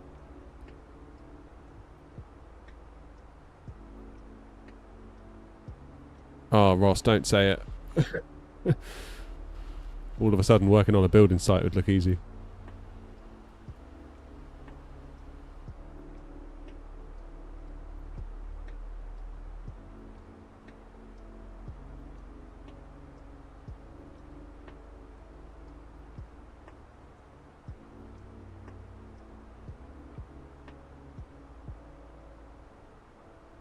Flying from VVTS to WSSS, but Singapore control went off. It sucks. Yeah, it's the trouble. Good yoke for someone that wants to start to fly Boeing after being an avid Airbus fan. 250 budget, preferably with rudder pedals, as I don't have any. I mean, the obvious choice is to say get the Thrustmaster Boeing yoke, given that you said you want to start flying Boeing and you want a yoke. But you're going to struggle to do that for 250 and get rudder pedals. You struggle to get just a yoke for 250 unless you can find a wild sale somewhere.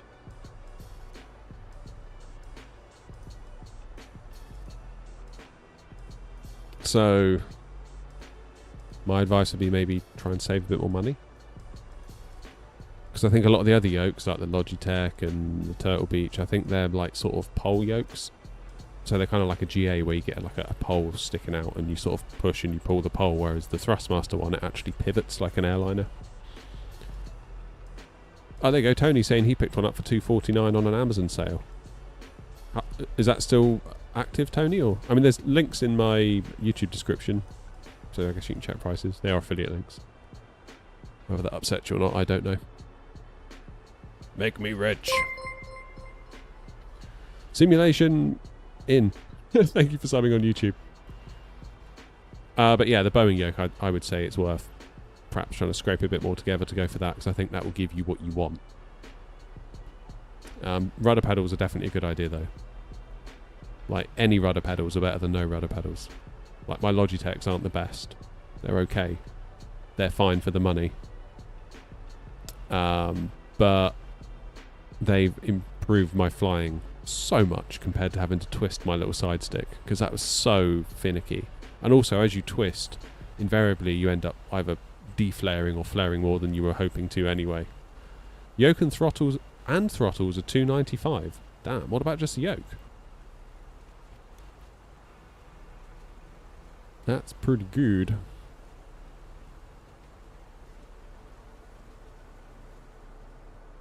That is pretty good.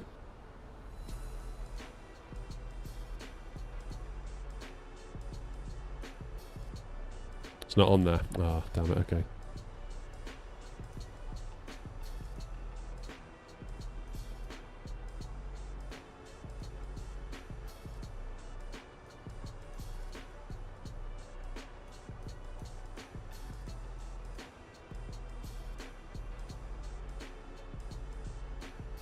Okay, it wants us at 6,000 at Atlas.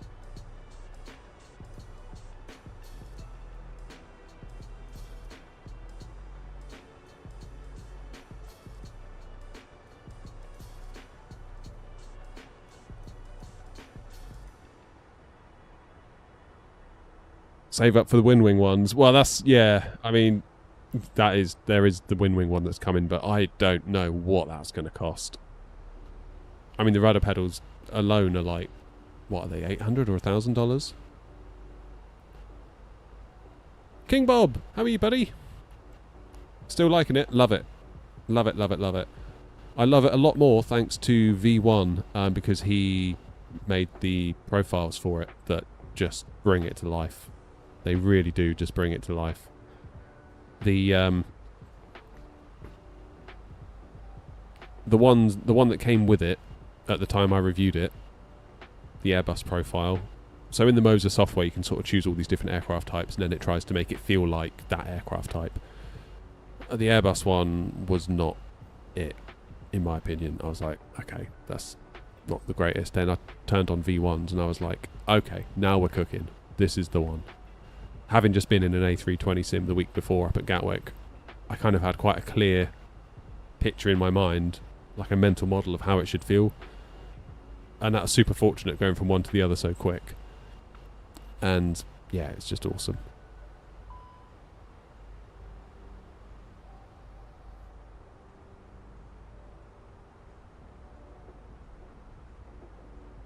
Worth it just for the brakes. That's true, Elliot. Yeah, that is true.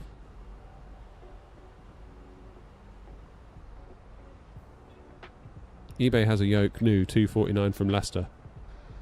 There you go, Valves. I don't know if you're UK based, but eBay 249 for a Boeing yoke Thrustmaster from Leicester on eBay. And that's new. That's pretty good. You got the Virpil pedals. Do I use CPDLC? No.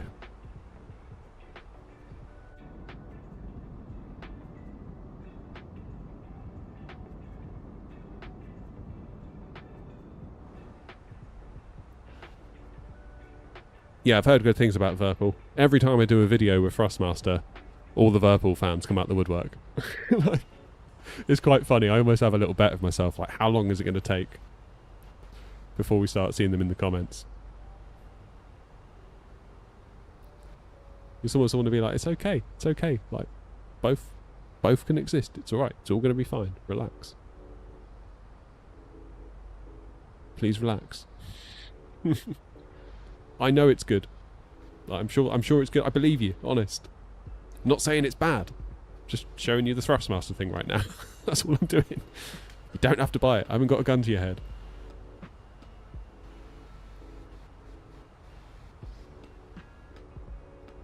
Thinking about this 777-200ER first for payware. Fine, yeah.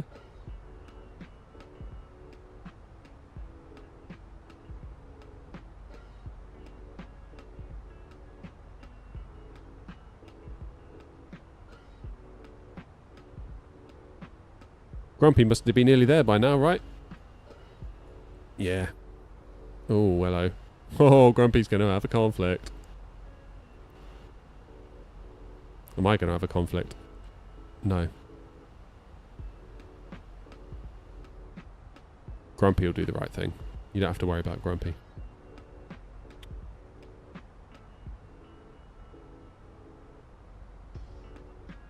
Cheers, Tony. I shall have a gander. Now, if I put my speed brakes away, as it's telling me to do, we're going to speed up, aren't we? Yep, that's why I'm not doing it.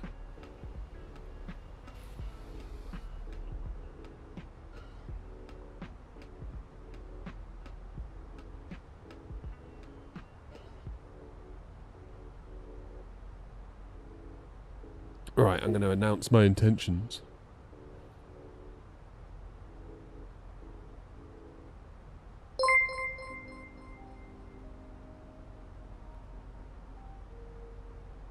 Oh, ZJ, thanks.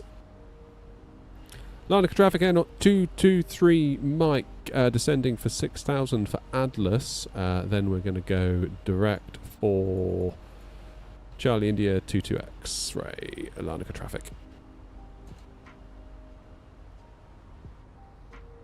Is there ATC? Not the minute. No. See, look, I knew Grumpy would do the right thing. Look, he's going around. Taking care of business. Have I noticed the A320 feeling quite different on the takeoff roll? on rudder compared to the 19 and 20, possibly since BFU. A320 is quite lively. Can't say that I do.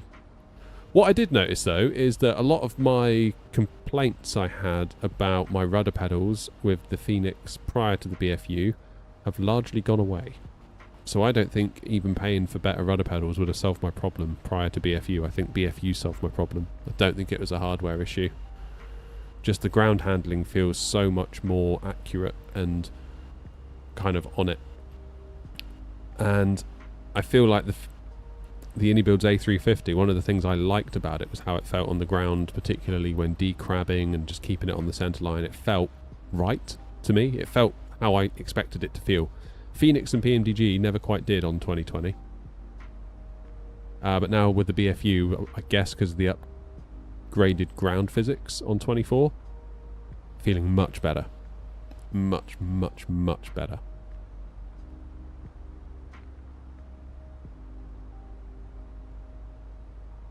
Jack, it's Wingflex. Do the autopilot panel.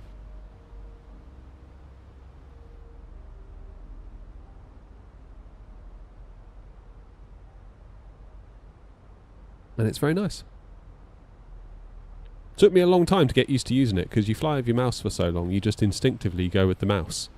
Whereas now it's the total opposite.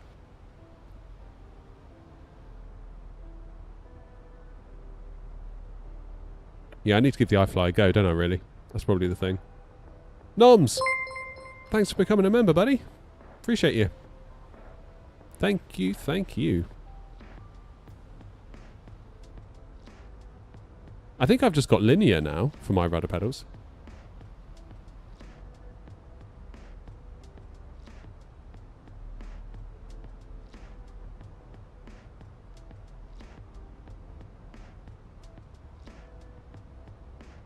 Fairly certain.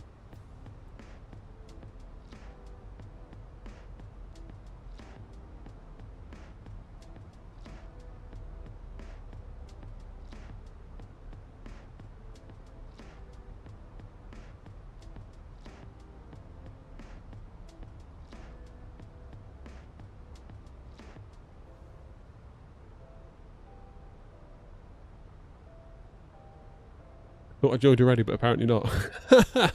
I appreciate it anyway. Thank you very much indeed. Okay, what's going on then?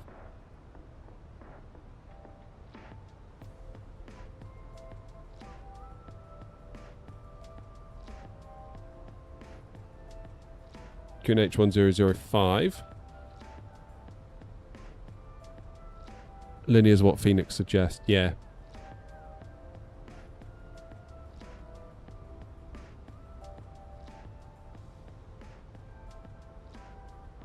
Alright, 10,000 feet, let's get everyone strapped in. Get some lights on the go.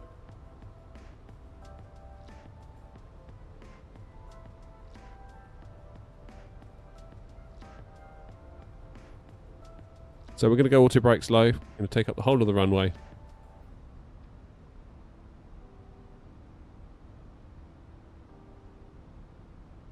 Grumpy on final now? Yeah, he is.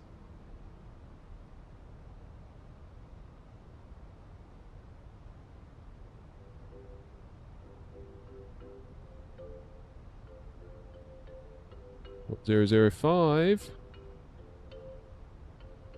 Monaco traffic, Air 056 Papa established ILS, runway 22, 5 miles.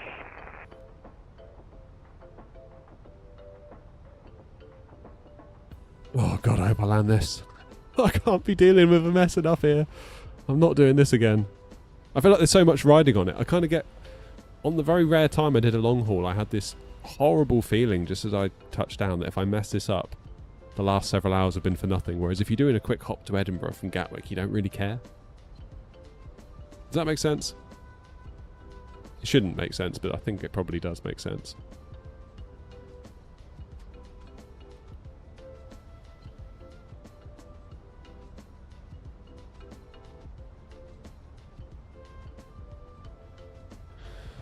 Larnaca traffic, Air not 223 Mike, 1 mile from Atlas, going direct to Charlie India 22 X-ray. Alpha.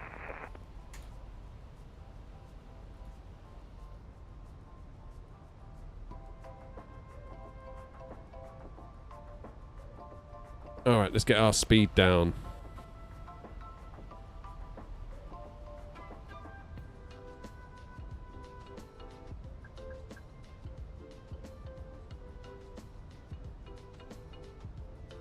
Two 220 knots.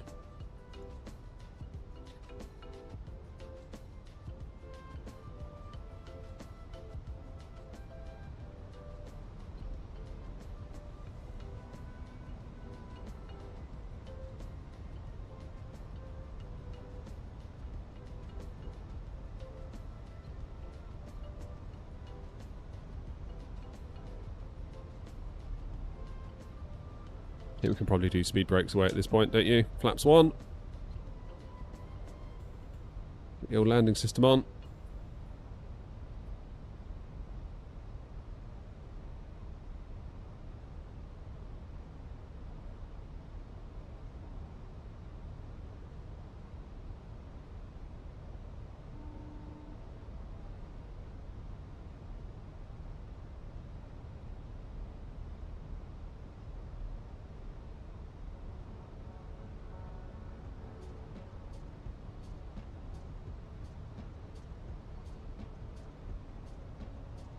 So we've got 10 miles to the turn.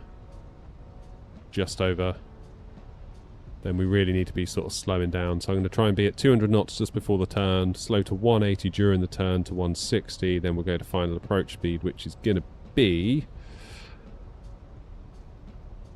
136, 38 even. How'd you get on, Grumpy? You down? Looks like he's down. Yeah, he's vacated. London traffic, Air 056 Papa, runway 22 vacated, taxiing to stand 45 via Echo Whiskey Libby Charlie.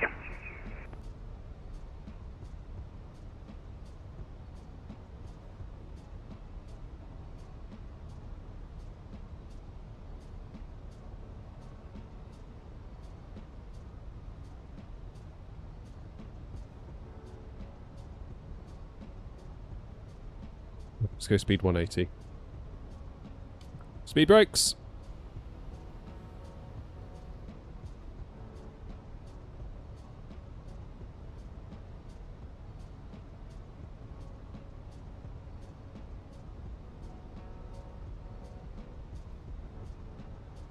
Just check there's nothing that I'm going to interfere with. Nope, that's looking alright. Austrian Airlines 82 Sierra. Are you ready to taxi?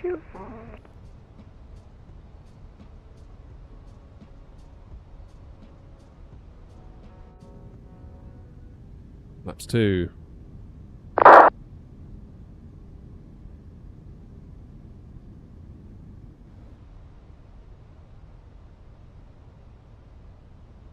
Shall we do config 3? Let's do config 3.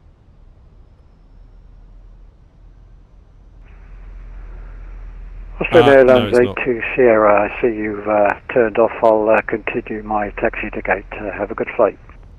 Cheers, Iberia. Thank you for the €5 dono. What a hero. Lanka traffic, Air 223, Mike, about to turn on to final, slowing speed 160 knots until 5, Lanka traffic.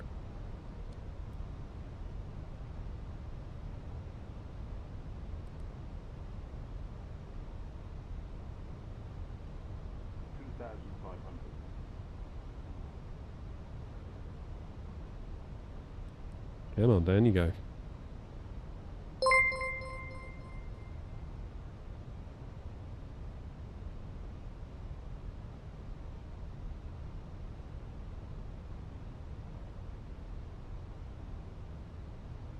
Let's activate the approach. Yes, it is. Let's slow right down.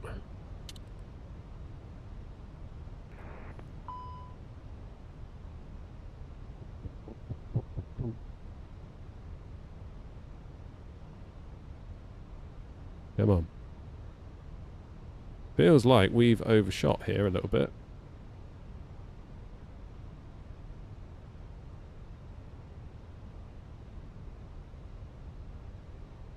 Just going to catch it. Just.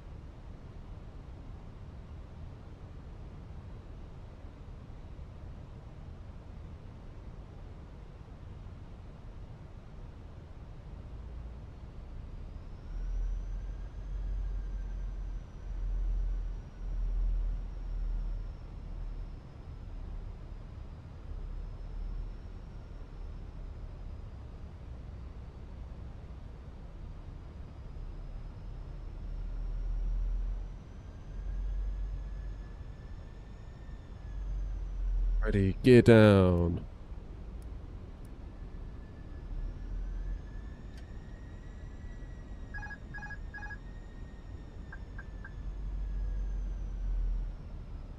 The daisy. Right, we're a little bit high. We can recover that though. Nautica traffic, air naught 223 Mike on a 3 mile final for runway 22.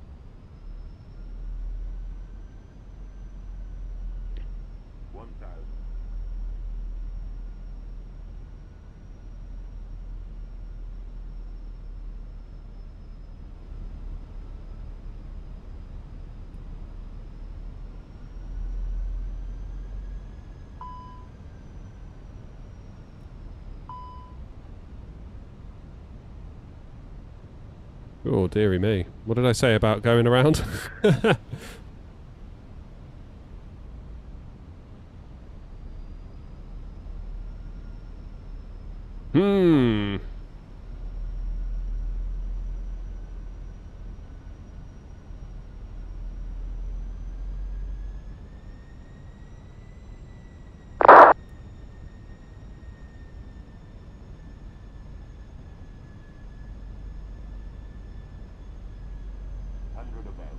Come on.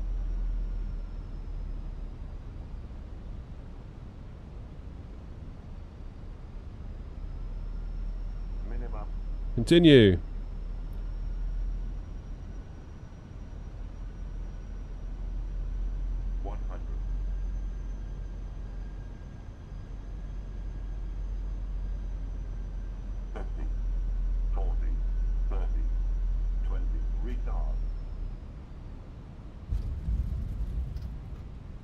Is that a bounce?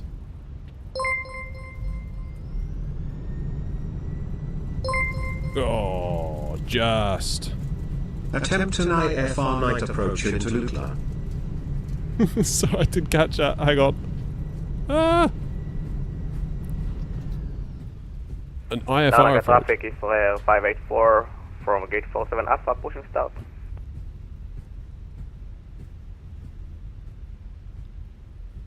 Right.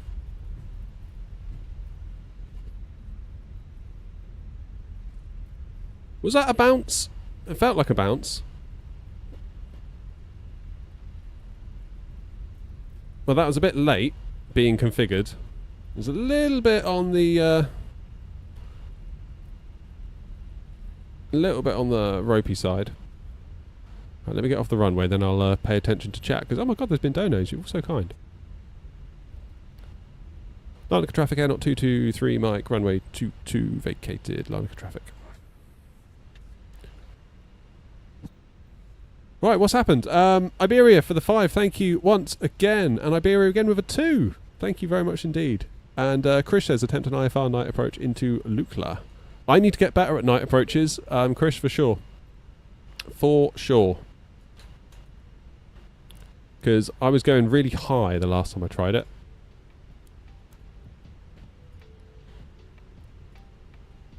Right, where am I going?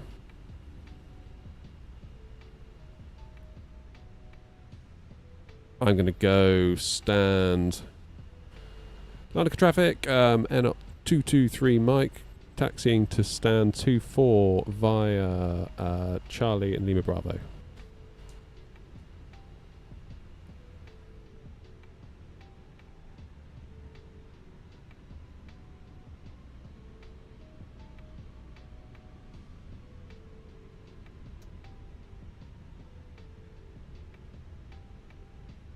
That was quite a long time, wasn't it? That was quite a long time, that For flight. the passengers' backs. Cheers, Tony. Hey, it said 190 feet per minute. I was quite happy with that. Cheeky devil. What's the matter with you? Cheers, Tony.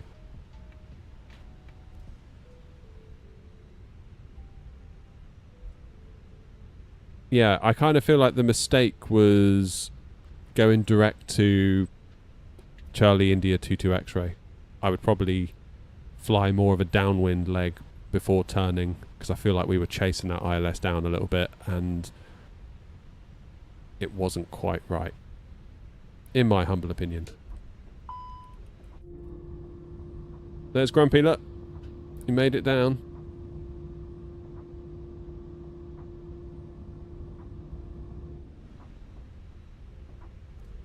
Oh, thank you all for the donos. I appreciate that. It's been a long day.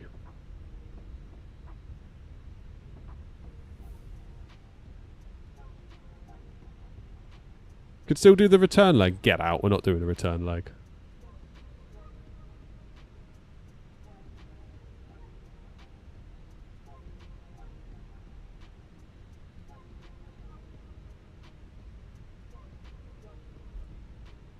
Larnaca traffic air, not 223 Mike. Will take stand 12 on Lima Alpha to be out the way of traffic. Larnaca traffic.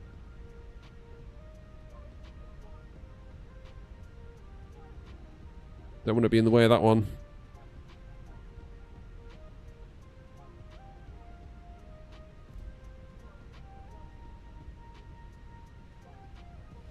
Yeah, ZJ, it was a bit of a shortcut we took really, but I think it was one that was potentially not worth taking.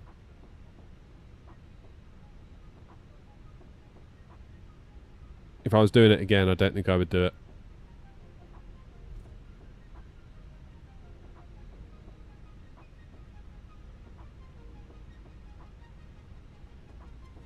Right, stand 1-2, where are you?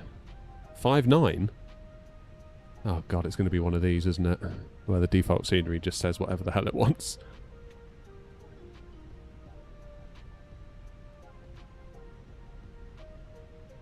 And then you have to basically try and work out what it correlates to on the map. Okay, let's turn in here. Stand 6-0, apparently.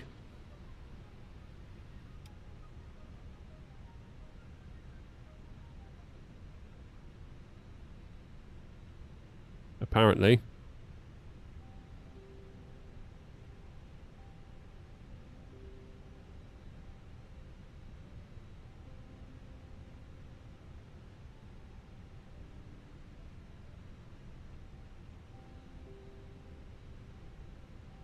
You're down, you're safe, that'll do. Indeedy. Indeedy. Where's Lockler then? Chris saying about doing that. Not today, Derek, but I was using lossless scaling, which I thought seemed to work quite well, because I used it in adaptive mode. So you can see in the top left, you see it says like 42/60. So the sim is doing 42 frames a second, and then auto FPS, oh not auto FPS, lossless scaling's topping us up to 60. Right, landing system off, flight directors off. Let's turn off the thingies. APU isn't fired because I never hit the actual start button. That's annoying.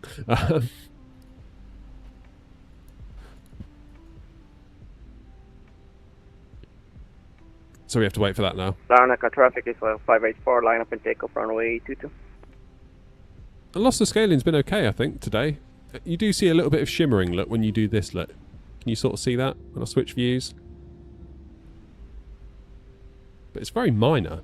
And what I like is that I'm not throwing away actual frames. I'm not going from like 45 going down to 30 to then double me to 60. I'm just adding the extra frames I need to get me to 60, which I like, because I'd rather have as many real frames as I can, because that makes the sim feel more alive. Right, yeah, what are we guessing? Tone thinks 9.5. APU is now available. Engines off. Oh, God. Come on. Please don't. Just please, alright? Just don't.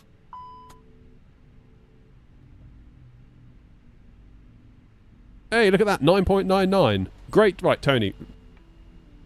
Just, you know. Great touchdown. 1.21 Gs. 197 feet per minute in challenging conditions. for the passengers' backs. Get out of here. So my maximum takeoff weight was exceeded by 9 kilograms. So they took 50 quid off for that. But other than that, we made it. Thank the Lord. Because I don't know if I could have done that again without having some sort of breakdown, to be perfectly honest with you. That was alright though. Happy about that. We made it, Grumpy. Where are we going next? Forgotten already. Numb bum syndrome. Yeah, I know what you mean. I feel it too. Belgrade next. So that would be the next stream. Probably Thursday now, because it is Kiddo's birthday tomorrow. So I'm going to be on dad duty tomorrow. And then back on Thursday.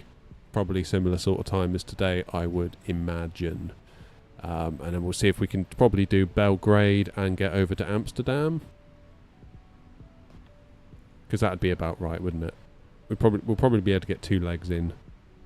Don't know if we'll be able to get the 3rd leg in. And then...